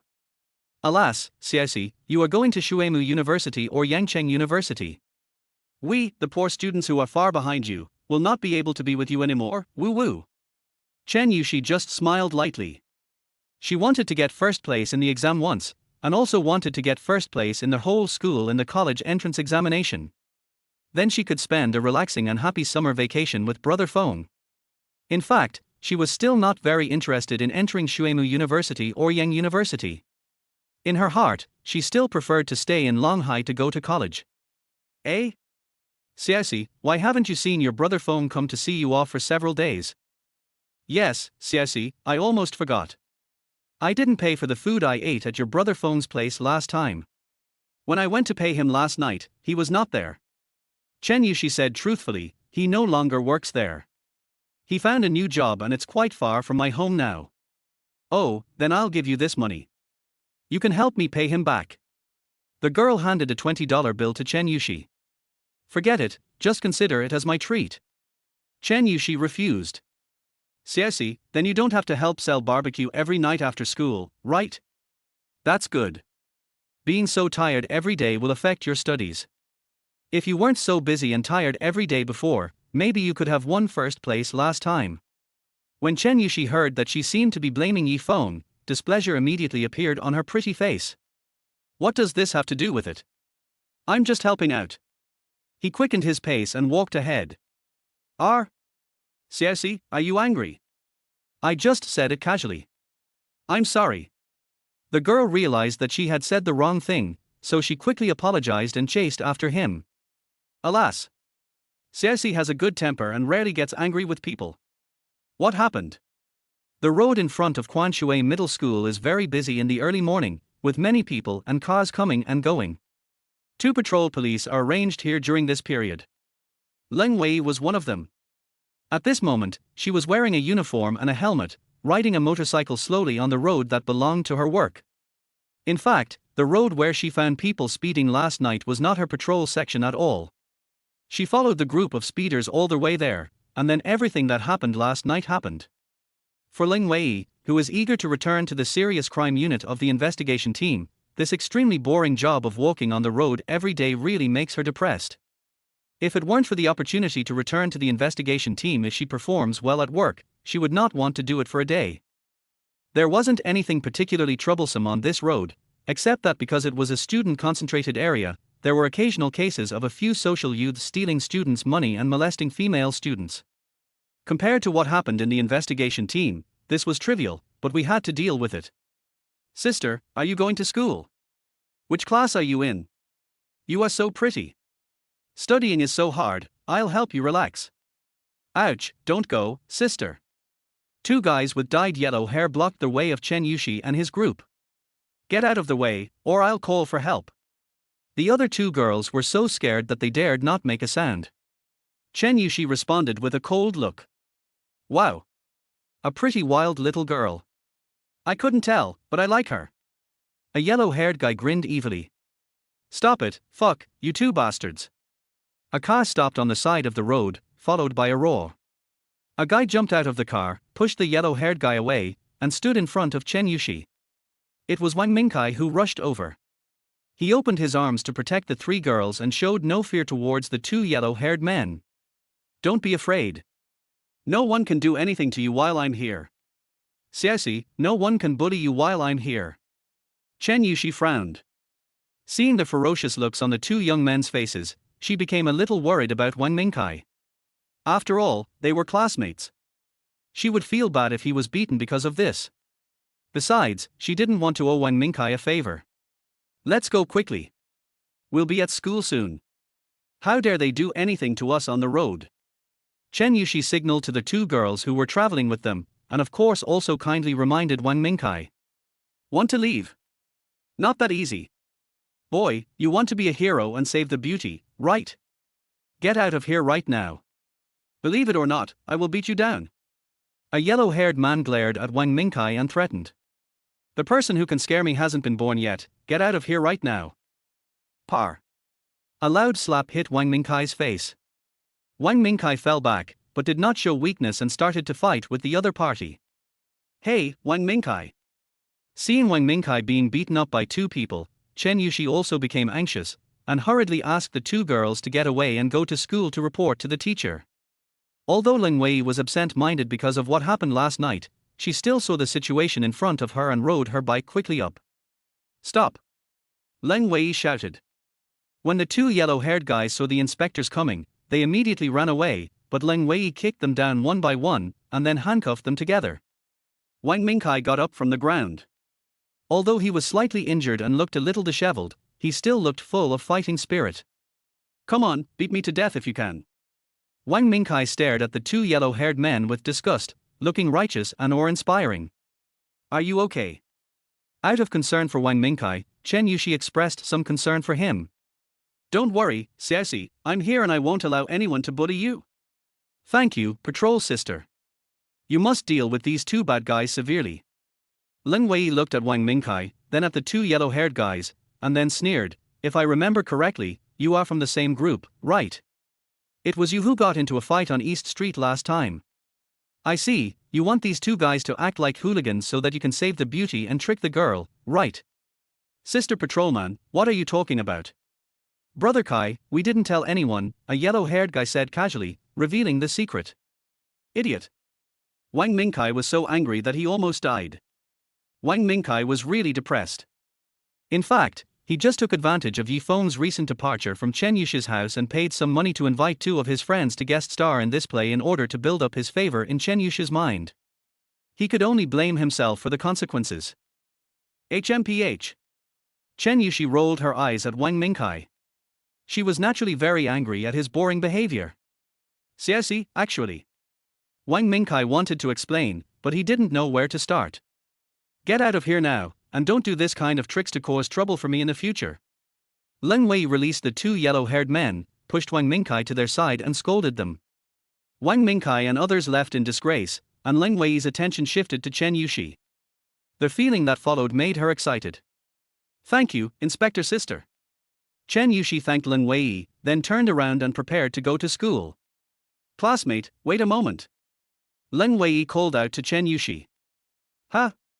Inspector Sister, you called me? Chen Yushi asked puzzledly. Lin Wei said, yes, can I take up a little of your time? I have something to talk to you about. Well okay, but can you not take too long? I'm about to go to morning self-study. Chen Yushi was very confused. What did the inspector want to talk to her about? However, she felt that she had some impression of this beautiful patrol officer sister, as if she had seen her before. But Lin Wei was just one of the patrol officers, so Chen Yushi had basically no impression of her. This was the reason why Lin Wei called her. She also felt that the girl looked familiar. This was the reason why she felt that Yi Feng looked familiar. A few months ago, Lin Wei handled a small fight in Jiangqiao. It was Yi Feng who fought with a drunk hooligan because he was standing up for justice. The matter was handled by Lin Wei, and Chen Yushi was there at the time. She remembered this beautiful girl and vaguely remembered that she seemed to have some relationship with the person who fought. Originally, she couldn't remember why the murderer last night looked so familiar, but after seeing Chen Yushi, she felt as if everything had suddenly become clear. She finally had a clue and had a chance to find that person. Chapter 26. Your territory is under my control.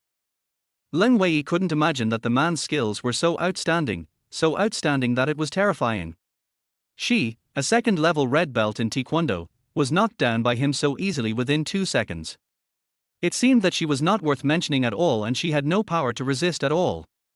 She couldn't even connect this kind of person with an unlicensed barbecue vendor on the street. To be honest, she didn't believe there were any so-called hermits hidden in this city. Inspector Sister.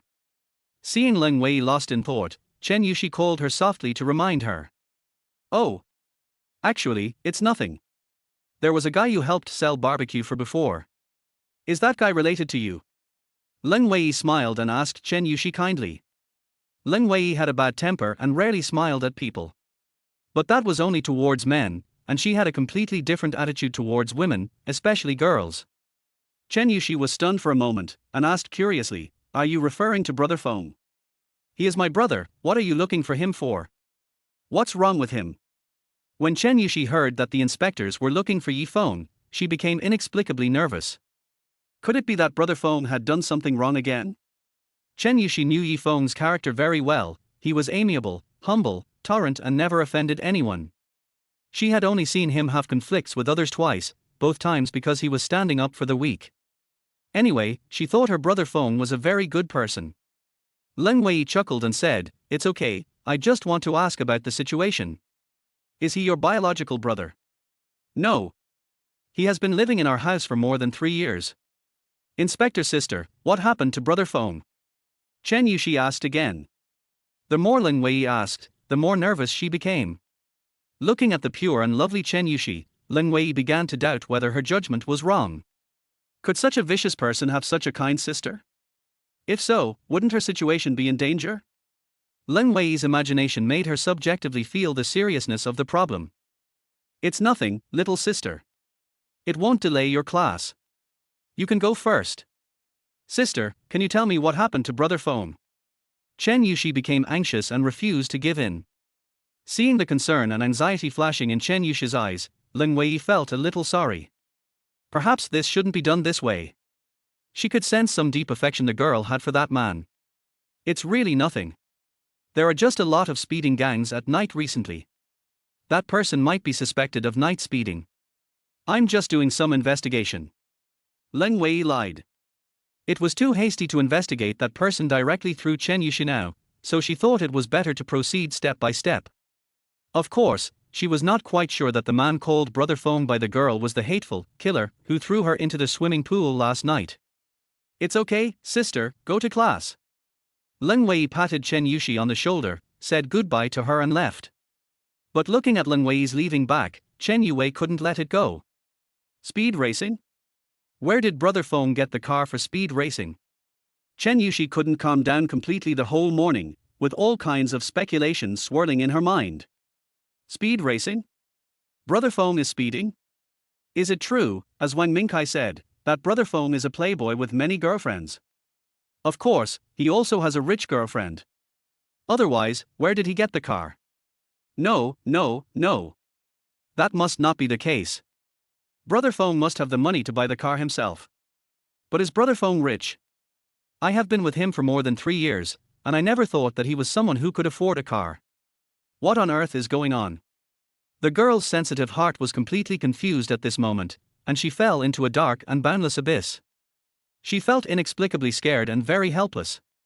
This feeling had happened before, but it was always fleeting, and never as strong as it had been in the past 2 days. Chen Yushi felt like she was under a spell, or like she was firmly caught in a net and couldn't get out. Chen Yushi. Chen Yushi. Chen Yushi heard the teacher's call and suddenly returned to reality from his mind full of guesses. Dozens of eyes in the class were staring at her, causing her face to turn red with embarrassment. "You're not feeling well, are you? Go home first," their head teacher said kindly. She didn't think Chen Yushi was a student who was absent-minded in class. Chen Yushi smiled awkwardly, indicating that it was nothing serious, and continued with the class. After school, Chen Yushi went home with a girl who had been with her in the morning. On the road, she saw a sports car speeding past, and then she asked the girl, "Wang Qian, let me ask you a question, are all the cars you say can be raced good cars?" The girl replied, "Of course, otherwise how can you run with a sense of speed? What kind of car is that? How much does it usually cost?" Chen Yushi continued to ask. The girl said, "Ferrari, Lamborghini, Porsche, they are all very good cars. Wang Mingkai's car worth hundreds of thousands is just for showing off in front of us. In fact, it is not worth mentioning at all. Those sports cars are worth millions." Oh. Chen Yushi's heart was filled with ripples again. Millions? Can Brother Feng afford such a good car? Well, try not to worry about it. You will know when you meet Brother Feng. What's wrong, Xiaoxi? You are a noble girl who usually disdains luxury houses and cars and treats money as dirt. Why are you suddenly interested in this topic? Tell me the truth, is there a rich second-generation man with luxury cars chasing you? Damn it, no. Yi Feng stayed up too late last night and hasn't gotten up yet. Living in a large and comfortable villa, enjoying the luxurious room with imported furniture from Europe. His sleep quality has improved a lot. Living a luxurious and wealthy life, I have become lazy and a little bored. Apart from sleeping, there are no other good entertainment activities. Hey, why hasn't he gotten up yet? After practicing the body-shaping dance, Lin Anchi poked Han Bayer and asked during the break. Han Bayer said, "How should I know? Maybe I slept too late last night. Go wake him up." "What time is it?" Lin Anchi said unhappily. She hired Yifeng at a high price not to treat him like a lord. To a certain extent, Yifeng's time at any time could be considered working time. She felt that as an employer, she had the right to decide his behavior during working hours. Although there is nothing to do now, he is absolutely not allowed to sleep. I go and call. Why me? Han Bayer was speechless. If it's not you, should I go and call? Han Bayer said, "Of course, how do I know if my brother-in-law has the habit of sleeping naked? What if I open the door and see something I shouldn't see? Wouldn't that be taking advantage of you?" Lin Anchi was even more speechless. She ignored her and walked straight to Yifeng's door and knocked loudly. "What's wrong? Is there something wrong?" Yifeng opened the door and saw that it was Lin Anchi, and then asked. He was not sleeping, but lying on the comfortable bed thinking about things. "Although it's boring, it's better than being with those two crazy young ladies." "Something happened. What's up? You are sleeping during work hours and slacking off at work." Lin Anchi pouted, looking aggressive. Yifeng didn't argue and said he would get up right away and asked her not to fine him. At this time, someone came to their house. It was none other than Aunt Wang, their housemaid.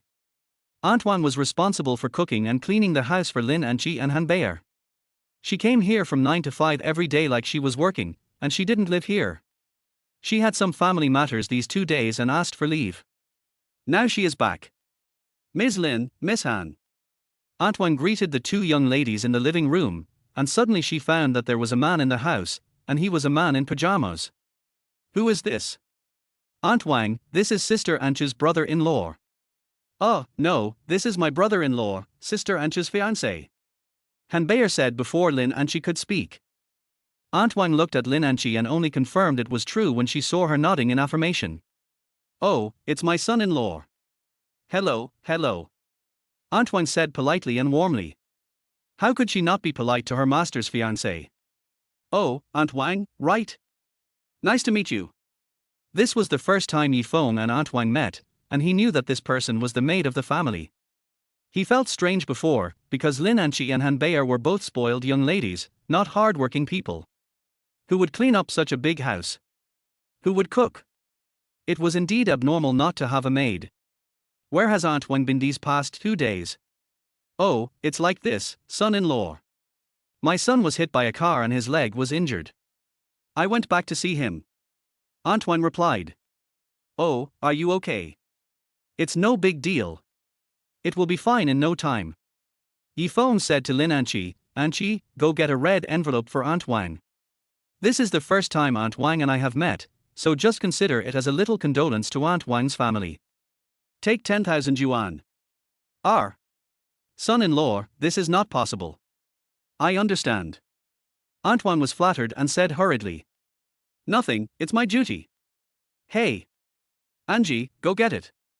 Lin Anchi gritted her teeth. Although she had a smile on her face and said it was her duty, she was very unhappy in her heart. Of course, she was not stingy with the money. Even if Yifeng didn't say anything, she would give it to Aunt Wang. This little money was nothing in her eyes. What made her unhappy was that Yifeng actually dared to order her around like this. Lin Anchi found 10,000 yuan in cash, and Yifeng took it and handed it directly to Aunt Wang. Aunt Wang was instantly moved. This son-in-law is such a good man. Yifeng knew that although Aunt Wang's salary was higher than that of a housekeeper in an ordinary family, Lin Anchi and Han Bayer were both difficult to serve, so her job might not be easy. Chen Yusha's mother used to work as a housekeeper, so she knew how hard this job was. If you can have a life without worries about food and clothing, who would be willing to do this kind of work of serving others? "Sir, take a rest. It's almost time for dinner. I'll go cook for you." Yifeng said, "Don't worry, you've come all the way back, so take a rest first. You don't have to cook for lunch. I'll call and have food delivered later." By the way, Aunt Wang, how much is your current salary? Aunt Wang told Yifeng the truth about her salary. Yifeng said, Aunt Wang has done a great job, so you deserve a raise. Let's put it this way. Starting this month, your salary will be 10,000 yuan a month. Just let me know when you need money. Aunt Wang was stunned for a moment. Although she was happy, she still looked at Lin Anchi's eyes. Lin Anchi smiled. She still didn't care about this, but she was still suppressing her anger because Yifeng was taking over the show. You're welcome, Aunt Wang. I have the final say here. Yifeng said shamelessly. Thank you, son-in-law, thank you, miss. Aunt Wang burst into tears of gratitude. Lin Anchi was speechless and glared at Yifeng with a murderous look that could cut a person into pieces. When will it be your turn to call the shots here? Chapter 27 Shields Happiness. Yifeng didn't want to provoke Lin Anchi at this time, so he went to the bathroom. He hadn't brushed his teeth or washed his face since Lin Anchi called him up. Aunt Wang didn't rest either, and prepared to clean the house. She was an honest person, and Yifeng paid her such a high salary, so she felt that she had to do a better job. Miss, Mr. Yi is such a good man. Aunt Wang said to Lin Anchi gratefully. Oh? That's it. Lin Anchi responded vaguely. Seeing that you have found such a good and outstanding lover, and that you two are so loving, I am so happy for you. Lin Anchi was speechless. Auntie Wang, I've been feeling a bit irritated these past 2 days. Could you please make some pear soup? Okay, I'll go now. Aunt Wang responded and went to the kitchen. Lin Anchi sat on the sofa waiting for Yifeng to come out. She thought it was necessary to have a simple and formal conversation with Yifeng about what had just happened. After a while, a champagne-colored Bentley sedan suddenly drove into the yard of the villa. 2 bodyguards in black stand-up collar suits got out of the car first, opened the back door, and then a woman got out of the car. The woman was wearing a black lace dress and her hair was tied up in a professional style. She had bright eyes, white teeth, a pretty face, and a well-proportioned body. She didn't look very old, less than 30 years old, but her eyebrows and simple manners already revealed the unique aura of a successful woman. The woman walked straight to the villa and rang the doorbell. Lin Anchi saw the situation in the yard through the window. She remained indifferent when she heard the doorbell and sat on the sofa motionless. Han Bayer went to open the door, but was called back by her. Finally, Aunt Wang ran out from the kitchen and opened the door.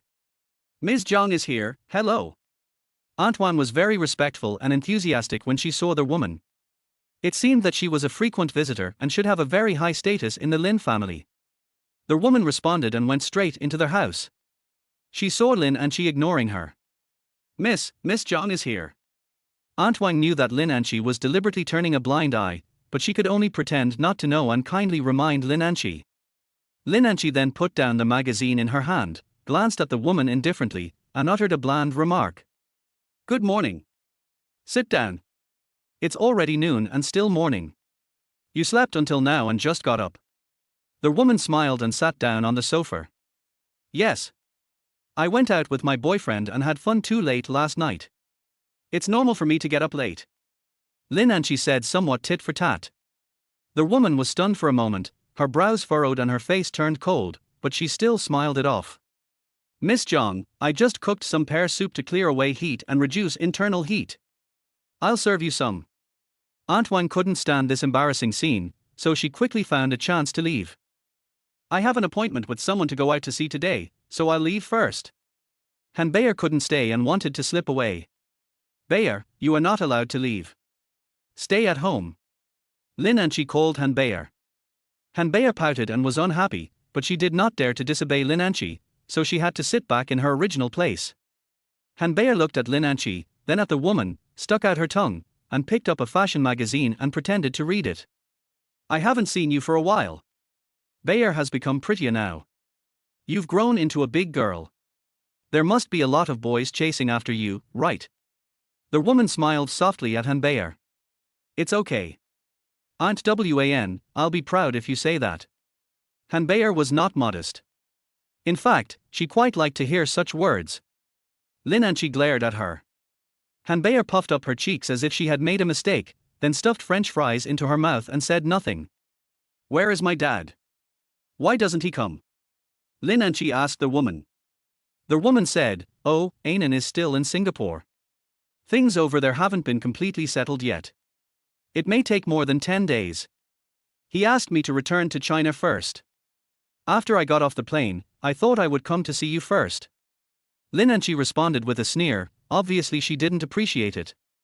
Ms. Zhang, if I remember correctly, you are the vice president of my dad's company, right? Yes. You are 28 years old this year. In terms of age, you are 15 years younger than my dad, so you can be considered a junior. Since you are both a junior and a subordinate, given the quality of a top student who returned from overseas, Miss Zhang should know that you are not qualified to call my dad by his name, right? The woman was stunned for a moment, but it was not the first time she faced such provocation from Lin Anqi. She chuckled and did not argue with Lin Anqi. But the so-called lack of qualifications was naturally untrue. Although she was indeed Lin Xingnan's subordinate and was indeed 15 years younger than Lin Xingnan, she was Lin Xingnan's woman, and the woman he had always planned to marry. When Lin Anqi was born, her mother died of heavy bleeding. Lin Xingnan devoted a lot of love to this daughter, and truly regarded her as the apple of the eye of the emperor, giving her all the love in the world. But as Lin Anqi grew older, the conflict between her and her father became more and more acute. The most important reason was that there was always a lack of women around her father. Lin Xingnan is not actually a playboy, but as a very successful man in his career, his love life is indeed quite rich. To put it bluntly, he is quite romantic. Over the years, Lin Xingnan has had many women around him, but Lin Xingnan handled them all rationally. He did not choose to marry any of these women, nor did he let these women hold important positions in his company. The only exception is Miss Zhang Weiniang. Zhang Weiniang was an excellent student of economics who studied in the United States. At a young age, she made many achievements in the international trade industry. She also opened her own trading company, which was once very successful.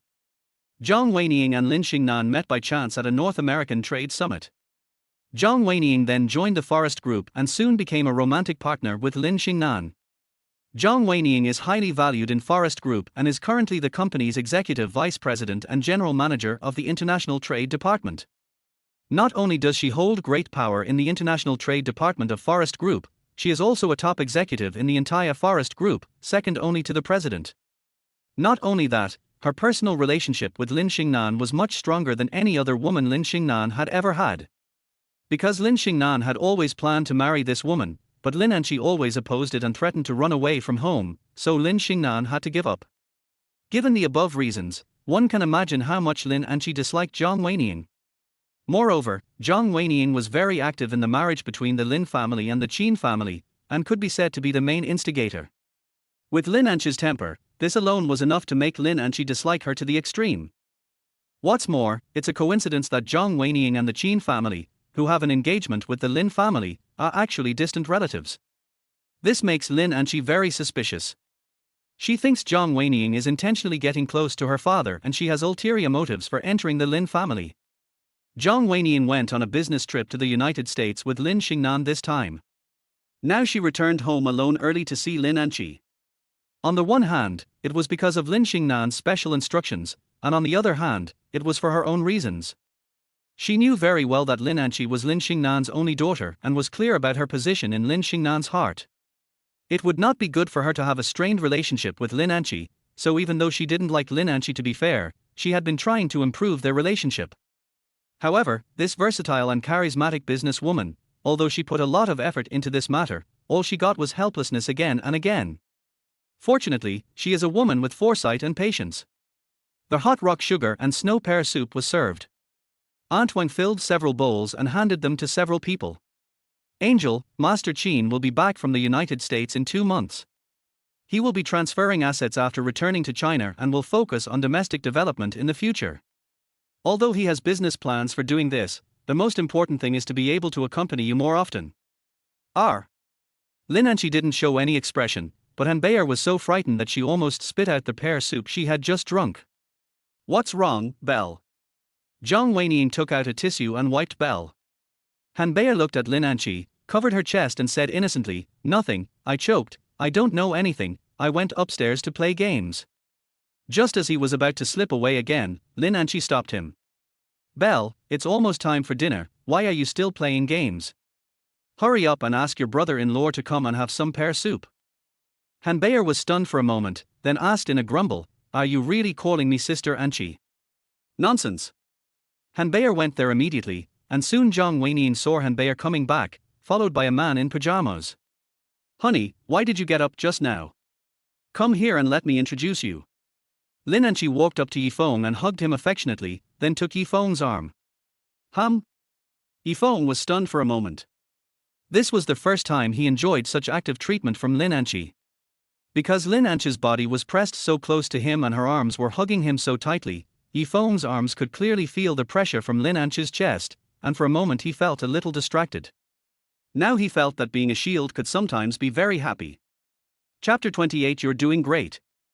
Although she had enjoyed this kind of treatment before on that confused night, this time Lin Anchi was sober and was friendly and proactive. To be honest, Yifeng was a little touched. But soon when he saw the beautiful woman sitting on the sofa, and thought of Lin Anchi's sudden enthusiasm, he knew something was wrong. "This is my boyfriend Yifeng. Yifeng, this is the vice president of my forest group, my dad's loyal and capable female subordinate, Miss Zhang Weinian, who is also my dad's confidant." "A confidant?" Yifeng was a little confused for a moment, but seeing Lin Anchi's current attitude, he quickly understood that, to put it bluntly, she was his father-in-law's lover. "Oh? Anchi, your boyfriend?" Zhang Weinian looked Yifeng up and down. She was well aware of Lin Anchi's resistance to her and her disgust at her matchmaking between her and the young master of the Qin family. And now, the sudden appearance of Lin Anchi's boyfriend certainly could not but arouse her great interest. The man in front of him was wearing a brown-red high-end Maybelline pajamas, with a crooked collar and one of the buttons unbuttoned. Because Han Bayer had only washed half of his face when he pulled it out, his face was wet and had stubble, and there was still some facial cleanser that had not been rinsed off, and his hair was messy because he had not had time to comb it. But judging from his appearance, he can be considered a handsome man. Zhang Weinian frowned at first, then smiled, but Lin Anchi also understood what this smile meant. To be honest, Lin Anchi regretted having brought out this shield so hastily. "Oh, it's Miss Zhang, right? Nice to meet you." Yifeng naturally took the initiative to extend his hand to Zhang Weinian. "Nice to meet you too, Yifeng. We're family, no need to be polite." Zhang Weinian continued to smile. During this process, Yifeng also observed Zhang Weinian, who was also a fairy-level woman. No wonder his father-in-law, the head of a large group, was also fascinated by her. However, Yifeng really disliked the cleverness and snobbery of this type of woman. Although it was the first time they met, he felt that Zhang Weinian could not escape this type of woman.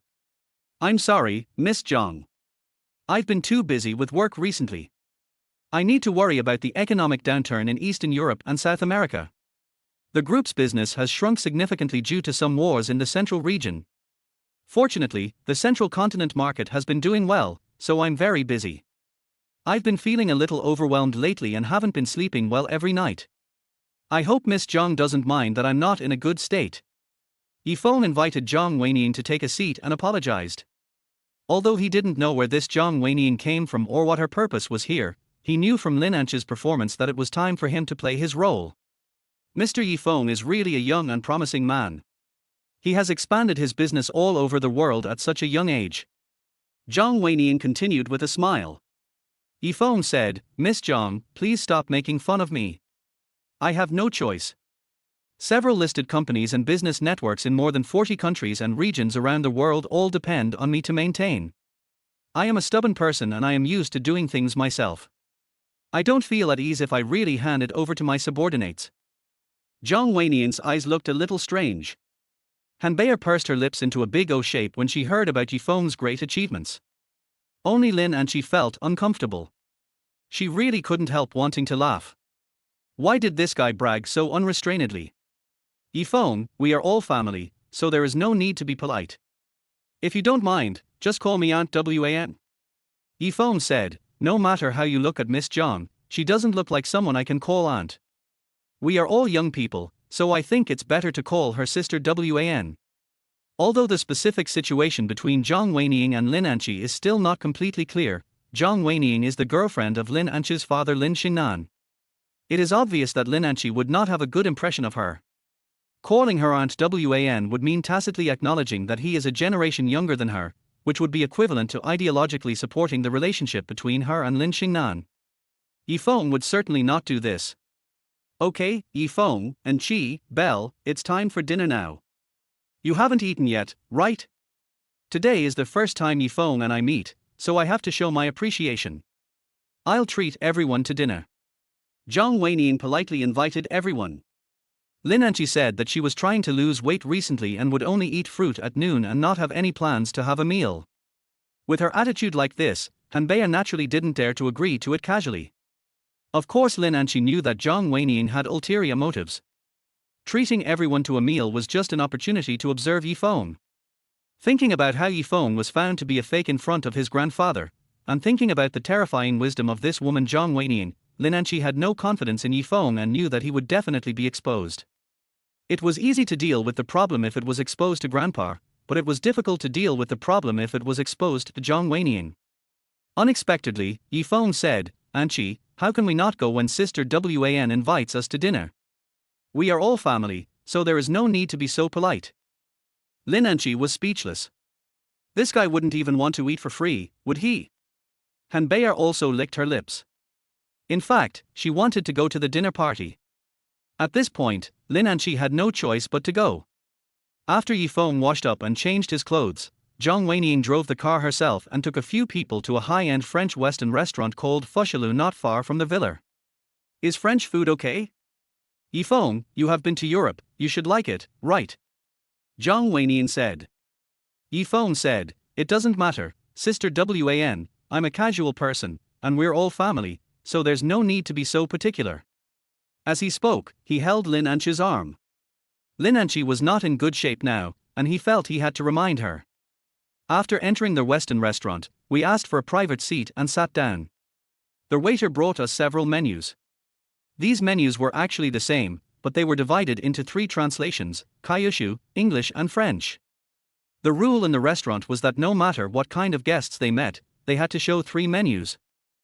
Feng, take a look first and order whatever you want. Zhang Weinian picked up the French menu and handed it to Feng. These menus only have text and no pictures. Zhang Weinian's intention is very clear. She certainly doesn't believe the nonsense Feng just boasted about. Now she wants to embarrass him and make him pay the price for his bragging. This French menu was the first wave of attack. If Feng didn't know French, she would give him the English one. If Feng didn't even know English, he would naturally be exposed. Of course Lin Anqi knew what Zhang Weinian was up to, and was about to throw the Zhuzhou menu to Feng for help, but unexpectedly Feng had already leisurely checked a few items on the French menu. I don't really like steak, and since Angie and Belle are both trying to lose weight, let's order some meat dishes. French tea pancakes, French stewed potatoes, French sturgeon with mushrooms, egg and tomato salad, Parisian cabbage, and of course, the restaurant's signature dishes, foie gras steak and Marseille fish soup, must be served.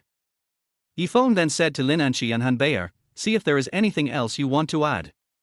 Remember to order as much as you can eat. Although Sister Wan is not short of money, we can't waste it. Wow! Brother-in-law, you also know French? Hanbei said in surprise. Of course, Lin Anqi was also quite surprised. Feng said casually, you know a little bit. I stayed in Gaul for a while. I miss the taste of foie gras steak there. I wonder if this restaurant makes it authentically.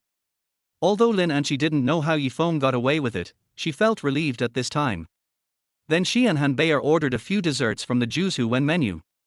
Zhang Weinian was also surprised. She had really thought that Feng was a gigolo hired by Lin Anqi to fool her family. Feng, do you want a drink? How about I give you a bottle of red wine? Zhang Weinian asked, and without waiting for their consent, she directly ordered a French wine list. Zhang Weinian was still a little unconvinced, so she came for a second round. For someone who really does business in the West and moves in high society, it would be strange if he didn't know how to eat Western food, and it would be even more bizarre if he didn't know how to drink red wine. Feng took the wine list with an attitude of obedience, looked at it, then stretched out his hand to call the waiter over. Sir, what can I do for you? Feng asked, excuse me, is the Lafite Chateau Grand Cru here authentic? I want it to be 100% authentic, otherwise I will not pay for this meal. Sir, this is a high-end restaurant, and everything here is authentic. Feng said, okay, then you can take a bottle of Lafite Rothschild Grand Cru according to my requirements.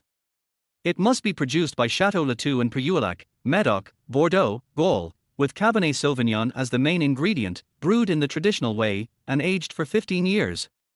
Of course, the most important thing is that I want it to be brewed by the Bertrand family themselves. Please show the relevant authenticity certificate when you bring it. Of course, it's okay if you don't have it, I can taste it. The waiter was almost sweating. He took out a pen and finally wrote down Yifeng's request, then went to ask the boss. After a while, the boss himself came and apologized to Yifeng. They had wine that basically met the conditions Yifeng mentioned, but it was aged for 12 years, not 15 years, and it was not brewed by the Bertrand family. In that case, then I don't want it. Thank you. Yifeng sent the boss and the waiter away, and said lightly, okay, the wine costs 40,000 or 50,000 yuan a bottle, there is no need to let Sister Wan spend so much money. Zhang Weinian tried hard to look appreciative and smiled faintly, then finished her lunch with the others in a state of suspicion. Yifeng, Anqi, Belle, I still have some things to do, let me take you back first. Zhang Weinian said to them after lunch. No need, it's not far anyway, let's just take a walk back. Sister Wan, please drive slowly. Come and visit when you have time.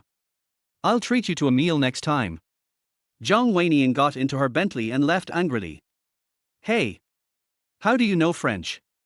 And you know Western food and red wine. While Han Bayer was away buying cold drinks, Lin Anqi asked Yifeng curiously. Yifeng said, well, I used to sell knockoff versions of those French dishes. I know the names of the dishes very well. I just randomly called them out, but I didn't expect that this restaurant has them all. As for the red wine, I had a beautiful and rich girlfriend who invited me to drink it once, and I remember it by heart. Lin Anqi didn't doubt anything and was relieved. Yifeng embarrassed Zhang Weinian today, and now Lin Anqi was in a good mood. You performed well today. Okay, keep it up. Lin Anqi said to Yifeng. Are there any rewards for good performance?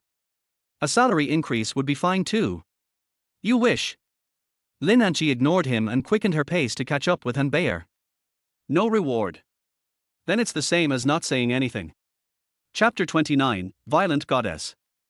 A high-end seaside villa in Longhai City.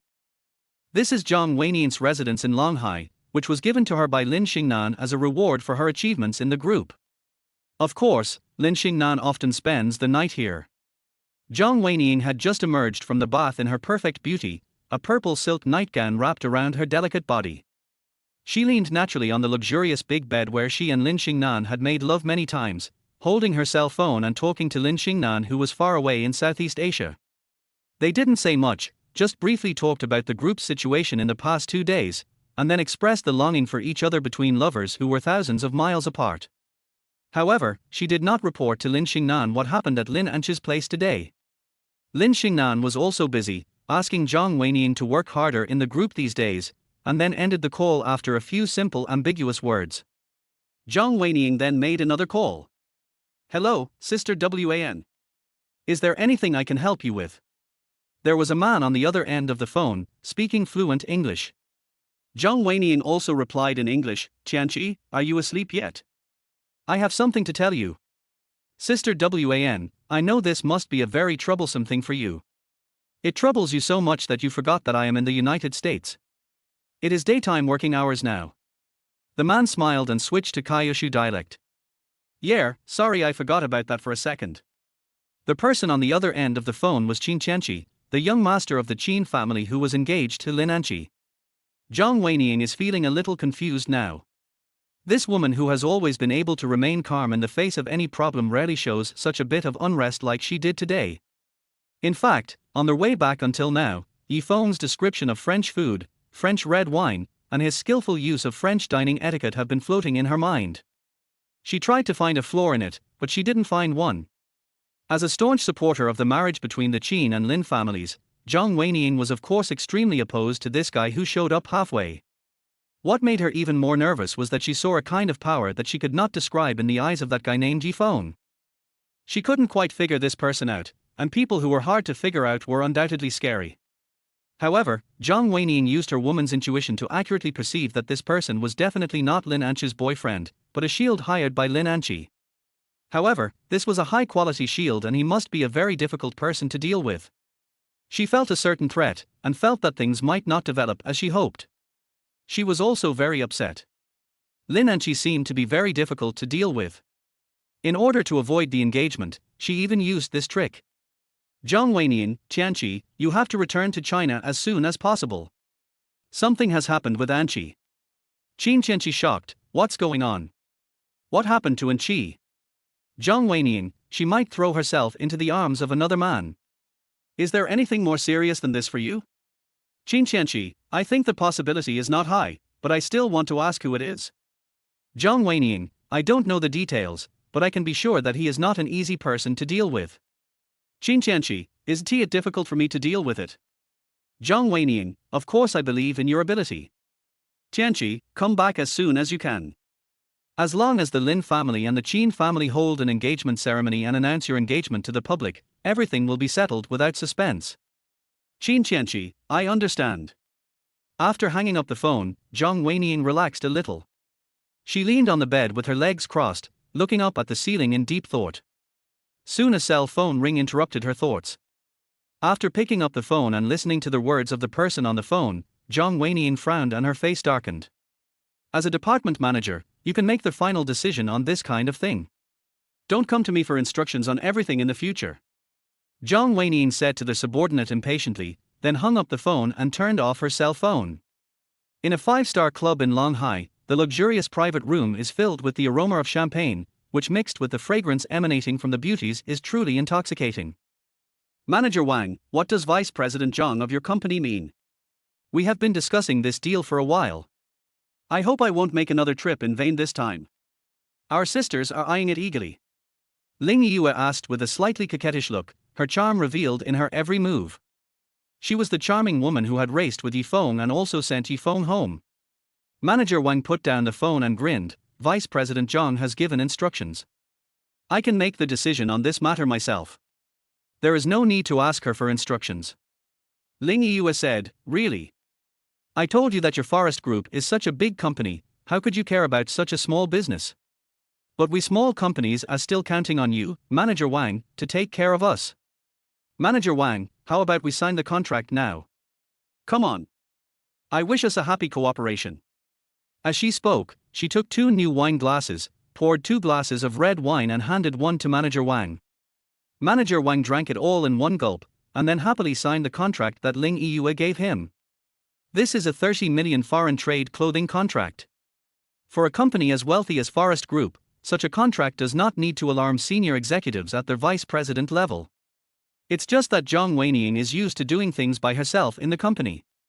Even for such a contract, she requires the department manager to report to her. It's just that the department manager called at a very bad time tonight, just when Zhang Weinian was struggling with something. Thank you, Manager Wang, for your care. Ms. Ling, you are so polite. You are still so formal with me. If you need anything in the future, just let me know. Let me put it this way, I can handle your company's export trade in clothing and cosmetics, and they will be large orders. Manager Wang said, his thieving eyes scanning Ling Yue's well-proportioned body, and he swallowed hard. Then Manager Wang, please take good care of us in the future. Ling Yue reached out to take the signed contract with satisfaction. When she was about to retract her hand, suddenly an unruly hand grabbed her wrist. Manager Wang, what are you doing? Ling Yue asked coquettishly. Ms. Ling, I have spent so much time and effort on your affairs. Don't you think about how to repay me? Manager Wang had a lewd smile on his face. Ling Yue smiled and said, of course we remember Manager Wang's kindness, and we should repay Manager Wang. Manager Wang, please sit down for a while. I'll call my sister first. She hasn't been sleeping well recently because of this business. Manager Wang was overjoyed. He nodded and immediately called to book a room. When Ling Yue came in after finishing the call outside the door, Manager Wang couldn't wait any longer and pounced on her like a hungry lion. Ling Yue flashed past very lightly and apologized, Manager Wang, why are you so impatient? But it seems that I can't do it today. My sister has something urgent and asked me to go back quickly. Goodbye, it doesn't matter now. You don't need to book a room. Just stay here. It's better to ask your stunning sister to come as well. Manager Wang hugged her feet, kneeling and licking them, looking extremely ugly. Ling Yue frowned and looked at the dog-like man. She felt that she had never been so disgusted before, and the man's words made her even more furious. She kicked him away fiercely and picked up a large glass of champagne and poured it directly on his face. "Mr. Ling, you... Manager Wang is so angry, let me help you calm down. You two slutty bitches, are you trying to make fun of me?" Manager Wang's interest dropped drastically, and he felt extremely embarrassed and annoyed. "Say it again." Ling Yue frowned and gritted her teeth. Without waiting for Manager Wang to respond, she stepped hard on his chest again, causing him to scream like a pig being slaughtered. "I'm warning you, Mr. Wang, you can scold me however you want, but if you scold my sister, I will make sure you die miserably." Manager Wang begged for mercy in pain. Ling Yue scolded him, loosened his foot, and turned to walk out of the private room. "Ling, just wait for that. Believe it or not, I will terminate your contract now. You'll just have to go hungry." Manager Wang shouted at Ling Yue's departing back. Ling Yue smiled calmly, waved the contract in his hand and said, "Manager Wang, don't forget that we signed a 1-year export contract. Your Forest Group is such a big company, you won't even fail to abide by the contract, right? I'll have to ask for your care this year." As they were talking, several young and beautiful ladies came into the corridor. They were the service that Ling Yue had ordered over the phone just now. "Manager Wang is a little angry now, you guys please serve him well." Ling Yue generously gave each of the ladies a considerable amount of overnight money, and then went downstairs. "Damn man." After walking out of the hotel door, Ling Yue breathed a sigh of relief, cursed, then got into her white Maserati and left. Chapter 30, Two Beauties Compete for Beauty. The Maserati drove directly to the coastal highway.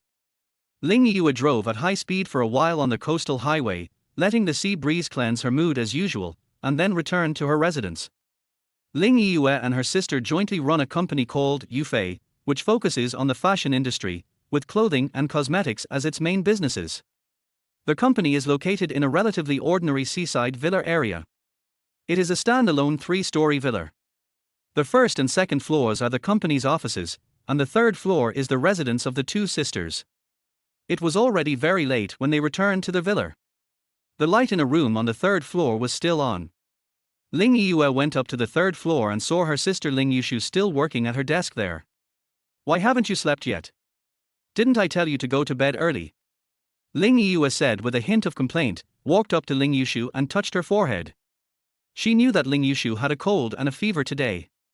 Her forehead was still hot and it looked like the fever had not subsided yet. Of course she felt sorry for her. "There are 2 marketing plans that need to be rushed out. I'm fine. I've already taken medicine," Ling Yushu said lightly. The two sisters look similar, but Ling Yushu seems to have a typical poker face, and never shows her emotions. More importantly, she hardly smiles, and doesn't like to socialize with people. In college, she was given the title of Iceberg Beauty because she rejected countless suitors. In comparison, Ling Yue was much more outgoing, very sociable, and a know-it-all.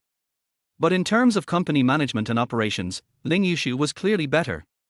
So the two of them, one in charge of the internal affairs and the other in charge of the external affairs, made Yufei's business flourish. From the initial capital of several 100,000 yuan, in just over 2 years, it has now developed into a company with tens of millions of assets. But as Ling Yue herself said, compared with large groups like Forest Group and Mingyu Group, what they run is indeed a small business that is not worth mentioning. Ling Yue dragged Ling Yushu away from the desk and stuffed all her work documents into the desk, preventing her from continuing to work. "Don't joke with your body." Ling Yushu didn't insist anymore and sat down on the sofa, and Ling Yue sat next to her. "Have you been drinking?" Although Ling Yushu had a cold, he could still smell alcohol on Ling Yue. "Well, I've been drinking with a man till now." Ling Yue took out the signed contract, handed it to Ling Yushu and said with a smile, "It's good news. That idiot signed a 1-year export contract with us. We won't have to worry about the sales of our products within this year." Ling Yushu just glanced at the contract, then threw it on the coffee table and turned his gaze to Ling Yue. "Don't get me wrong, sister. You're still worried about me. Until now, no man has been able to take advantage of me." Ling Yue smiled charmingly and walked forward to gently put her arms around Ling Yushu's neck. "Do you think we should celebrate? Oh, I forgot you seem to be unwell and can't drink." Ling Yue was about to get the wine, but suddenly remembered this and then gave up. Ling Yushu didn't say anything. He stood up and got a bottle of red wine and 2 wine glasses, then poured 2 large glasses. Forget it, Yushu. You can't drink alcohol after taking medicine. I'll do it for you. Ling Yue felt sorry for her sister and stopped her. She was just saying it casually. It's just a common cold. Besides, I didn't take any medicine. You've worked hard. I toast to you. Ling Yushu said, raising his glass and drinking the red wine in the glass. He frowned, pursed his rosy lips, and swallowed it, then covered his mouth and coughed lightly twice. Ling Yue was stunned for a moment, then drank the cup in one gulp. But I want to tell you again that I really don't like the way you do things. Ling Yushu looked at Ling Yue seriously and said. Ling Yue chuckled and said, I know, you always say that to me, and I know you care about me. You think I like dealing with those stinky men? You know why they help me, but we need to step on those stinky men to develop. There is no other way, so we have to bear the humiliation. Don't worry, I won't let those men take advantage of me and play them around. Ling Yushu didn't say anything else and looked like he was taking care of himself. Yushu, in fact, with our looks and knowledge, there are countless young masters willing to help us. It is not difficult for us to get what we want. Ling Yushu frowned and said, Tell me, do you really have this idea? Do you think you have found a shortcut? That's not what I meant. Ling Yue explained hurriedly, I know you definitely won't do that. The young master of the Shu family, who is so rich that he can rival a country, pursued you so passionately, but you always rejected him. Ling Yushu said, I've said it before, I chose this path myself, and I have no regrets no matter what the outcome is. This is my own business, and I don't want anyone to get involved, including you. Yushu, who do you think I am? Aren't we sisters? Am I not a member of the Ling family? Is this just your business? This is our common business. I really can't stand you. Why are you still saying such things? Ling Yue was a little unhappy. Ling Yushu stopped talking. Ling Yue was only unhappy for a moment, and then a sweet smile appeared on her face again. To be honest, it's really depressing to be with you. I was in a good mood, but you made it really boring. Okay, sister, the company is developing very well now, and we are getting closer to our goal day by day. You should be happy. Come on, smile for me and then we can go to bed. Psycho. Ling Yushu gave her a cold look. In fact, apart from some minor frictions between the two sisters occasionally due to some things, they get along very well. The depth of their feelings is beyond doubt, and the tacit understanding over the years can explain everything. There was a sharp light in Ling Yushu's beautiful eyes as she stared out the window. From this angle, the majestic building in the distance, brightly lit and towering into the clouds, was clearly visible. Li Qinglan has had a lot more free time recently because all the debts that had plagued her for years have been paid off, and she has enough money left for Chen Yushi to finish college, so she has quit all her jobs and is taking care of Chen Yushi's life wholeheartedly. After all, there is only more than a month left. At this time, no matter what happens, we have to put it aside. Chen Yushi is the first priority. However, in recent days, Chen Yushi, who had always made her feel at ease, began to make her feel uneasy. Chen Yushi's class teacher came to visit her home today, mostly to ask about some of Chen Yushi's family situations. When Li Qinglan asked, the class teacher told her truthfully that Chen Yushi had been a little inattentive in class recently, and had made some stupid mistakes in yesterday's normal mock test. This was a situation that had never happened to Chen Yushi before, so the teacher suspected that something had happened in her family. After learning that everything was normal at home, the teacher was also very confused. She only suspected that Chen Yushi was under too much psychological pressure because the college entrance examination was approaching. Gently walking to the window of Chen Yushi's room, Li Qinglan saw Chen Yushi sitting at the desk. Although she was studying, she really couldn't concentrate. She looked away from time to time and was in a daze for a long time. She was very uneasy. In fact, Li Qinglan had also noticed the changes in Chen Yushi in the past few days, but she didn't think anything of it at first. Now that the head teacher came to visit her home and told her about the situation, she realized the seriousness of the problem. If this continues, it will have a huge impact on Chen Yushi's studies. Li Qinglan did not say anything directly to Chen Yushi. The head teacher also told her that Chen Yushi was probably in a mentally sensitive period and improper handling would have a greater impact on her. After thinking about it carefully, Li Qinglan realized that the problem was probably with Yifeng, because it was after Yifeng left her home that Chen Yushi became like this. Li Qinglan also knew that her daughter had a deep relationship with Yifeng, and she must be very uncomfortable with Yifeng's sudden departure. Chen Yushi's cell phone beeped, and she was happy for a moment, because the message at this time was most likely from Yifeng. Just as she was about to open it, her mother suddenly knocked on the door, and Chen Yushi immediately hid her phone. "Mom, you haven't slept yet," Chen Yushi said naturally. "It's time to go to bed. Seriously, don't stay up too late. It's already 11 o'clock. It's time to go to bed," Li Qinglan said with a kind smile. "Well, I'll go to bed soon." "Mom, you should go to bed early. Your homeroom teacher came to our house today." Chen Yushi became nervous when he heard this. Li Qinglan saw her daughter's nervousness and said softly, "It's like this. The homeroom teacher came here to give us parents a lesson, telling us not to put too much pressure on our children. You are the homeroom teacher's most valued student, so she came to our house specially." "Oh, so that's it." Chen Yushi finally relaxed a little. She was a very sensible child, and she also realized that her performance at school had been a little abnormal these days, so she was afraid that her mother would find out and that she would be disappointed. "Well, Xiaoxi, go to bed early. The teacher also said that the more stressful the period, the more you should pay attention to staying relaxed." "Okay, Mom, I got it." Li Qinglan then walked out of the room, and Chen Yushi couldn't wait to take out her cell phone and clicked on the message. The message was a color message sent by Wang Mingkai. It contained a photo. A man was driving a very beautiful sports car in front of the gate of Longhai University, and this man was none other than Yifeng. Chen Yushi was uneasy for a moment, then she gritted her teeth and deleted the MMS. She was very disgusted with Wang Mingkai now, and she didn't believe what he sent. Of course, she was even more unwilling to believe it.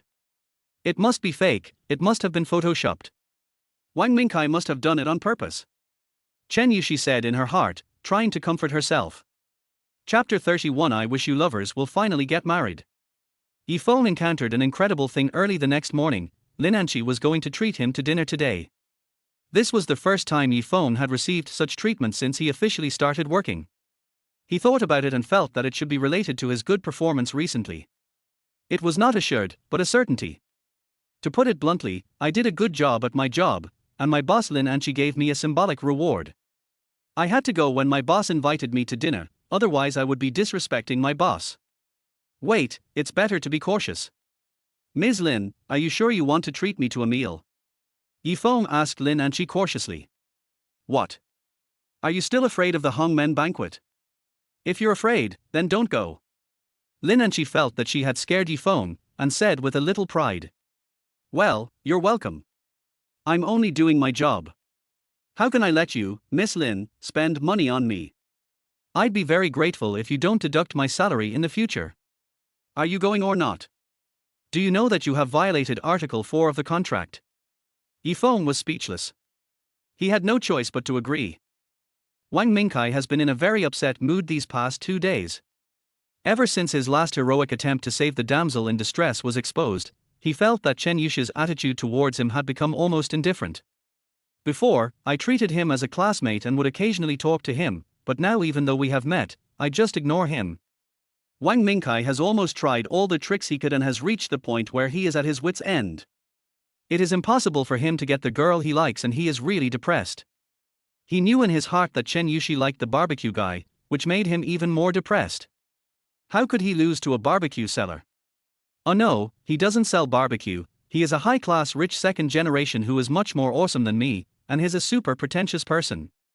Thinking that he had been tricked by that guy and that the girl he liked was in love with him, Wang Mingkai felt very unbalanced. But he didn't dare to retaliate against Yifeng openly, and he didn't see any effect from his sneaky tricks. Chen Yushi should have seen the photo, right? It took a lot of effort to get it, so she wouldn't be indifferent, right? Xiaoxi, have you seen that photo? Taking advantage of a break after school, Wang Mingkai caught up with Chen Yushi and asked her. Chen Yushi didn't want to pay attention to him, so she told him truthfully, I saw it, what's wrong? Xiaoxi, that's real, my friend took the picture. Whether it's true or not has nothing to do with me. Please stop being boring. Chen Yushi didn't want to hear more from Wang Mingkai, and she was even more unwilling to believe the content in the photo. Xiaoxi, I really want to help you expose that guy's true face. Don't be deceived by him. Wang Mingkai refused to give in, but Chen Yushi interrupted him directly. Okay, thank you, but this is my own business. Please don't ask about it again in the future, okay? Chen Yushi said and ran away from Wang Mingkai. Now Chen Yushi was afraid to see Wang Mingkai. It was not just that she hated him, she was even more afraid of the descriptions of Yi Feng that kept coming out of his mouth. Those descriptions were completely different from the Yi Feng in her mind. She didn't believe Yi Feng was the kind of person Wang Mingkai described, and she was even more unwilling to believe it. But Yi Feng still hadn't replied to her last confession, which made her feel very confused and uneasy. Her state in the past few days could explain the problem. Chen Yushi herself also realized that she might have fallen into some kind of trap. Xiaoxi, are you in a hurry to go home now? Can I take up some of your time? Wang Qian, a female classmate of Chen Yushi, stopped Chen Yushi. What is it? There are a few questions I still don't understand during the exam explanation today. Can you explain them to me again? Take my car to my house, and I'll have my car take you back after the explanation. Chen Yushi was an enthusiastic girl who was happy to help other students. Plus, she had a good relationship with Wang Qian, so she naturally agreed immediately. Wang Qian took Chen Yushi to get into the big sedan that came to pick her up from her home. Wang Qian's home is in a residential area not far from where Lin and she lives. Opposite her home is their high-end French restaurant, Fushilu, where Zhang Weining invited Yi Feng and the others to dinner last time. As the car was approaching the gate of the community, a blue Aston Martin sports car passed by. It attracted a lot of attention on the road, and Wang Qian couldn't help but tug at Chen Yushi's clothes. Look, Xiaoxi, it's an Aston Martin. It's rare to see such a sports car in Longhai. It's so cool. Chen Yushi looked at it curiously and said that it was indeed very beautiful and looked very high-end. She didn't know much about cars before, but because of what Wang Mingkai said about Yi Feng, she became curious about these high-end cars. How much does this car cost? Chen Yushi asked Wang Qian. This it seems to be worth 7 or 8 million.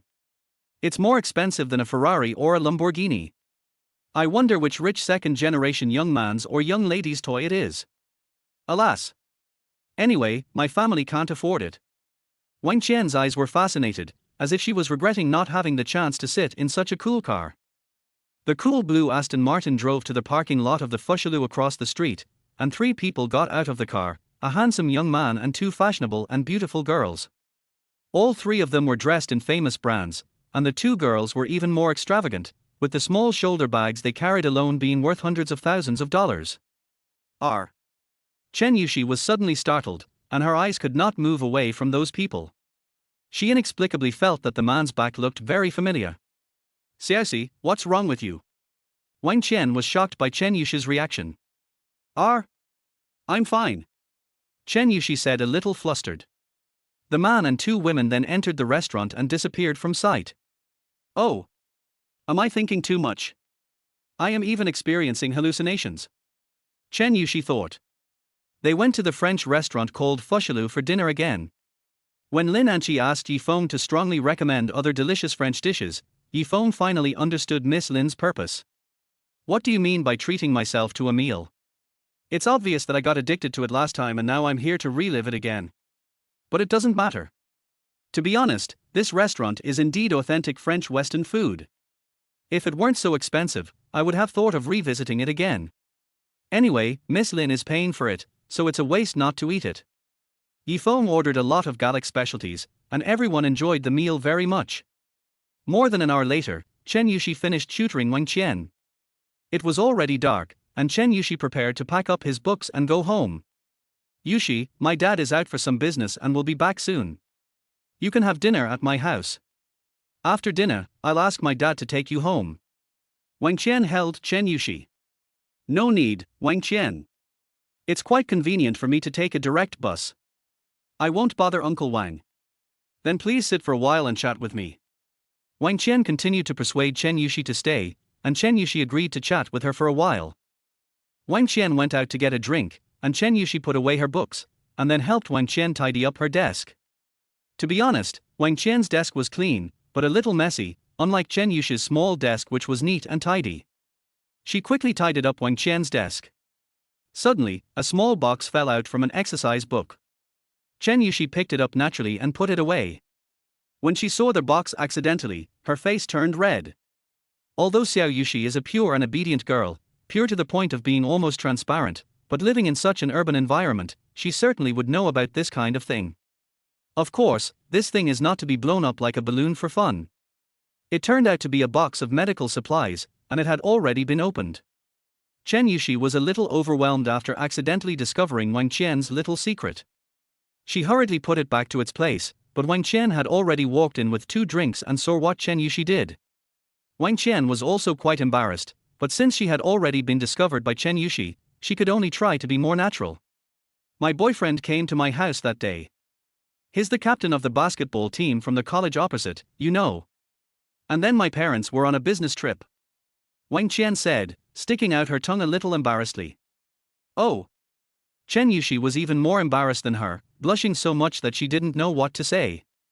To the simple Chen Yushi, this was incredible. She had never seen Wang Qian be so open.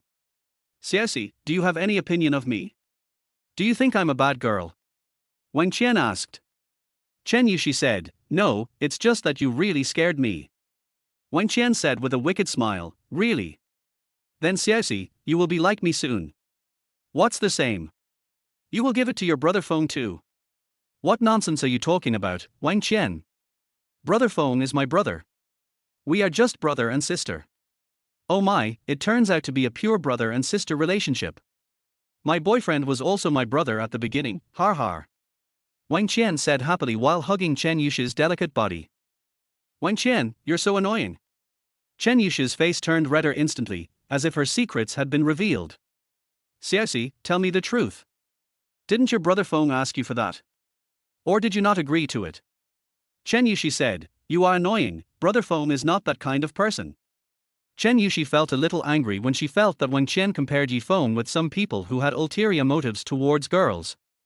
Wang Qian felt that Chen Yushi was angry and didn't dare to say anything more. She stuck out her tongue to indicate that she was just joking with her. It's not a question of which type of person it is. I just think that if a boy likes a girl, he will definitely make some bad requests to the girl. At least he wants a kiss, right? Wang Qian continued. Chen Yushi was stunned for a moment, blinked her beautiful eyes and seemed to be hesitant to speak, but she still didn't want to say more. With a red face, she prepared to leave Wang Qian's house as if she was running away. Hey, Xiaoxi, you look very capable, but why are you so thin-skinned in this regard? Okay, I won't say anything more. My father is back, let's take you home together. Wang Qian said angrily, and then pulled Chen Yushi. Then, while Chen Yushi was not paying attention, Wang Qian picked up a box of brand new unopened supplies and quietly put it into Chen Yushi's school bag. I hope you and your brother Feng will always be together. Wang Qian smiled secretly in her heart. Chapter 32. This job is impossible. When Chen Yushi returned home, Li Qinglan had already prepared dinner and was waiting for her at home. Because she had called her mother before to explain the situation, Li Qinglan did not have any questions about Chen Yushi's late return. She casually put her school bag on her desk and habitually took out the study materials she would need tonight. At this time, her mother came in and asked Chen Yushi to eat first. Chen Yushi went to eat first, helped her mother clean up, and then went to take a shower. Li Qinglan went to Chen Yushi's room to help her tidy up the desk, and then poured a cup of hot milk on the table. Suddenly, something caught her attention. A box of medical supplies that was hidden between Chen Yushi's books and not discovered by her court. Li Qinglan's eye very prominently. Her heart skipped a beat when she saw it for the first time. After she took it in her hand and confirmed it in disbelief, she felt dizzy and a chill ran through her heart. This kind of thing actually appeared in Chen Yushi. She is such a polite and sensible girl, and she can actually do. At this moment, anger rose in Li Qinglan's heart, and she had the urge to confront Chen Yushi, forcing her to make things clear. No wonder this girl has been so uneasy recently. Even her class teacher came to her home for a home visit to report her problems. At such a critical moment, Chen Yushi actually made such a mistake. Li Qinglan could hardly forgive her. She was a woman with bad luck. She lost everything many years ago, except her daughter. Her daughter was everything to her, and she would never allow her to be hurt.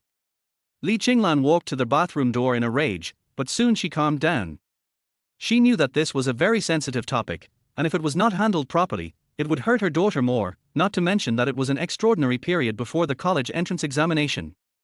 While he was hesitating, Chen Yushi came out of the shower, wrapped in a comfortable little nightgown. Her delicate body was filled with the youthfulness and pure beauty of a young girl. Although she was still in the bud, she already had the charm and style of a woman.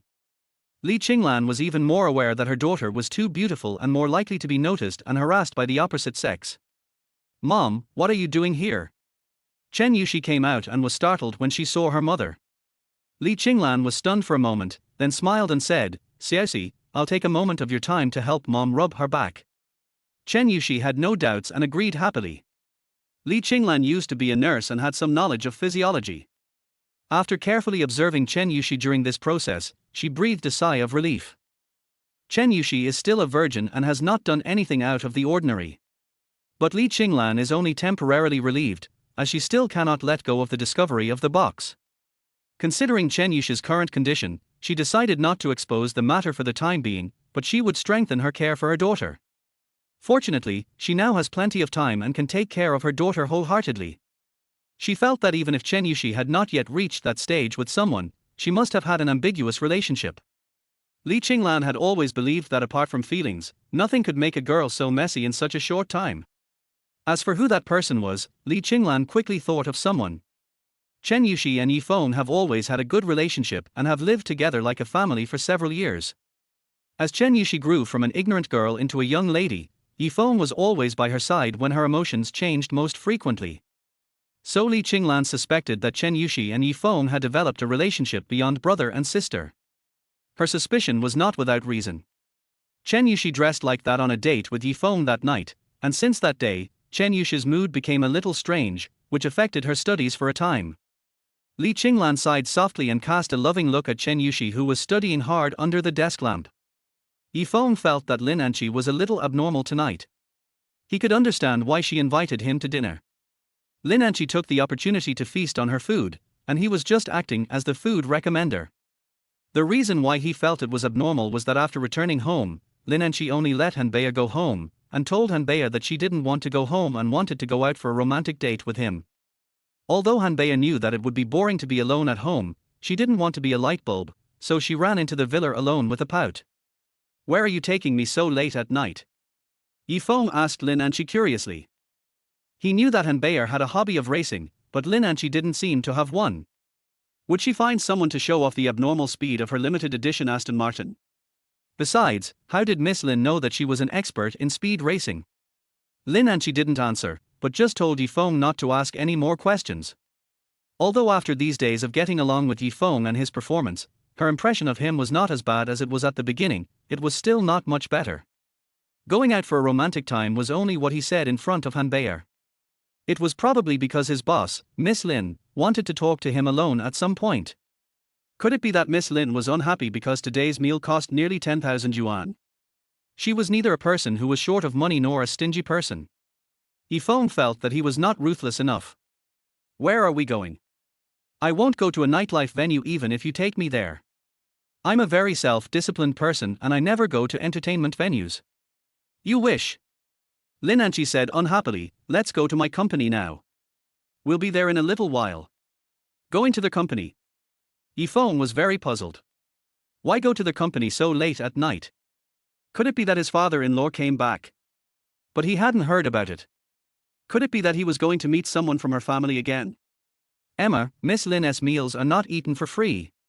She has to work before she even has a chance to catch her breath. Soon they arrived at the location of Lin Anqi's company, a towering 52-story building, square and very impressive, with the gold-plated words, "Forest Group," shining brightly.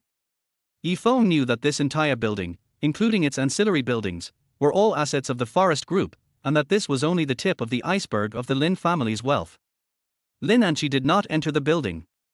Instead, she drove around the building and left, then parked the car in a quiet place. "We're not going in. Aren't we going to meet our father-in-law tonight?" Yi Feng asked Lin Anqi. This woman's mind is really hard to grasp. What is she trying to do? Lin Anqi replied absent-mindedly, "Did I say I would take you to see my father?" "Well, I said I was meeting my father-in-law, not your father." "You?" Lin Anchi was too lazy to talk to Yi Feng, so she pointed at the building in front of her and said, "Do you see this building? Forest building, tell me what you think of it." Feeling? It feels quite tall and grand, and of a very high grade. It is the most luxurious building in Longhai. It is a masterpiece of a master craftsman and is so majestic that no one else can match it.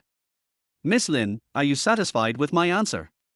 Lin Anchi was somewhat amused and couldn't help laughing, but then she returned to her serious expression. Then you should know that this is just the tip of the iceberg of our Lin family's assets.